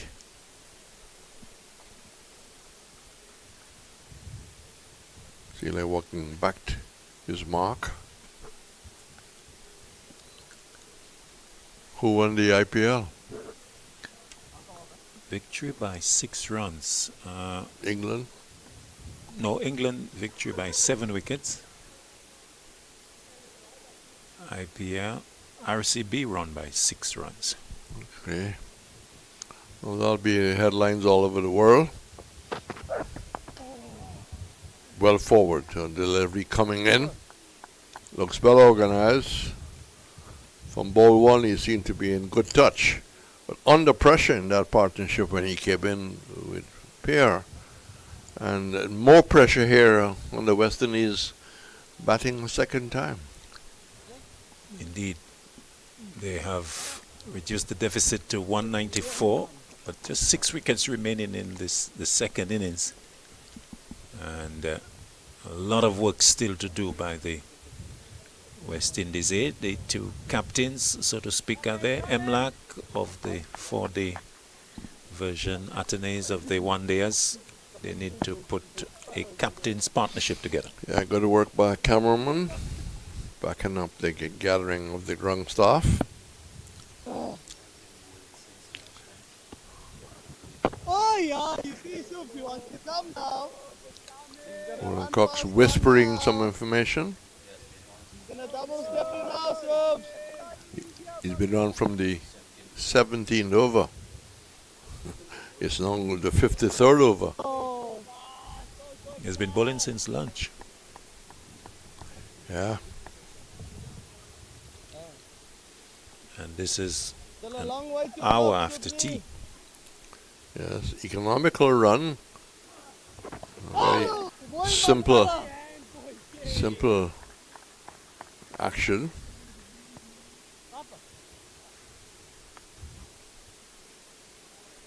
$240 in the first innings, and now 168 for 4.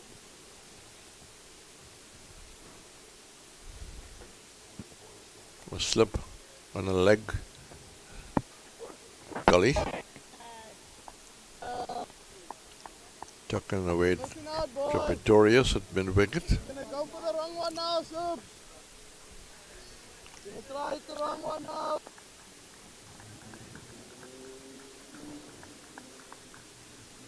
Keeper's got to be bold first. We can get one now, boy.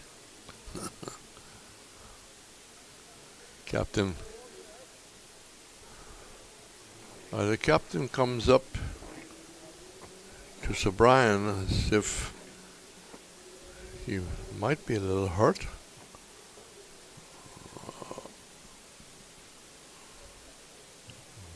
Could be telling him to look, this will be your last over. You really has given your all.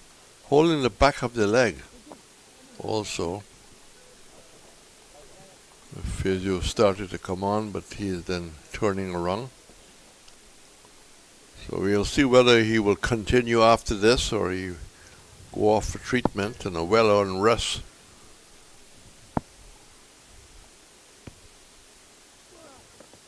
Wow. Really timed that. He pushed it down towards cover. Keep that ball on your string there, Sub, please.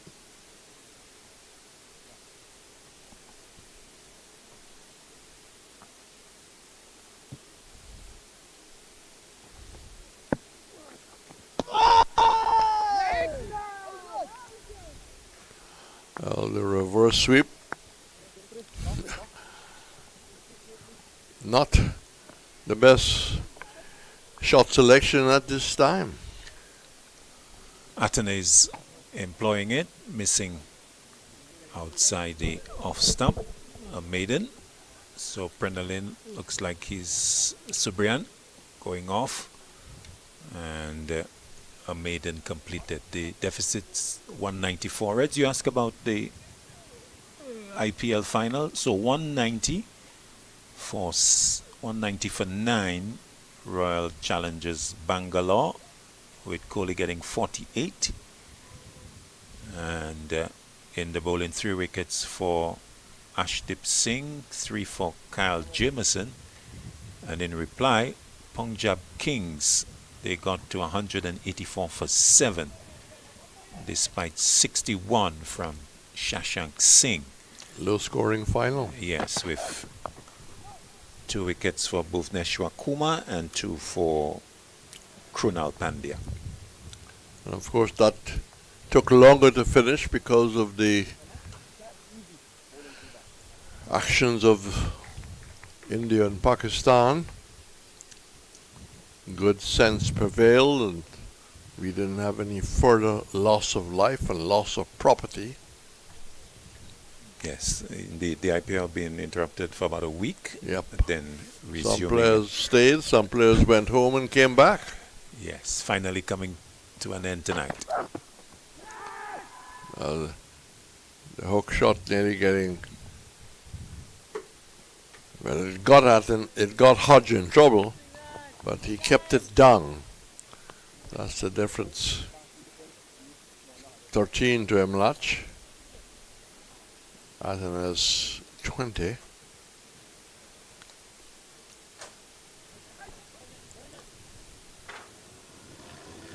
South Africa taking their time to get their overs through.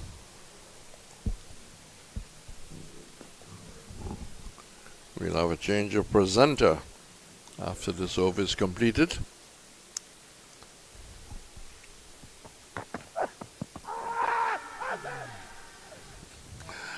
Almost embarrassing to stop the appeal when he saw it really going down leg side. Well, very much so. With the angle of Sealy coming round the wicket to the left-handed Atenes, well down the leg side, no question about that. Would have struggled maybe to hit a 5th stump. You talked about your batting in Dominic. What was your bowling figures like? Or you can't remember? Can't remember the bowling in Dominica. Remember the batting. Okay. That was the highlight. Yes, because it was my highest score for St. Lucia. And was it a match-winning 40-odd? No, unfortunately, I think we lost to Dominica.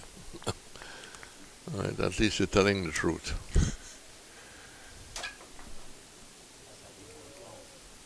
The Botanical Gardens. Yep. That's the one where Combined Islands beat Guyana. Great catch by the late George Alfred. I mean, really magnificent catch. I think it was a square leg. It might have been Basil Butch. I'll have to just check the scorecard. Solid 4 defensive shot. Interesting. From one end, you had to run up a little hill, if I remember, at Windsor Park. Yeah, but I think when I played in the late 19s Reds, it was relatively flat right through. They upgraded it. Yes, yeah. yes. But Just- still, nice picturesque ground, surrounded by the vegetation. Around the wicket, and big appeal for leg before they're jumping up here. And Athens was lost what's going on. Imlach took the opportunity to run the leg by, but the South Africans were jumping. Yes, a much closer shout on this occasion, hitting inside the front pad, and Sele almost beseeching the umpire for it, but really heading down as well. Good delivery though, as the umpires call for drinks. So we have had a little over 1 hour's play since the tea interval, and West Indies A, they have progressed to 168 for 4. They have reduced their deficit to 192. The partnership is 22 between Atenes and MLAC, but still South Africa well in the ascendancy. We'll have no cricket for a while because the regulation allows drinks to come on now, and we will be taking a break and come back as soon as play resumes. West Indies A, they are 168 for 4. We've had 54 overs, and well, Pranalin Subrian still very much in action. He's going to continue. This is his 20th over, and he will bowl to Atenes. Reverse sweep, and coming off the knee maybe of keeper Moonsami, and feeling a little pain. So we have seen Atenes employ that sweep stroke, and it has brought him some runs. It has also brought dismissals. Slip and fine gully goes back, chopping away out towards Quishele, who's at the point position. One more to Atenes. He goes to 21, 169 for 4. The right-handed Emlak will come into face. For him, it's a slip and silly mid-off, or silly point.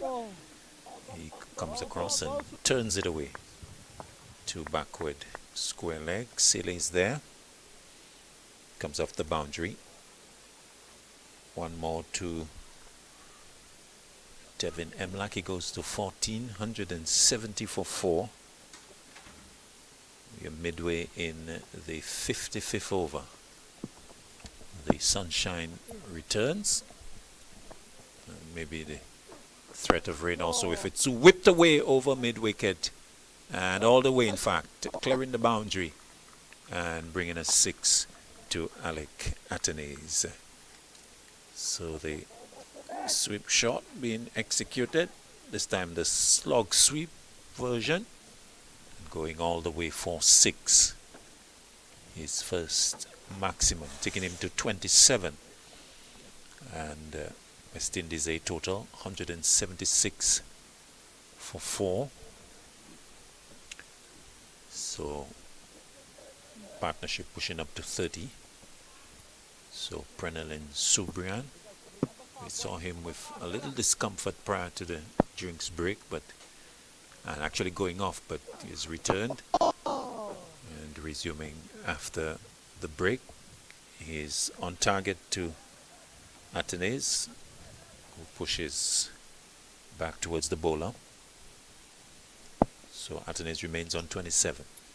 He has faced 59 deliveries. This time he's sweeping, a big appeal, but umpire Bazaraf saying that's heading down. So Atenes not shy of playing the sweep. Yes, that was pitching even outside the leg stump, going further away.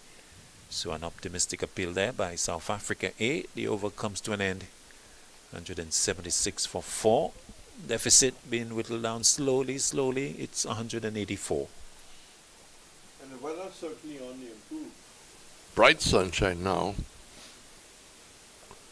The blue sky in the right areas.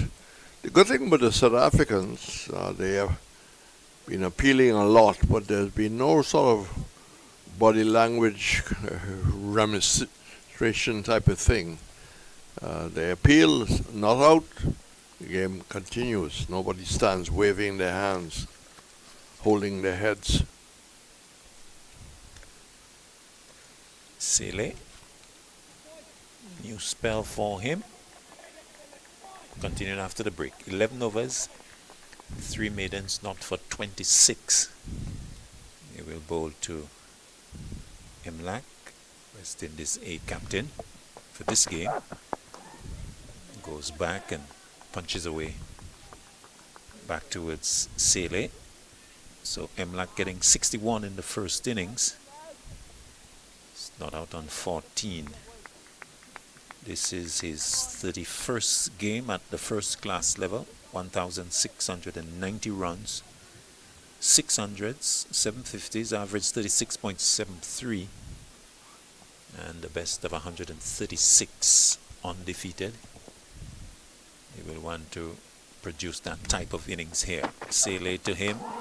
He's across the off stump and pushing on the walk up into the offside. A stroke that has created quite a bit of interest among the South African A players. Almost jeering at the manner in which he played that. Maybe suggesting that he wasn't really in control.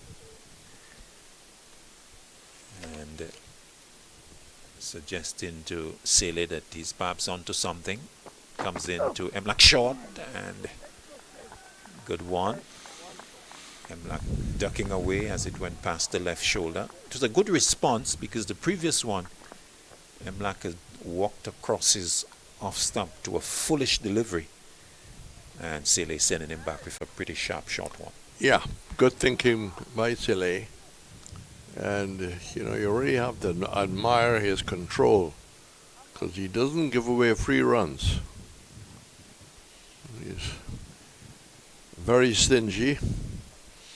I'm not saying he's a stingy person, I think. Stingy in terms of keeping the batsman quiet. He's outside the off stump. And Imlak doesn't play. Stingy indeed. Economy of 2.26 across his 11.4 overs. And we actually saw that from the first limited overs game with the white ball, the colored clothing. He was bang on target. And together with Morike, they were very impressive in terms of the control that they exhibited. Not tear away fast bowling, but just good solid stuff on about the off stump. A little wide of it on this occasion, so Imlak is able to quite comfortably let it go. 176 for 4. So Imlak 600s, 30 matches before this, so decent amount of experience. And in recent times he has been given the responsibility of captaincy for Guyana Happy Eagles in the regional championship. Captain here for the West Indies A. He's forward, has to come across and pushing in defense. He has to because it's bang on the off stump. As he pushes up on the offside, the over comes to an end. Another good one from Okushle Sele. He's 12, 176 for 4. A maiden over, Coxey. Another maiden, 184 the deficit. Good contest between Sele and Imlach. The last defensive shot exaggerated the movement of the feet in defiance.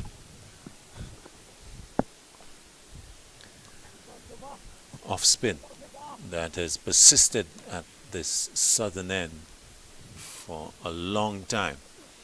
A drive and a miss outside the off stump by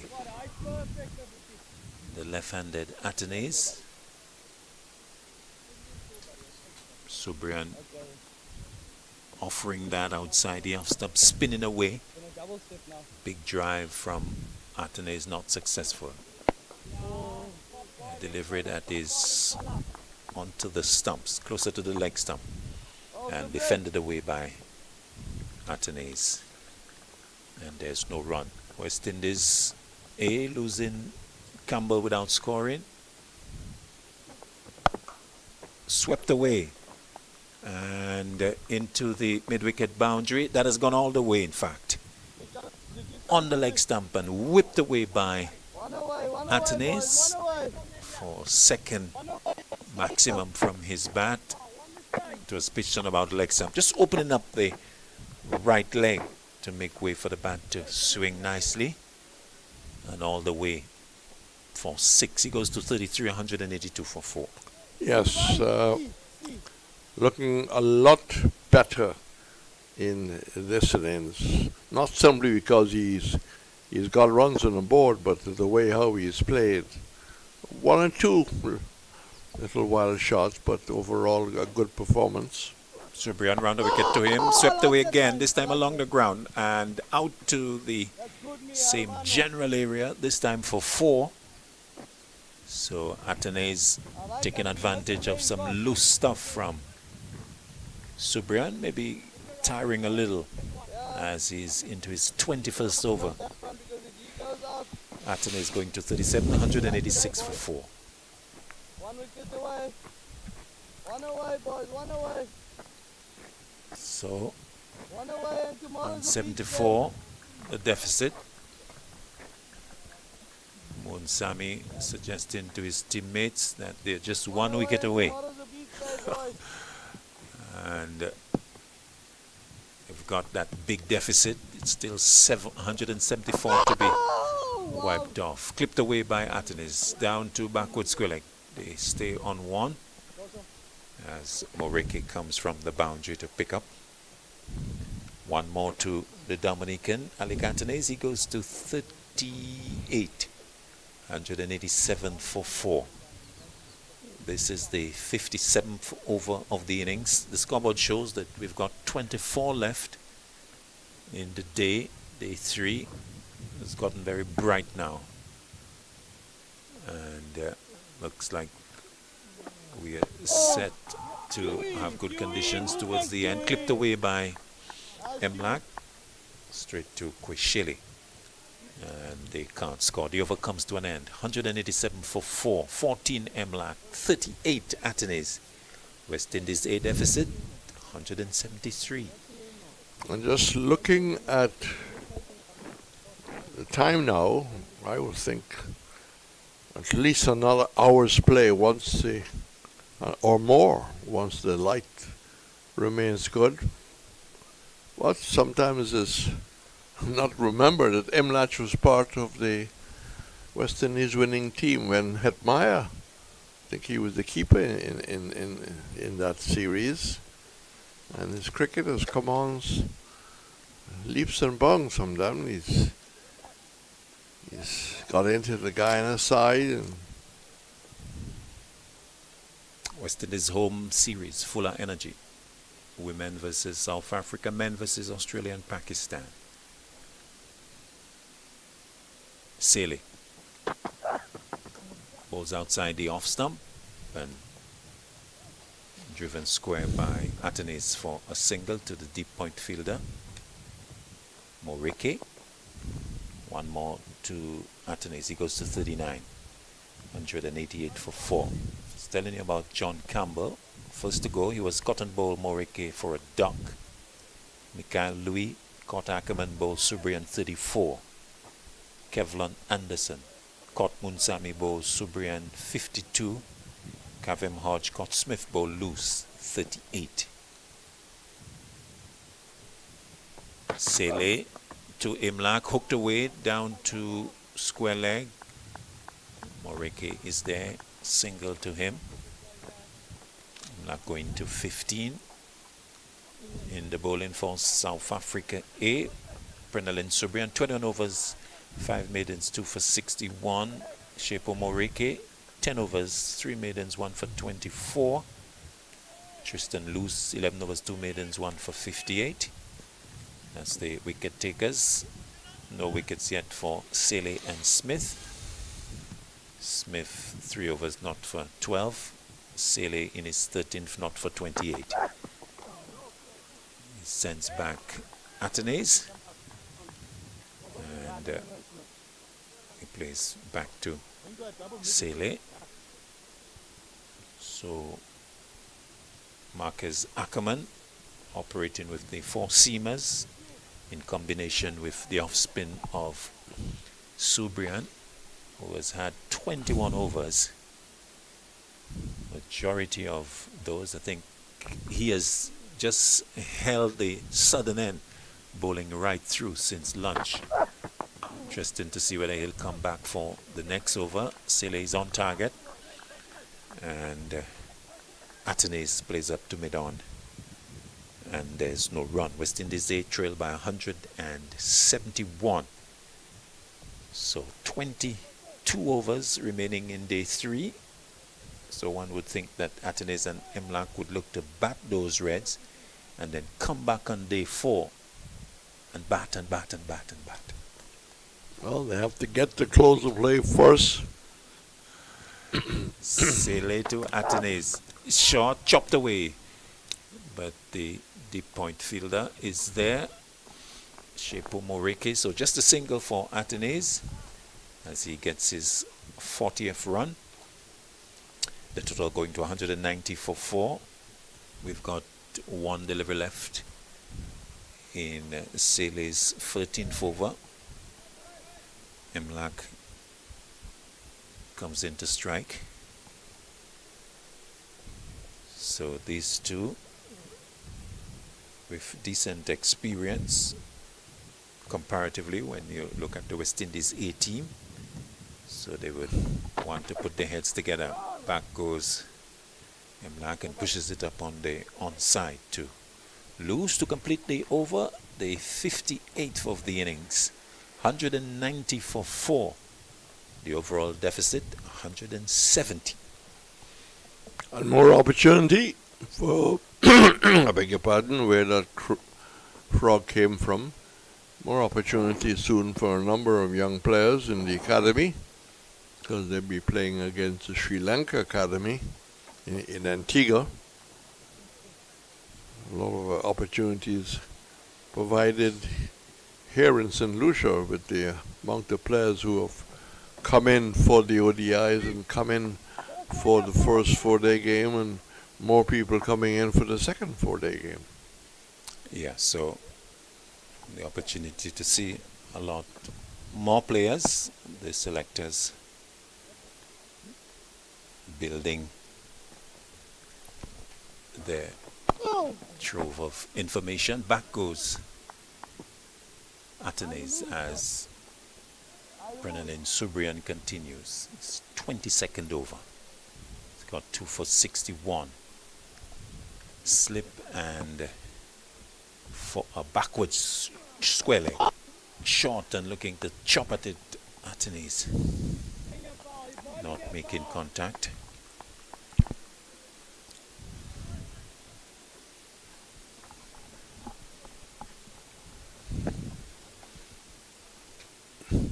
Subrian again.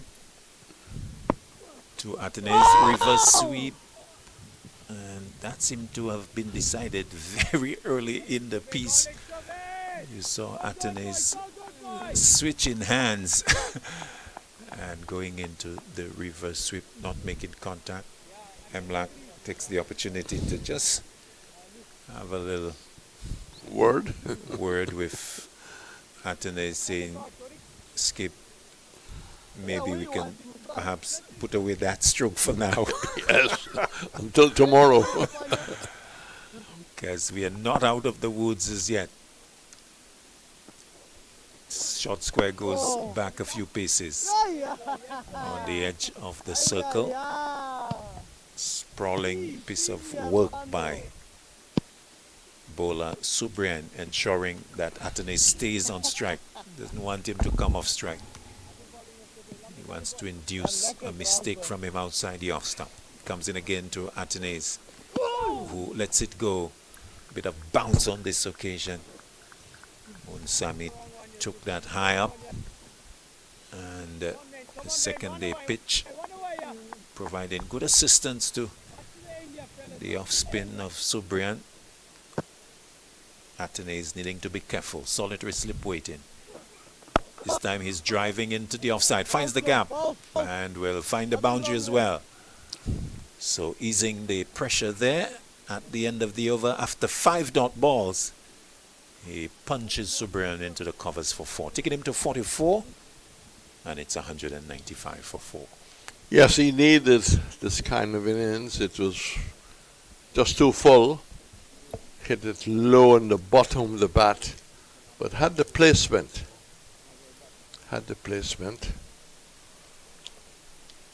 So conditions excellent for cricket. So no indication we'll have an early start until there's a real change in the weather pattern.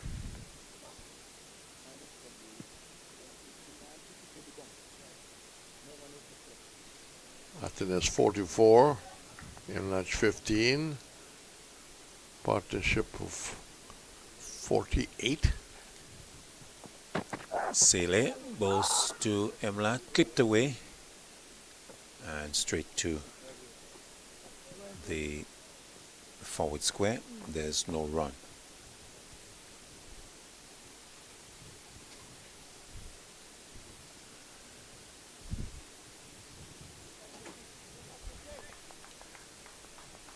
$194 for 4. The lead, the deficit for West Indies, A166. Sele, short, and going under it, Imlak. So the total remains 194 for 4.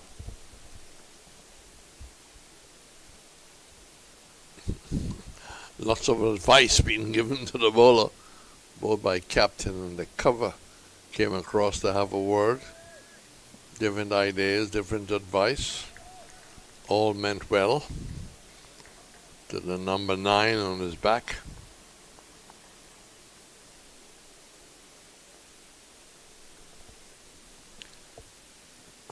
Sele to Emlak, forward, solidly so, pushing away into the offside. And there is no run. Whoever brought up his cricket there, he was being no doubt well coached. The way how he shapes and plays. Not over stylish, but a little bit of style. Good footwork in Imlach.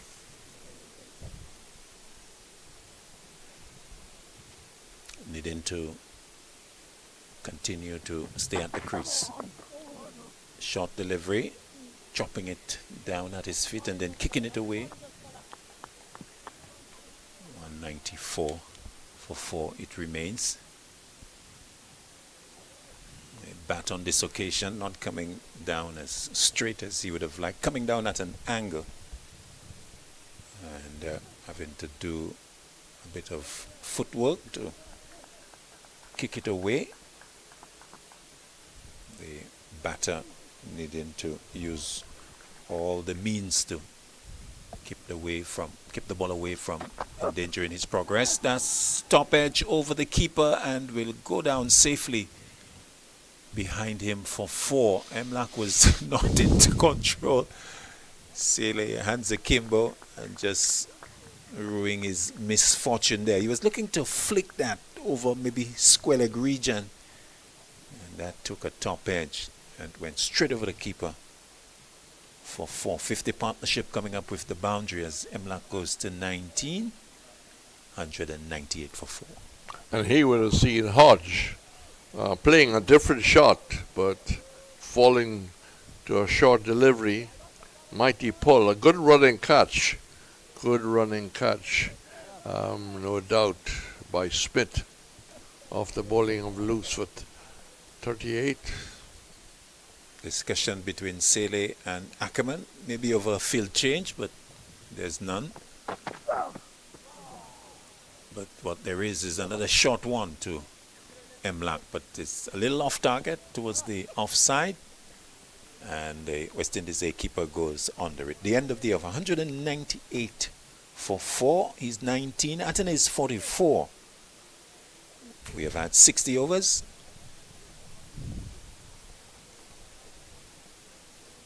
And in case you... Hi, I'm Roston Chase, the new West Indies Test captain. It's a great privilege and honor to continue this legacy of West Indies cricket. The team's first assignment under my leadership will be against Australia in the Full of Energy Men's Home Series, with 3 matches being played in Barbados, Grenada, and then Jamaica. So Maroon fans, please come out and support. We need your energy, we need your votes. Get your tickets at windiescricket.com.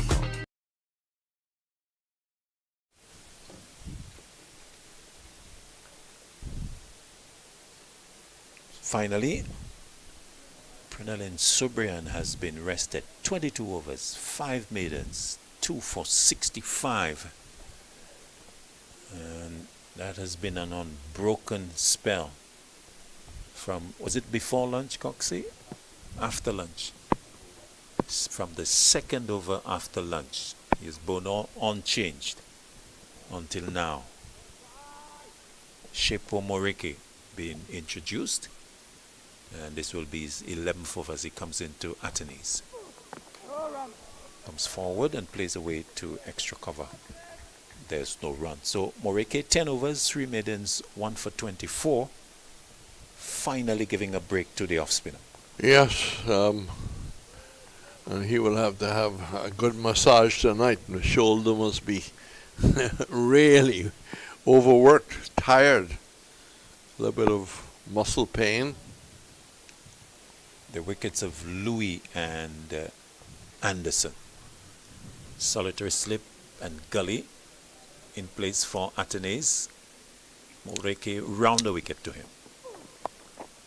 Swung away to the long leg fielder, loose for a single. Atenes inching towards his 50s, 45. West Indies inching towards their 200. 199 for 4. The deficit reduced with the single to 161 as the right-handed Emlak comes in to strike.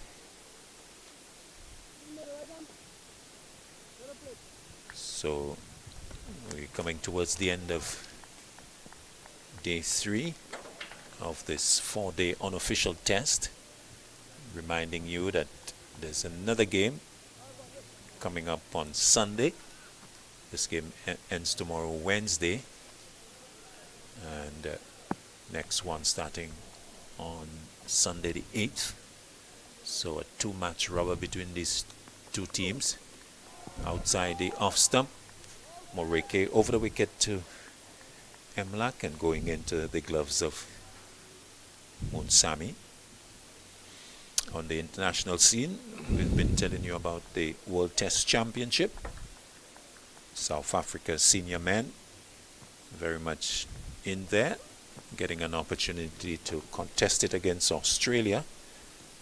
They were the top 2 teams in the current 2-year cycle of the Test Championship. And, well, it's possible that one of these players, never know, could get a look in, although the side has been announced. Good delivery coming back into the off stump. Emlak stretching forward and pushing it back to the bowler.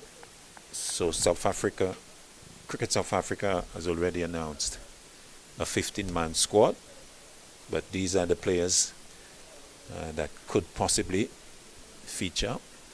Of course, not calling for any injuries to the squad, but they would be in line. So no doubt big interest in South Africa to see how the national team goes against Australia at Lords starting next Wednesday outside the off stump. And Emlak allows it to go low down to Munsami. So this will be the third playing of the World Test Championship, the final. The first one back in 2021 was won by the Black Caps. They beat India. India featuring again in the second one, going down to Australia in 2023. And in 2025, Australia back in the final.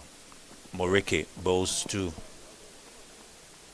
Emlak, who allows it to go again into the gloves of Munsami. The over is completed. 199 for 4, the deficit on 161. There's just so much of cricket on television these days. A lot. But you should be happy, Reds. You have spoken about your concern for the amount of white ball that there is. I think you would welcome the ultimate test, red ball being on showcase. Yes, I was just saying there is a lot of red ball, but I'm very happy to see the red ball. And it's well covered, but a lot of white ball to follow. The American competition is coming up. Already players being contracted. Major League Cricket? Yep. So lots of white ball. So we had the completion of IPL. We have international white ball ongoing. Clipped away by Atenes as new spell started from Tristan Luce, beginning his 12th over. And clipped away by the left-handed Atenes. West Indies completing their 3-match series, in fact being whitewashed by England 3-0, and now we'll head towards the T20Is against the same opponent down the leg side, looking to flick at it. Atenes, and not making contact. So 3 T20Is by West Indies against England, followed by 3 more against Ireland. And then it's red ball against the Australians. And white ball against Pakistan.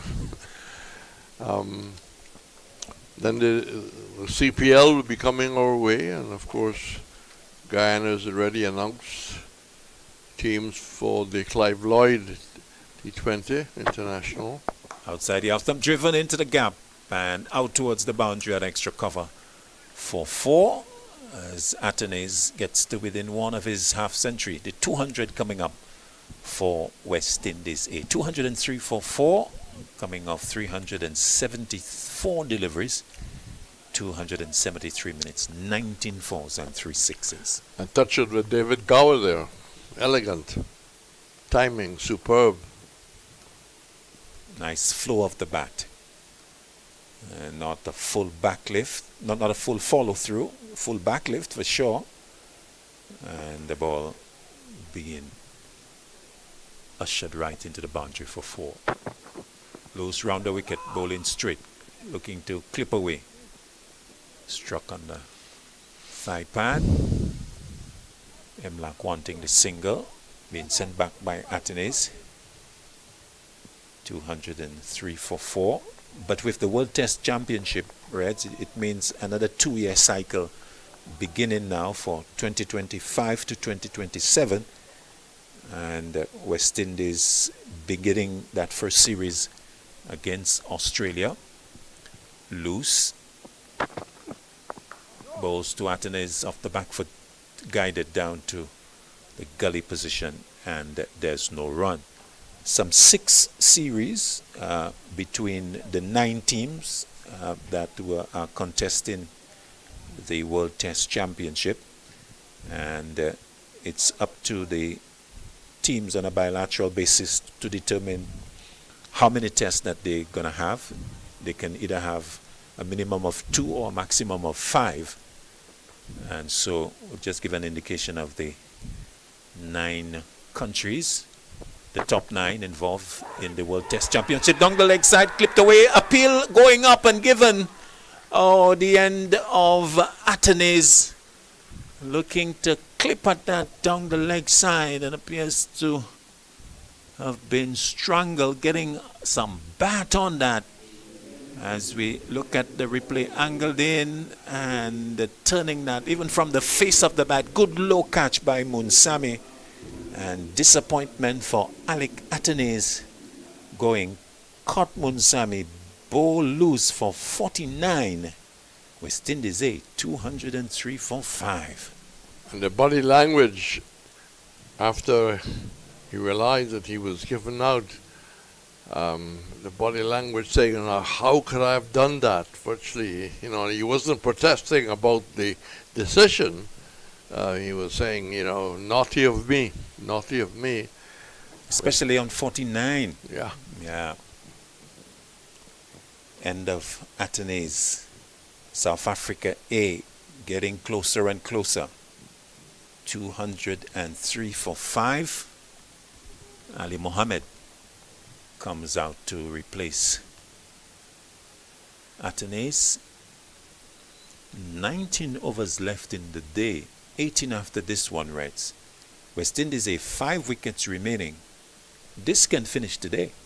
Yes. I will think that Imlach will be having a strong word with Ali Mohammed.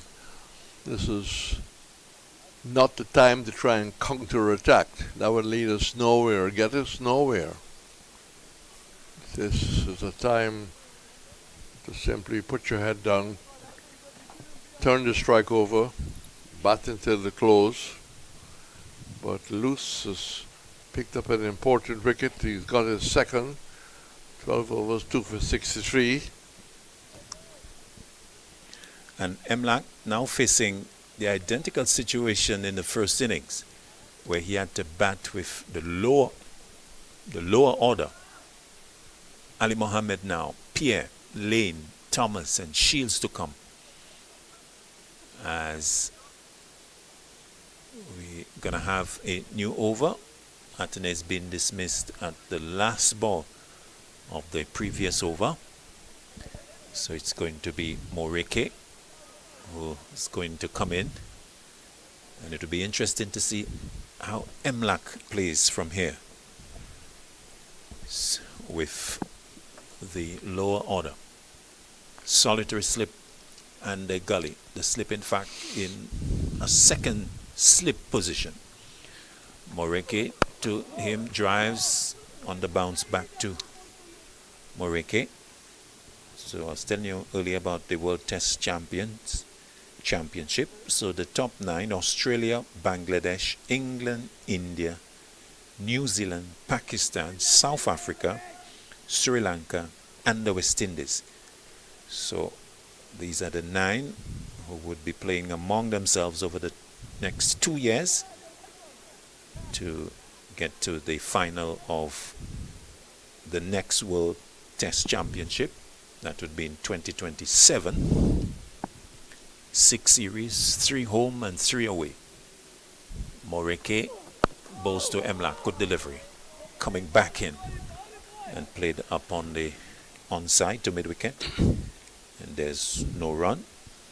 So this is the marquee red ball stuff, Reds. The Yes, traditionalists like yourself would That certainly suggests that be they happy with that. might delay the two-tier system until after that. I hope it never comes because the smaller nation will never get better. Yeah. Of course, this two-tier system very controversial, and I think the World Test Championship appears to have a greater amount of fairness to it in terms of the standings of performances over a fairly lengthy period of time of 2 years. And when you look at the top 9 Reds, I think it's a decent indication of the top teams in Test cricket. Yep. What you need, along with all of that, is a fairer share of the financial cake.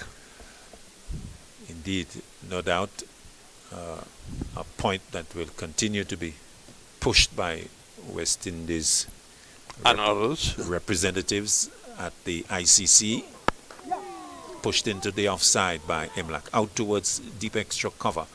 The sweeper from the deep point boundary comes across, but will not prevent a couple being taken as Imlach goes to 21, 205 for 5. And just repeating the format, so 12 points for a test win, 6 in case of a tie, 6 to each teams. In case of a draw, each team getting 4 points, and no points from a loss. And so the two teams after the 6 series with the greatest number of points play in the final. Pushed away into the onside, and there is no run. So Imlach here, one of the things that he would have to do at some point in the innings, maybe not immediately now, is to make a decision as to how he will, or if he will, farm the bowling. No, I don't believe he can start doing that. He's got to expect and tell and indicate to Ali Mohammed that this is a time for you to bear your own responsibility. He's played a very aggressive role in the Guyana 4-day. He got him out of jail a few times, but this is not the time for the aggression of Ali Mohammed. Actually has 250s at this level. He has played 13 games before this. Driving nicely, finding the gap, and out towards the boundary for 4. Pleasant stroke from Imlach. It was right up. He had to beat short extra cover to his right, and then the wide mid off to his left, doing so, threading it nicely, and away to the boundary for 4. He goes to 25, 209 for 5. The deficit down to 151. He's only had 2 test matches. It was a low-scoring series, but you know, he looks like a West Indian player. Indeed, a bit of a challenge for Imlach and company. Can they reduce that deficit? Can they wipe it off and force South Africa to bat again? I think from this position, Reds, 309 for 5. If the Imlach and company can get the South Africans back into the pads, they would have done a good job from here. Yes, I think they would take some pride that they made the Southern Africans bat again. But we just less than an hour to go, depending on the light. But, you know, blue skies and gentle breeze right now is the order of the afternoon. 17 overs remaining on day 3. Loose to Ali Mohammed. Short down the leg side. And playing inside of it. So Ronaldo, Ali Mohammed, 13 games at the first class level. 2 half centuries, a best of 77, average 26.06, a budding all-rounder. He's had a half-decent game with the ball. He needs to back it up with a good second innings knock. He's best in the bowling department, 6 for 17, but he has to bat now. Short chopped away, but straight to the point fielder. And there's no run, so I think his captain at the non-striker's end would want to get as much support from him as possible. And the same from the remaining batters, Carrie Pierre, Johan Lane, Ocean Thomas, and O.J. Shields. Loose, looking for his third wicket. To Ali Mohammed. Shot chopped away through the hands of the backward point fielder. And this time into the boundary for 4. Maybe getting an injury to the hand there. The fielder sprawled on his back as he looked to dive to his left to stop that. It was hit quite powerfully. And the physio coming out to give assistance to him. That looks like Jason Smith. Number 57, a boundary to Ali Mohammed, taking West Indies 213 for 5. And you get the impression that tried to hit it too hard and was in the air for a while. You just got to be careful. So the batsman in the meantime, was the injury is being looked at, I think it might be the left hand. Yes, looked like some ice being applied by the physio. An opportunity for drinks. I think the umpires have called for drinks. Yes, we are 1 hour. Is it 1 hour after lunch, after tea? Yep. Just about. So I think we've got a drinks break. So let's take a break here from commentary and ask you to join us back in a few minutes as we resume.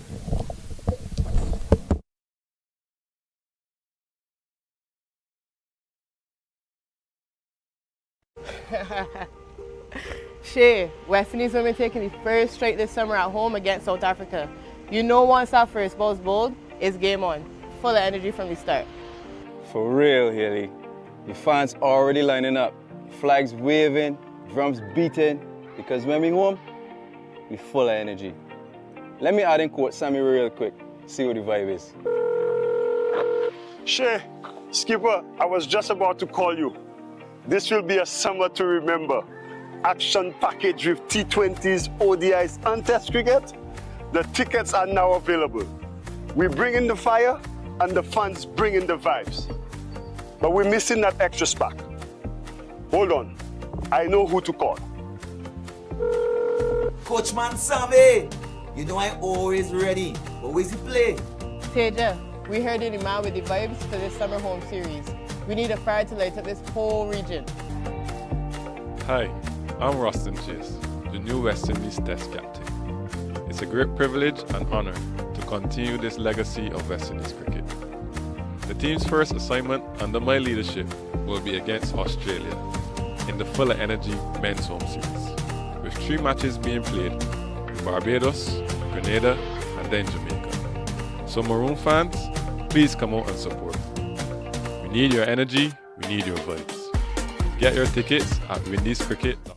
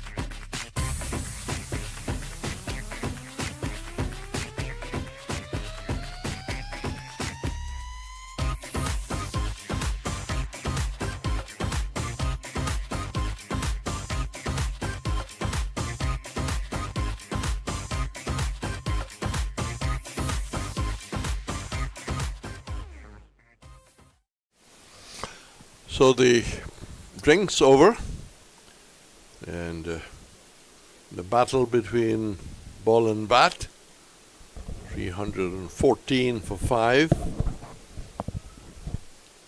Antonis trying to get support from the other end.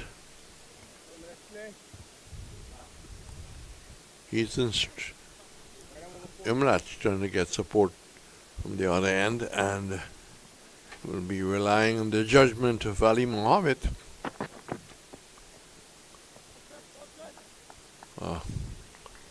Very ordinary delivery outside the off stump. Not interested. It's going to be a real test for Ali Mohammed if he can stand up with his captain today, see how the days play.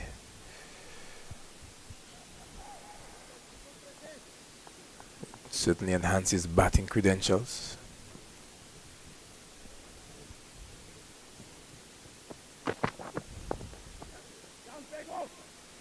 Well, done the right thing. Rotating the strike. But cannot be shielded by his captain.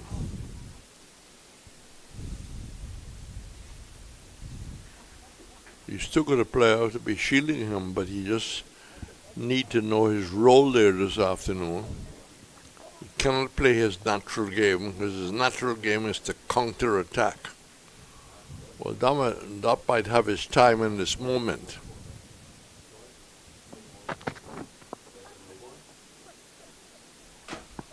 Maybe, no, not two.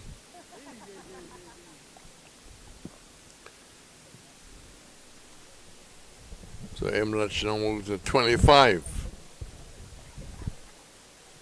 Ali Mohammed is 5.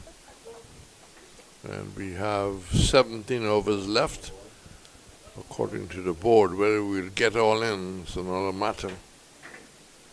Condition is still good.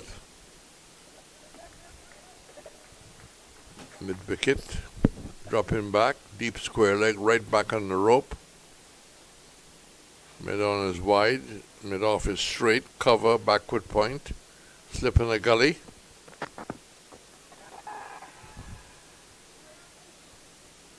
Short and pull down. We're just going to be careful that doesn't carry all the way, because that's why the short ball is being given. A signal that no doubt will give him the strike. He's 6. His captain is 26. 317 for 5. So Brian continue. 22 overs, 2 for 65.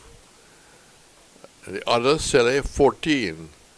Moriki 12. Smith only 3. Loose 13. 22 overs, a pretty big chunk.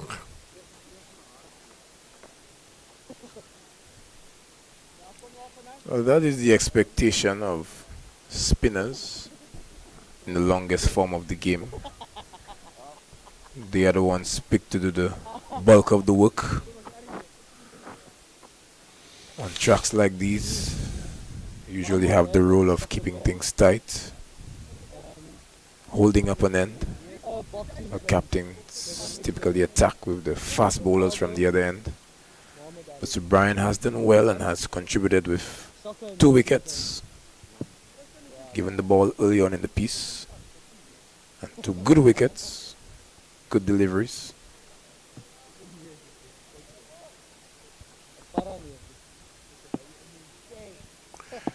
So the off spinner about to continue, a slip and a silly point. And there's a big appeal, shout for something. He played back.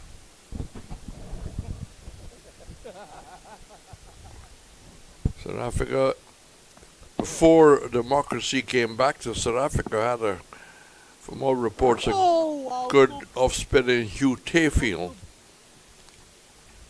They mainly, of course, would have played against New Zealand, England, and Australia. But Dayfield was highly spoken of and written about. Going around the wicket. Ball now to Imlach. He's been mainly going around the wicket. Oh! That's tucked away. Don't believe they will look for the second. Boy. You moving, boy. You ready? No, you ready, you ready. 3:19 for 5. Getting up to 10 to 5. Can the West Indies get to the close for only 5 wickets down? That's the importance.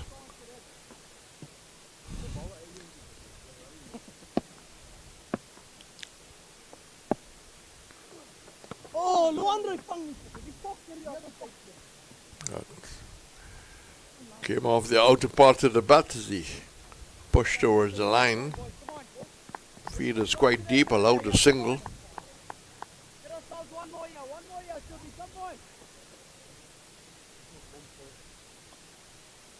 3:20 for 5. Swearleg is back. Long on is back and wide. Cover. And third man. Slip in a gully. Short mid wicket. That's the field for Sir Brian. Oh, that's enough.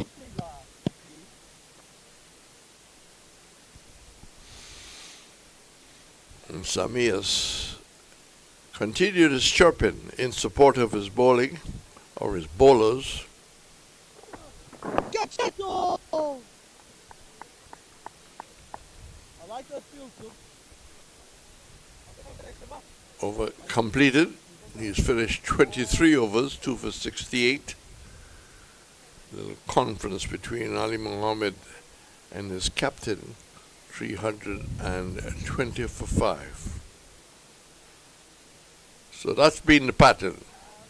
The off spinner continuing, and the strike bowlers rotating from the commentary box end. Yes, and that is testament to the consistency of line and length from the off spinner. And he has posed some questions to the batters, testing technique, temperament. And each time he bowls, he just keeps shouting, Luandri, Luandri, because he's really bowling for his short leg, and many of those deliveries are heading in his direction. That's hit in the air and dropping just short.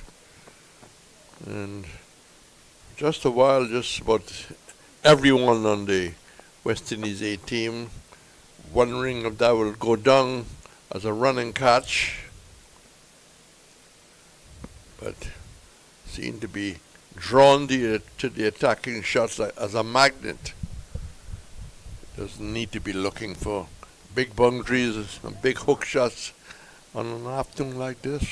This one was well targeted up around the throat area. Would have found it difficult to get out of the way. But many of the batters in the team seem to be compulsive hookers of the ball.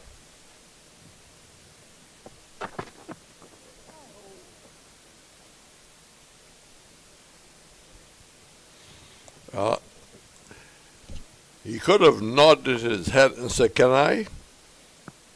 But he took the safety first. There is handled ball.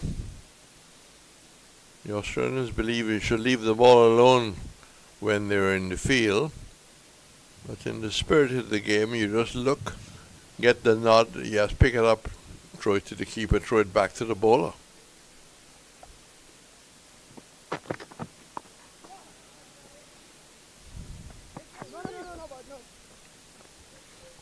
Just lifting delivery, tucked off the hip. So he's not afraid to give Ali Mohammed a strike. He's got to hope that he uses his judgment, understand the situation regarding the game, and not want to become a hero. Mohammed is 9. Imlach is 28. 3-2-2 for 5. Mid wicket has gone out. The man at the backward square position, not right back on the rope, the two of his men. Fine leg is almost back on the rope. And umpire Bassarat deciding that his view is not all that good. He's gone out to a point position square.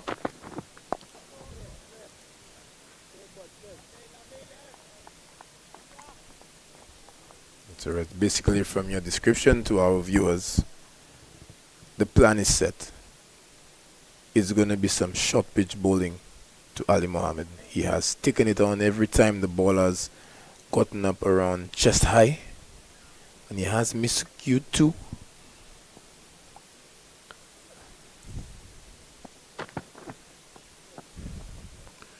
Well, he didn't have to make a decision there, because that was climbing over his head.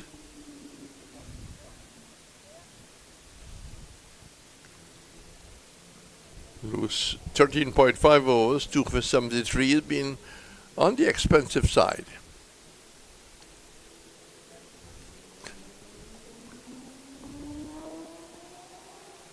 But he's played his part. Nice, neat approach.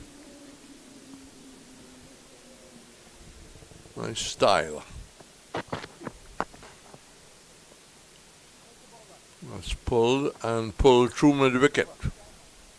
Short enough to give him the room to use the hands. Kept it down, it wasn't in the air. There was a conversation between himself and his captain. Runs not totally the important aspect of this afternoon. Maybe it's just staying there where you need to be, keep ticking the scoreboard over. Yes, this one was dug in. Everyone around the ground knew that Ali Mohammed was going to be in for the short pitch bowling. But this one was about waist high, and he made good connection, picked the gap, and found the boundary. So he has maintained his aggressive intent. But whereas you're not one of those who believes that sometimes attack might be the best form of defense. Not in a situation like this. Can agree with that. You really have to read the situation, and the situation demands that you stay there until the close if you want to take this game into the fourth day and deep. Imlach is quite capable of getting 100, but he needs support at the other end.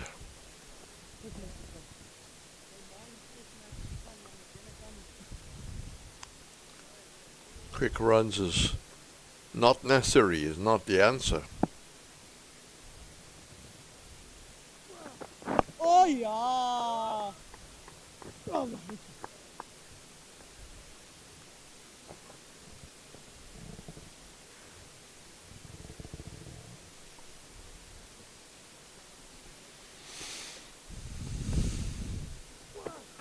yeah, ball. Imlach digging in deep, showing the patience, showing what is required at this time. Oh. Badly lined, and quickly seizing the advantage. Mohammed is back in strike. 3:27 for 5. It's just about 5 o'clock. Go, go, go. 14 overs remaining. Yeah, leave him out. One ball left. Light, good. Go, good. Still some sun on the high ground. Square leg. Forward square leg right back on the boundary.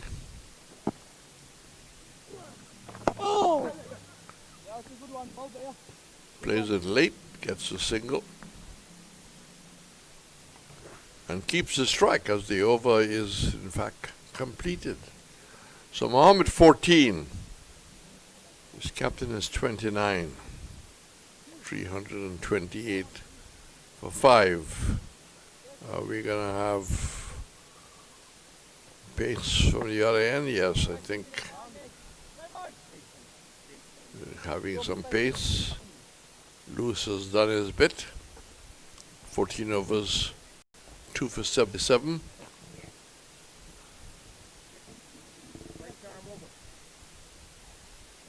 Yes. It's now time for the return of, is that Moreki? Will be interesting to see if he continues the plan of intimidatory bowling to Ali Mohammed. The field certainly suggests that it would be just that. Long leg, the backward square, deep mid wicket, mid on, and that short mid wicket. But he still has the slip and the gully, backward point, cover.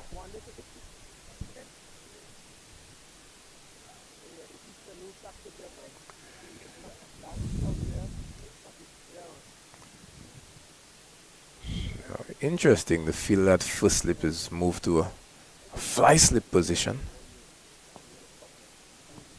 So the South Africans have a hunch. It's a gully also. The fly strip is there for the top edge.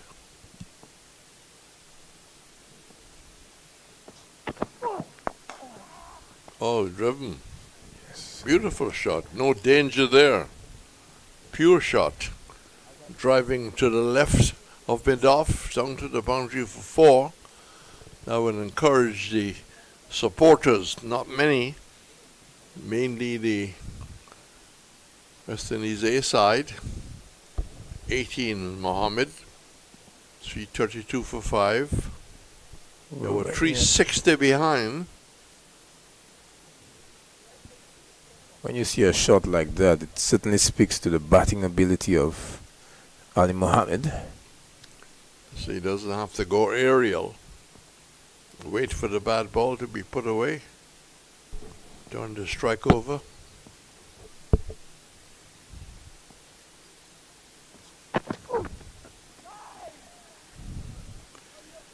That's not his role. He can't be pulled in to anything short like that. And that's why Imlach has come down to obviously say, look, you don't have to go for those kind of shots. Wait, the bad ball may come. Runs will come. 1s and 2s.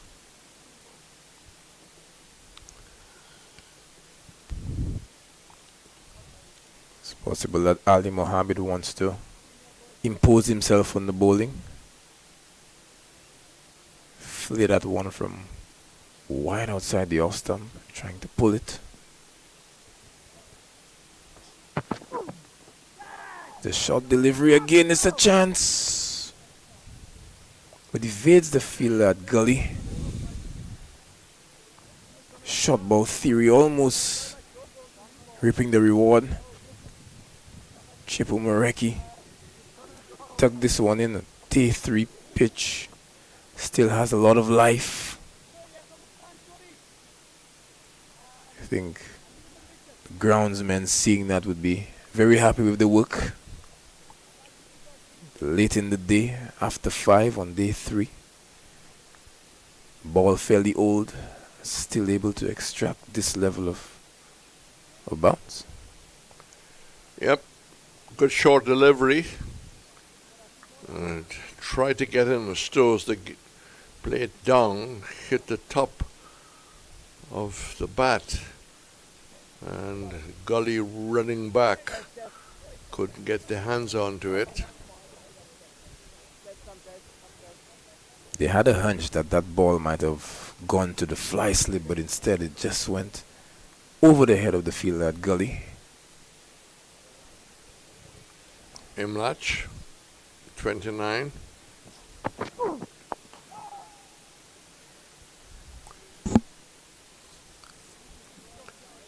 The cover fieldsmen have come in.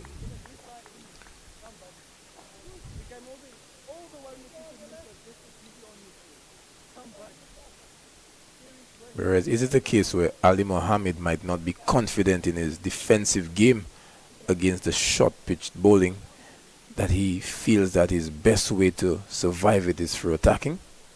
He just tried to defend that one there and almost lost his wicket.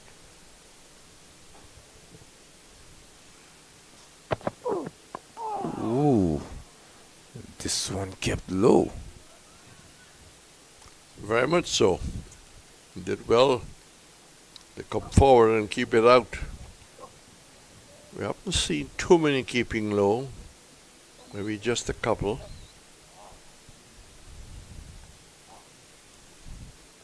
Another 25 minutes of regulation time.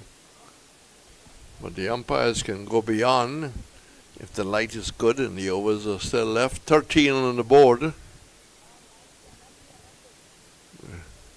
Field has become very orthodox. It just maybe the man at long leg out.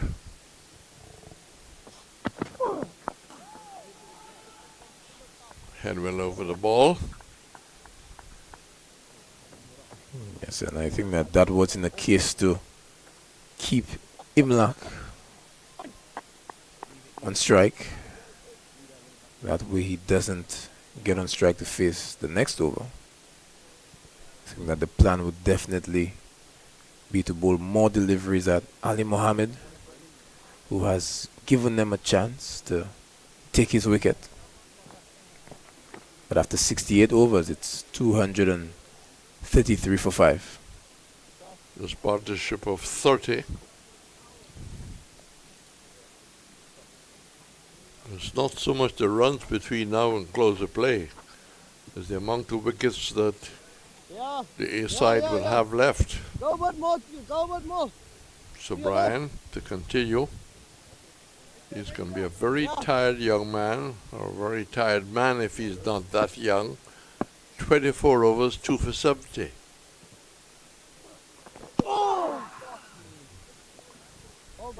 Testing Mohammed outside the line of the off stump.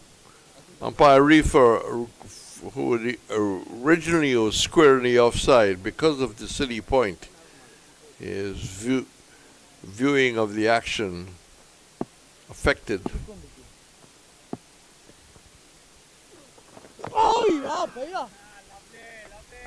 Okay, keeping it a little low. Played back, kept it out.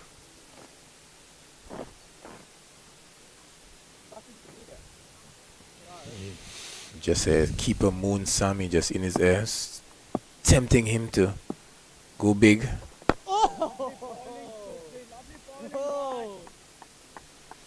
It's really turned out to be a beautiful afternoon. It's just blue sky plus blue sky. A couple of cottonwool clouds floating away.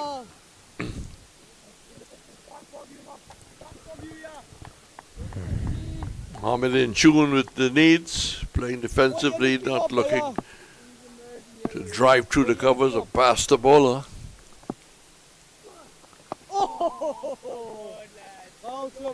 So Brian continues to hit some good areas. He's trying to challenge both edges of the bat.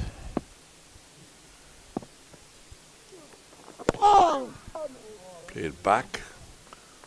The one turning in and keeping slightly low, but there's yet another over gone.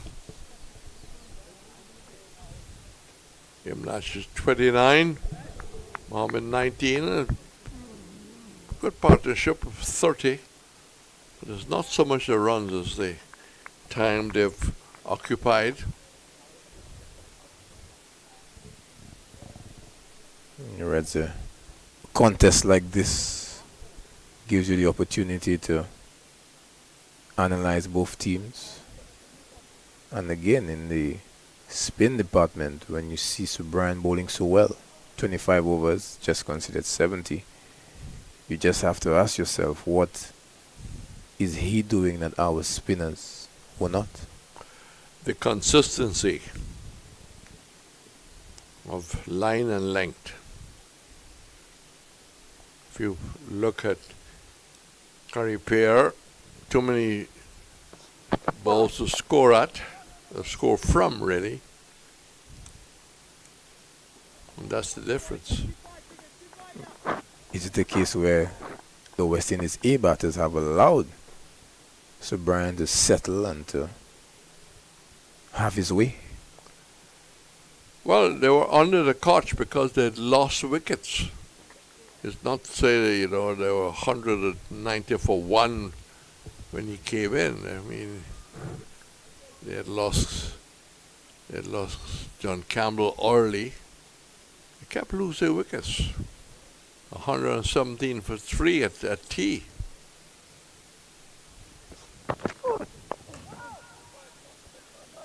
Yes, but the moment that Carey Pear was on, so the reverse sweep being employed from ball 1 when he bowled to Ackerman. Never given the chance to settle at all. We didn't see the same kind of control we expect from Carey Pear. Too many short deliveries.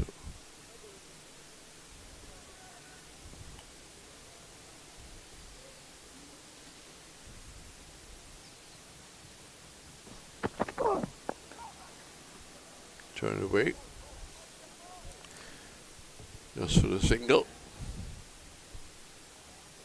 Over to you, Ali Mohammed. Yes, and Mareki dug the short one in the previous over. So undoubtedly, Ali Mohammed would have that at the back of his mind. So wondering when this one would be coming. The field still set for the short one.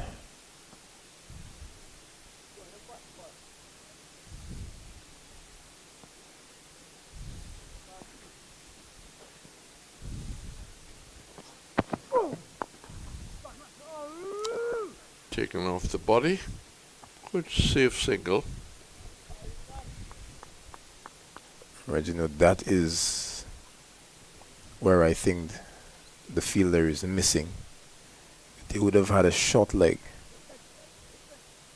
to complement the field that they have set. A man to look right into the eyes of Ali Mohammed and maybe even to say a few words to him about the short pitch ball.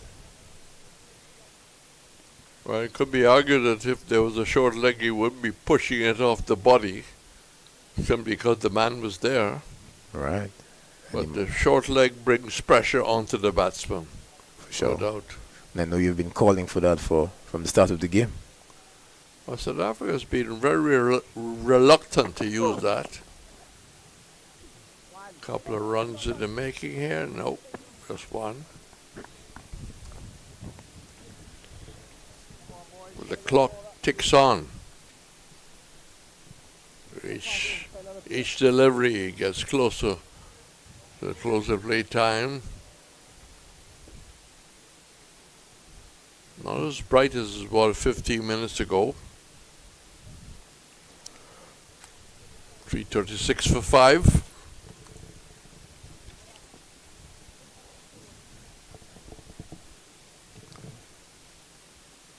Third man back.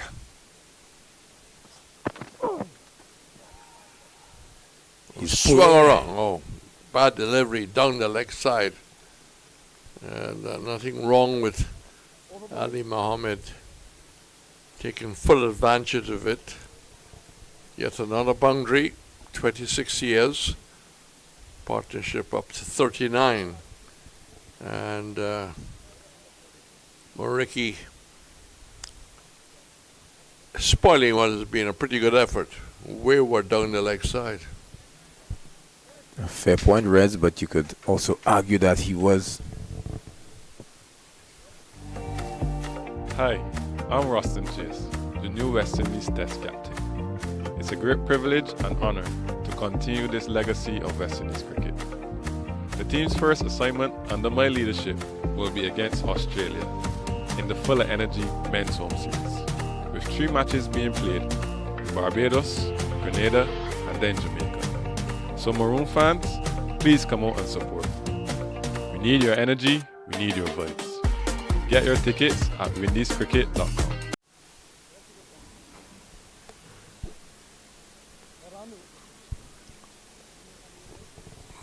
Point position.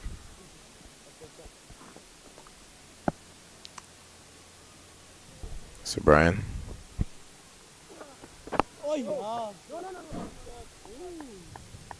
Continues to plug away and bowl in some decent areas. So we had mentioned a man of a lot of first class experience. Imlach is going across the stumps, drawn into a false stroke. Just mentioned his experience. Caught that slip. Beautiful delivery, and we'll see it here again. Wide of the crease. Drew Imlach right across his stumps. Upon reflection, he really had no business playing at this one. Well, he should have been forward. I think he was cramped up going backward. It rushed onto him. He didn't give himself a lot of room. And a wicket that South Africa A wanted, a wicket that the West Indies A didn't want to lose at this point. Yes, Steven Imlach, the glue that was holding the middle to lower order together, made a vital contribution in the first innings for a half century and was poised to lead his team to close of play. But some exceptional bowling from the off spin of Sir Brian has accounted for him. Full marks to him. Yes. Really very efficient. Very efficient. Good control. Not too many bad balls. And he's picked up his 3rd wicket for 70 runs off 25.2. Carry pair. Played a useful hand, and first innings job now himself and Ali Mohammed to get to the close.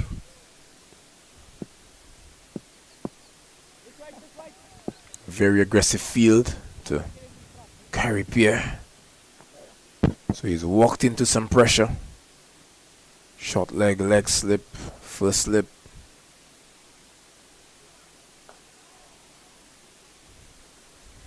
Good delivery from the off spinner.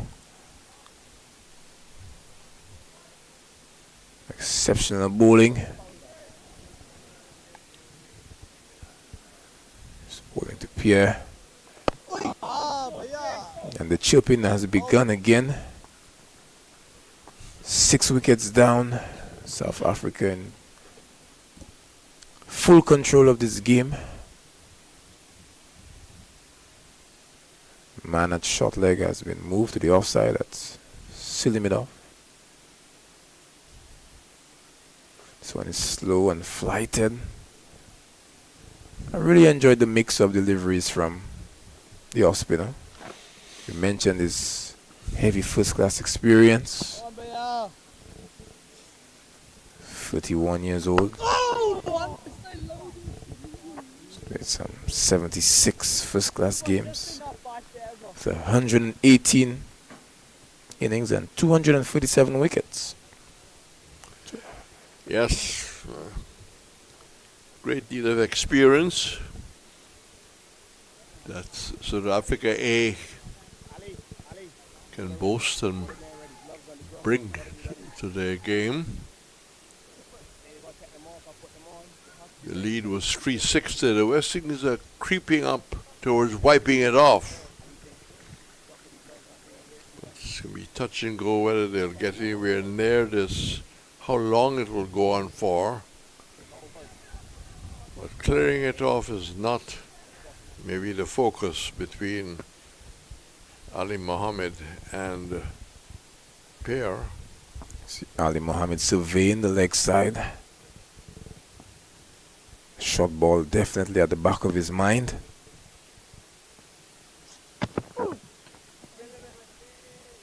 Gets the short ball first up. Rides the bounce nicely. Picked up a 6 in the last delivery in the previous over from Moreki. The fielder was about 10 yards in. Now all men posted deep on the boundary, hanging back on the ropes in anticipation of the catch. 3 men there for the catch. All on the leg side, deep out. He's pulling. And again, that's a big 6. When he really had to reach out for it, it was outside the line of the right shoulder. And he managed to stretch up and have the power to hit it over mid-wicket. Moreki would want to be on or about the line of the body, but this one outside the line of the off stump, and Ali Mohammed had a swing and got a chance to express his power, and that ball is taking a while to return. Yeah, outside the sitting area. And remember that Ali Mohammed would have been hitting with the breeze. So once he gets a fair chunk of it and gets it high enough in the air, the strong breeze at the Darren Sammy would take this one over. Ali Mohammed has a high score of 77 at the first class level. Has 2 half centuries to his name at an average of 26. Moved on to 32 with that shot. Moreki goes round the wicket. It's skied, it's in the air. The catch is taken, but no celebration because Moreki has just transgressed that front line. Another no ball in the match. Yes, did Ali Mohammed pick up the call? I doubt it. He went for the shot and probably was relieved that the no ball was in fact called. It's full credit to the umpire there because that was not a front foot no ball. He cut that crease with the back leg. Well, you transest over the return crease. That's right. But again, Ali Mohammed had just fallen into the trap. That's what the South Africans were looking for. It was forecasted. He survives.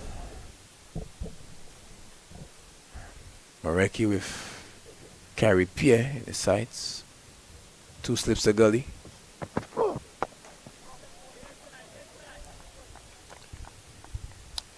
Takes a lot of effort, Reds, to keep banging that ball in to get it to rear up near the throat or the nose.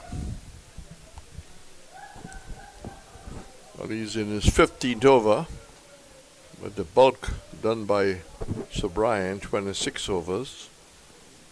They're 10 away from making South Africa bat again.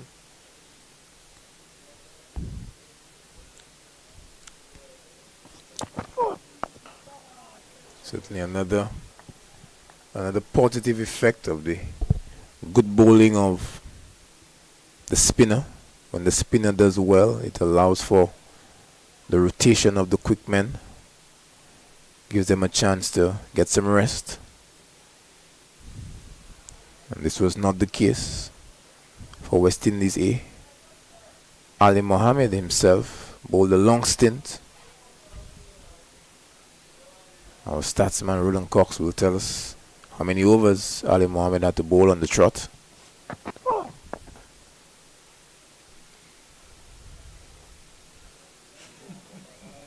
Moreki seems very frustrated with what's happening, but he has only himself to blame. Bowling that no ball would have had the wicket of Ali Mohammed. Everything had come together. He made that mistake. Umpire just checking the ball. Having a word with Ackerman possibly about the behavior of Moreki. Exactly. The bowler questioned the transgression over the return. And no doubt, words that we couldn't pick up definitely said. And the South African captain being spoken to.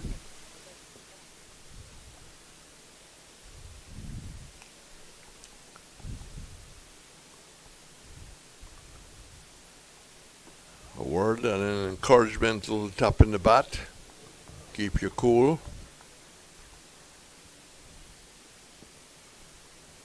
And fast bowlers are known for bringing the heat.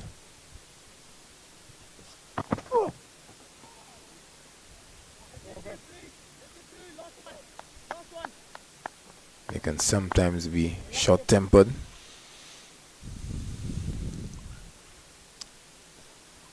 Red, surely you've known a few aggressive fast bowlers in your time. Yep. Some got carried away. Of course, when you run those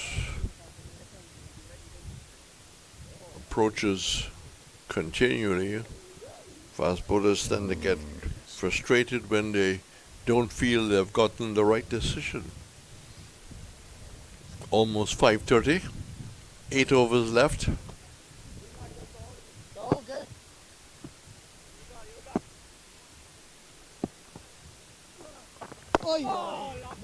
So Brian continues. 26.1 overs. Gone for 70, picked up 3 wickets. And 3 wickets through a lot of skill. Showing good control and discipline. Not afraid to change things up every once in a while. Doesn't seem to be a one-trick pony. Nice and slow. Going above the eye line. That is recommended for young spinners. Don't be afraid to invite the batsman into a false stroke.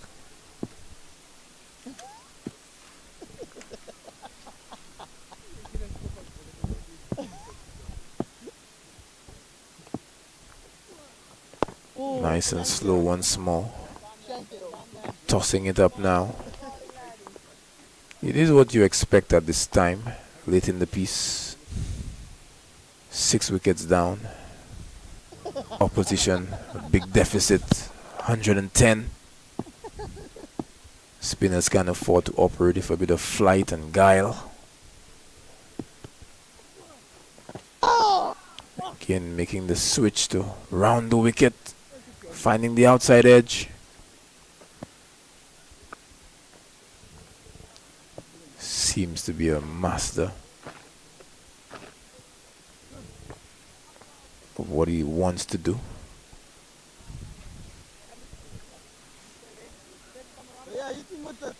Mentioned that Ali Mohammed had bowled some 22 overs. Gone for 88, picked up 2 wickets. He did the hard yards, so surely with his opportunity with bat in hand, he wouldn't want to throw away his wicket.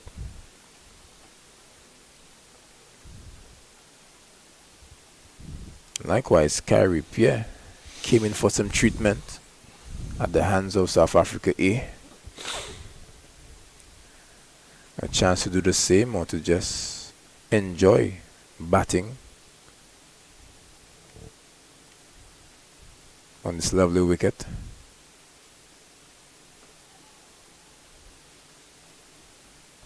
Pair looks very solid, but the conditions are expected to be good enough to see maybe all 8 overs, or they've called it a day. Yes, they've called it a day. Conditions look bright. I don't know if they have a light meet out there, but from all appearances, the umpires have called it off. Maybe within the conditions that we don't have a copy of. So 351 for 6 with Alim.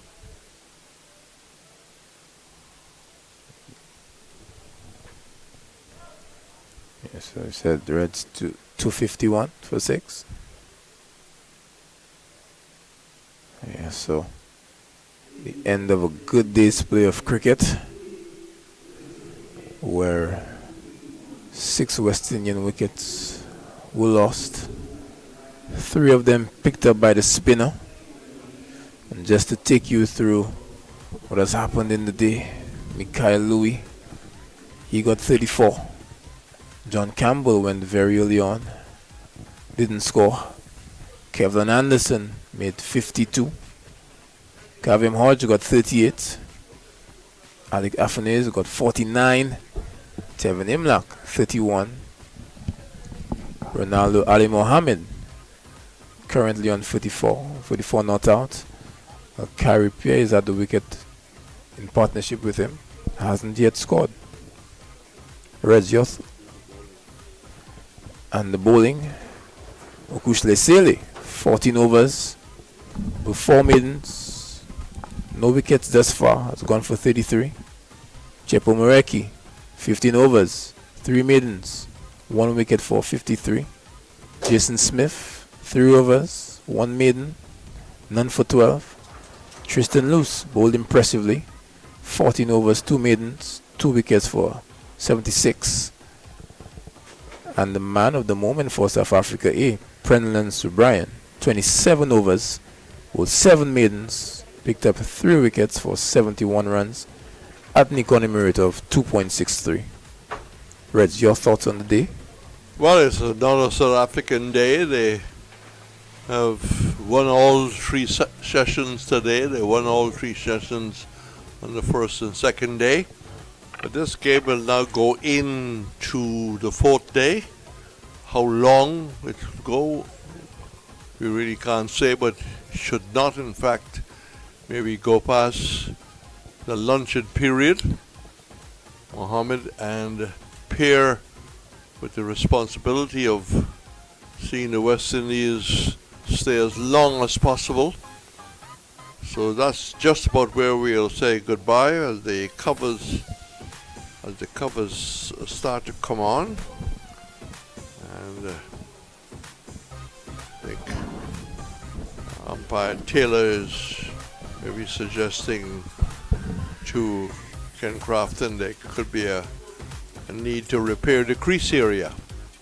So players are off, and we will say goodbye from the Darren Sabby with South Africa set to take a 1-0 lead in this 4-day 8-team test. Until tomorrow, have a good evening, have a good night. It's now well past maybe midnight in South Africa. So please, wherever you are, be safe.